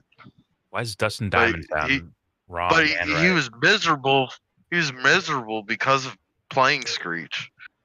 He people kept calling him Screech, and he couldn't stand the character. Bro, all he needed was a fucking get him a fucking Caesar or a fade or something. He ain't Screech anymore. Just get rid of that fucking hair. Put some glasses on, sunglasses on. He ain't Screech no more. Good. No, he was Stop miserable. slack jawing bro. like Destiny. You're good. He was he was a mean motherfucker to everybody because he had like a fucking persona that he couldn't get over because of the character Screech. No, it's not a persona. It's just like he can't do anything else. That's probably the real downfall. Is that like he can't go work at fucking Ralph's or ShopRite or something. Like he can't do that. He's Screech. He can't do that. He can't get a regular job, bro, like the rest of us. He has to do something stupid. If he doesn't become like an actual like serious actor, he has to do stupid shit for the rest of his life. right? He's one of Yeah, the he's real like a famous kindergarten people teacher if you wanted to. I met. I actually met him once. He was signing autographs at the fair in Columbia, South Carolina. Well, there you go. He's signing autographs at a fair. There you go. It's like there's right next to what the else does he fucking do? the pig auction. Like what else does he do, man? Nothing. All right. He was on that More diet show. There you go. Other celebrity shit. Gain weight in order to lose weight. Anyway, here we go. That's stability that is underneath American society. All right, and that society is what we generate what we call the right stuff because it comes from grit, it comes from determination, it comes from some you can't even put your finger on it, but if somebody's got it. Somebody call that jock culture. What Vivek's arguing for is a go-to valedictorian. No, bro, we've seen the world. We've seen the world. What happens when we go to valedictorian culture? We're not doing that. We're not doing that. We're not having rule by nerds.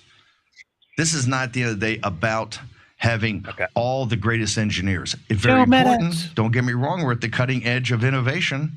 What is we that? still have more innovation in this country. Why do you think the Chinese Communist Party is over here stealing?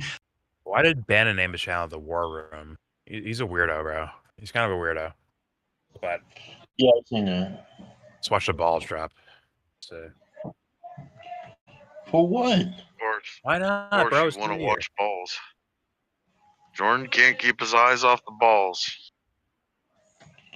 Basketball. I've not watched this in years, man.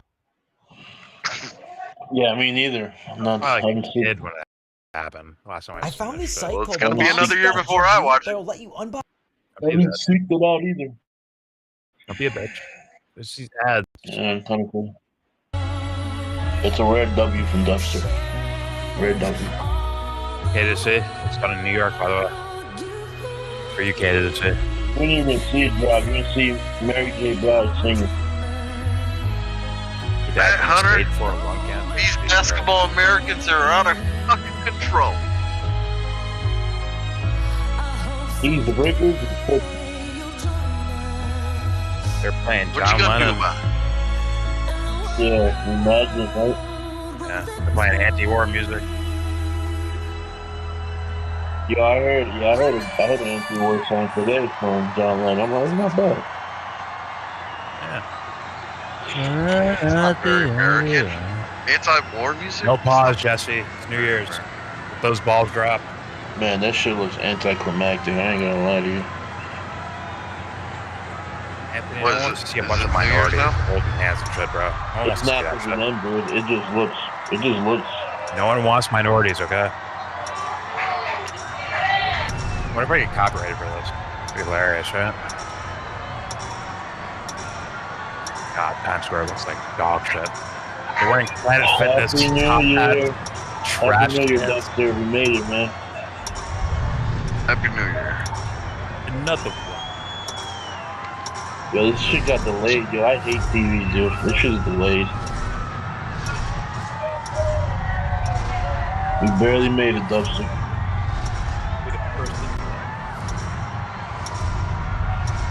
They took my company said everybody has to be parked by 6 o'clock tonight and has to stay parked till 6 in the morning. At a truck stop or at a rest area because they don't want shit happening to our trucks. No lot lizards. No, like people partying, going crazy, and doing stupid shit. Like, Yeah, I don't think that should be with done trucks. next to trucks. Yeah, I don't think that should be done next to trucks. Apparently that happens, so we'll get crazy on New Year's, just do stupid shit. Whoa. That was this is pornographic.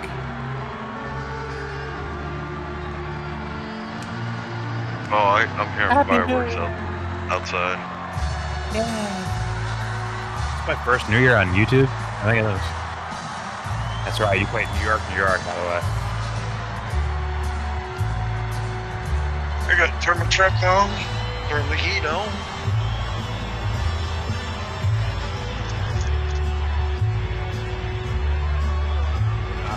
Spread the news.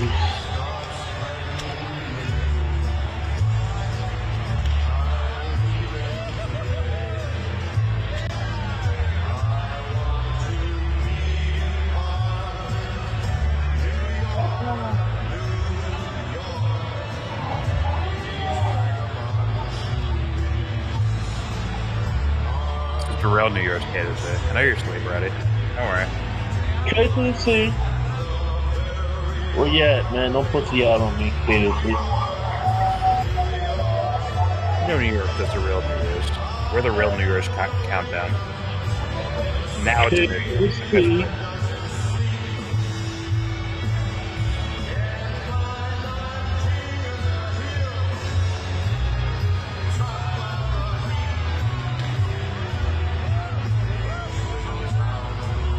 We are at the top of the heap now.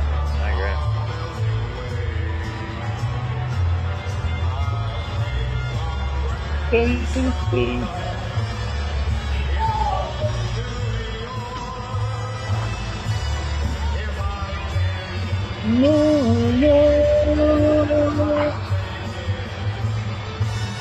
If you make it here, you make it anywhere, Dubster. Remember that. Damn straight. Welcome to America. Nah, not these America, nerds. New York. Not America, New Fuck York. these nerds. Fuck these nerds. The only place that matters, New York. I'm from Jersey, so I know. The only place that matters. Oh, if you hang out in New York, you're an idiot. What'd you say, Dustin? If you hang out in New York, you're an idiot. If you hang out in New York, you're an idiot? Yeah. Why would you want to live in that cesspool? Yeah, I think if you live there, yeah, you might be an idiot. But you can hang out there. I would never live there, though. Fuck that. This place is trash. Place is what? Go ahead. Yo, Dustin, can I ask you a Democrats serious for how long? question? Dustin, can I ask you a serious question? What are three It's like things you Chicago. enjoy? Why would What are three things you enjoy doing, right? What are three activities you enjoy doing? I don't know. What do you mean? Like in your leisure time, what are three activities you like doing? Now or when I was a kid? Well, now, dude. Today, the duck Now? today. If you had free Watching time, YouTube. what happened? Watching YouTube. Calling Jordan a dumbass. You millennial. Okay. And pissing off my girlfriend. So you like spending time with your girlfriend? I said And you pissing like off my spending- girlfriend. His answer is eating, sleeping, fucking. It's his answers. I think. And pissing off Yeah. Jordan and his girlfriend simultaneous. Bruh. Don't Calling Jordan a dumbass. Don't tandem. Calling like Jordan that. a dumbass. That's why. Nah, that's he tandem. I didn't tandem shit. He tandemed that. You reiterated his tandem. He Don't said do that. you're one of the. You said you're the second most. He actually put you first. He put you above his girlfriend.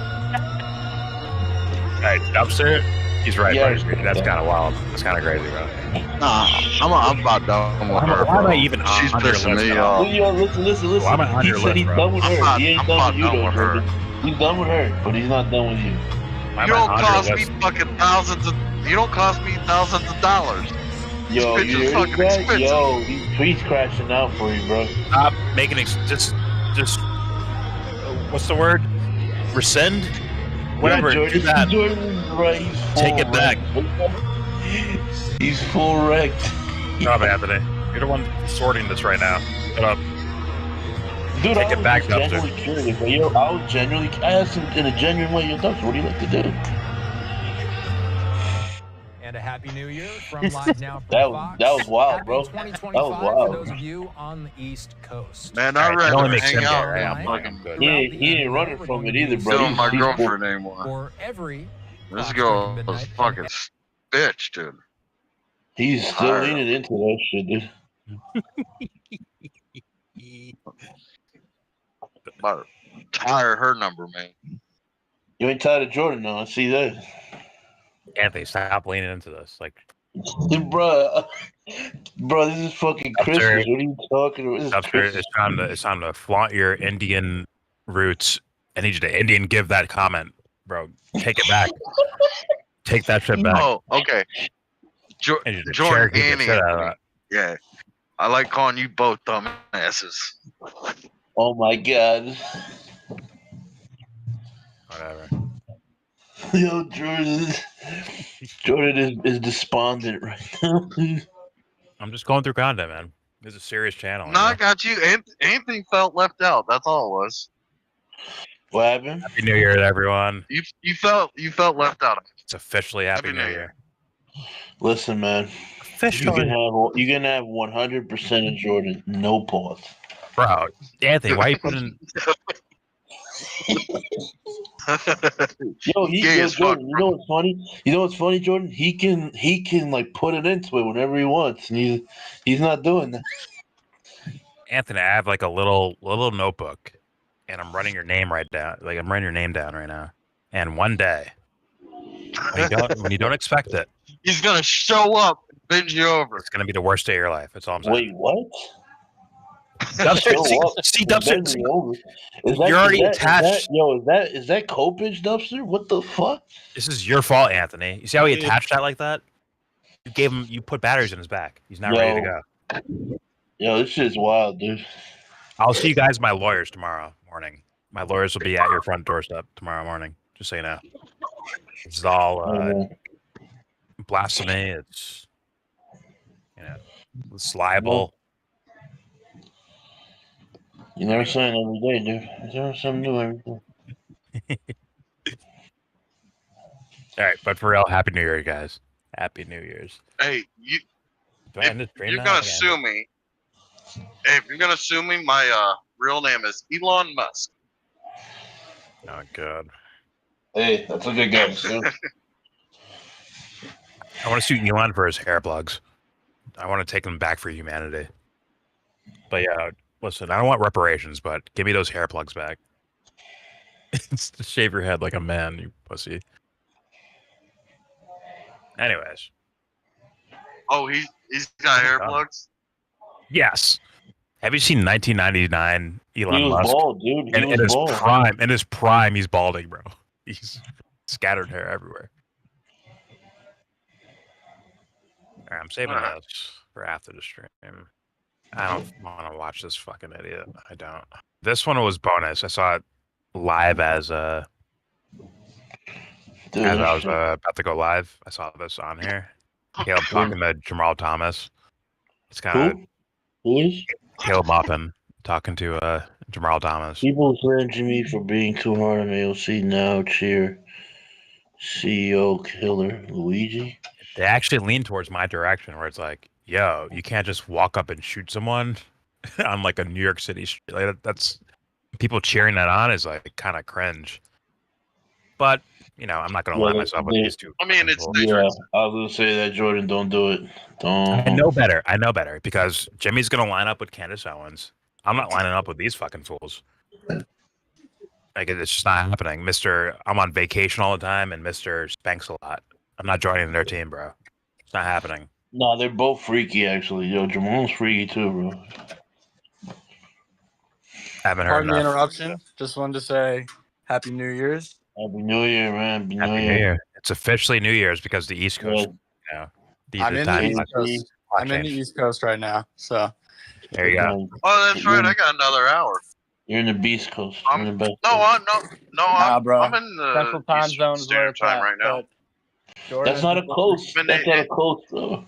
Well, it's a I'm in coast the up EST. in Chicago, That's all bro. that fucking Up the matters. Great I'm in the Lakes. same time zone as you. Oh, Hey Jordan, I'm I did want to say, like, I'm in. I know last Was it year was South rough. Bend, Indiana? You didn't find the man of your dreams. Yeah. I hope You you see can what? this year. Okay. Yo, when it rains, Do I it blame pours, Anthony for Jordan. this too? When it rains, it pours. No, don't blame me for shit, The dude. insinuations from you fucking I weirdos. didn't say shit, dude. It just happened organically. Sorry. Yeah, bro. I mean, What are you talking Jordan, about?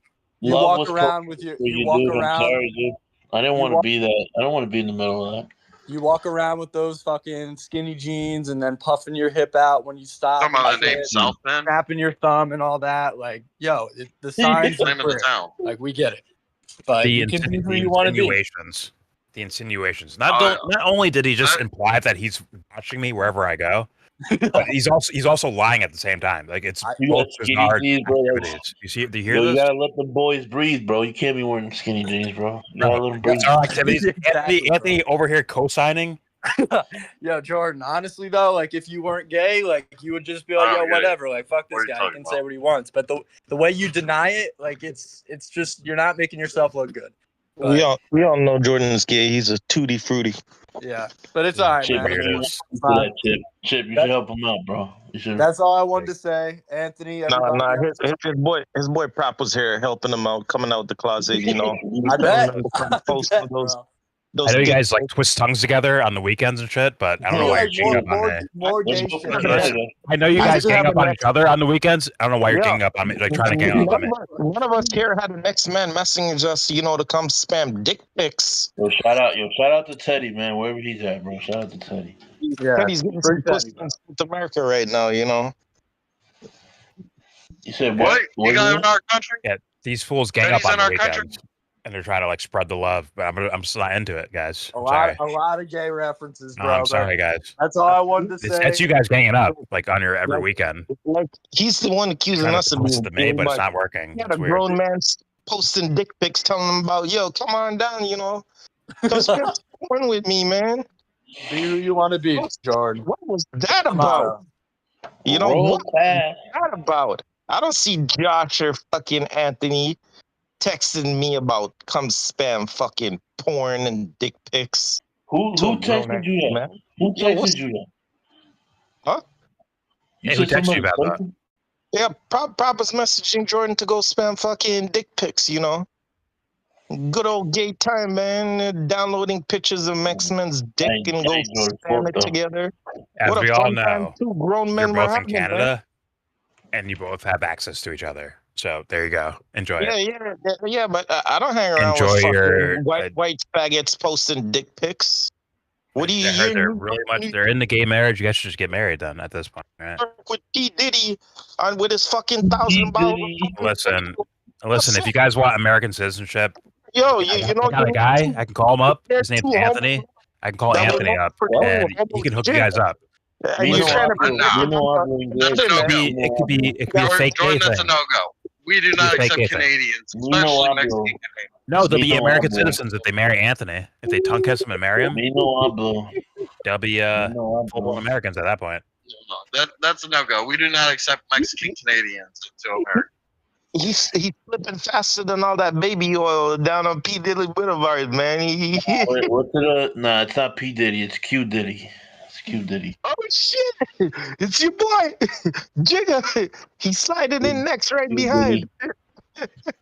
I heard there's like a slide that goes from somewhere up there all the way to Jersey. It's crazy. I heard it's actually like lubed with baby oil. It's crazy. What do they call that thing? What is it called? Does that slide lead props What's it to your called? ass? What's the slang for it? There's a term for it, right? Term for what? For slip and sliding from Canada right to Jersey. Yeah. Upstate New York, right there. Right up in Anthony's front seat and shit. You gotta go through you to get to sliding right down from Canada to Jersey with a bottle of baby oil for his back ass. Nobody. You got your port of entry lined up quite correctly. Yo, Anthony, he's got your port of entry like lined up perfectly too. Crazy. What are you talking about? You don't got to go through New York. He's got your port of entry. He's got it. Nah, he do. He's lined up, bro. He's ready to land. Buffalo, he go from Buffalo to you. Buffalo's right next to Toronto, dude. Don't be mad. I don't know nothing about Buffalo. But if he wants direct access to Anthony, Buffalo's on top hit that port of entry, bro. Talking about Jersey. Nigga, Buffalo's like, what, 30 minutes away? Yeah, Buffalo's right there, dude. Yeah, exactly. 30 minutes from who? From Toronto. Oh, yeah, sure. Yeah, oil. Yeah. There. Got him fucking slipping. And then on the way to Jersey, you gotta stop. You gotta stop over there by Jordan. No, you don't. You can go right through Anthony's port of entry. Right through wide open too. I heard it's wide open too. That port of entry. Anyone can get up in there. Apparently. It ain't wider than your booty You hole. got full holes, bro. Full holes. You can bring them in there. What? You can slide right up in there. Apparently, that's what I heard. Bro, you sound gay here by the second, bro. Yo, Anthony. The new biggest port of entry in the United States is Jordan's ass after all that baby oil he got on City Boulevard. Oh my god! See you little fun boys. You little cheerleaders, your fucking pom poms, little cheerleader motherfuckers. Chill. He's blushing, bro. He's blushing, bro. Anthony. Let's see you little cheerleaders. Get your fucking pom poms ready, you little sass. Yo. Yeah, we gonna get our pom poms. You gonna get your baby already? You gonna have another round on P Diddy Boulevard? You slide right up in Newark, aren't you? Jersey has a loose meat sandwich, right? The what? Loose meat sandwich. Yeah, it's called your mom's vagina. Yeah, it's called your mom's vagina, man. YouTube. We're on a homophobic rant. Weird. Whatever. So you said roast beef? Yeah, it's a loose meat sandwich. It's called his mom's vagina. Yeah, roast beef, bro. Ain't nobody trying to eat that. Not even the crackheads. It's like your mom's vagina, bro. That roast beef. Man. Yo, I hope everybody knows we're just shitting on these. We got a lot of sushi spots over here too, bro. Damn, that explains that smell down there. Damn. It's better than the smell of fucking hog. I'll tell you that much. God damn. What the fuck? Aren't the DR a hog-eating people? What'd you say? Aren't the DR people a hog-eating people? That's your mom. That's your mom. Your mom be eating. Yeah, 100%. I don't eat hog, bro. I ain't Muslim. I don't eat pork. I don't eat pork. You don't eat hog. He rides them. Yo, Jody, you roasted a whole hog, dude. I don't want to hear that, dude. You roasted a whole hog. You slopped on that shit, dude. I don't want to hear that, bro. Oh, don't try to talk shit, dog. You literally like chopped down some hog, dude. That's not. You're not the guy to bring that up right now. Yo. At 3 in the morning, he was slopping some hog, bro. Yo, Anthony. Yo, Tony. Jordan be riding hogs longer than the New Jersey Turnpike, yo. Oh my goodness gracious. Yeah, it's getting a little. It's getting homophobic. Let's you gotta leave Chip, bro. Chip got no filter. Listen, it's time to end the stream. Thank you guys for watching. Don't forget to check the links in the description box. Check them out. Donate to them. Share them. Save the Jews. Yeah, donate to my boy Jordan. Save the Jews Foundation. Yeah, and, donate. Go ahead, Chip. Say a little donate to my boy Jordan. You know he's that nigga. Give him some funds. It's a New Year's. Oh, not get the him minute. Put him All on the link in the description box. Check him out. Check him out. Jordan's a giver. He's not a taker. Yeah, he really is a giver. He's not a selfish dude. Do donate to him because you know it's gonna go to a good cause. Anthony and Chip hold hands while watching Little Women together. There's mad. the end of your stream. He's mad. I'll see you guys later. Happy New Year, everyone. God bless y'all, bro. We're out of here. Say you wanna get in.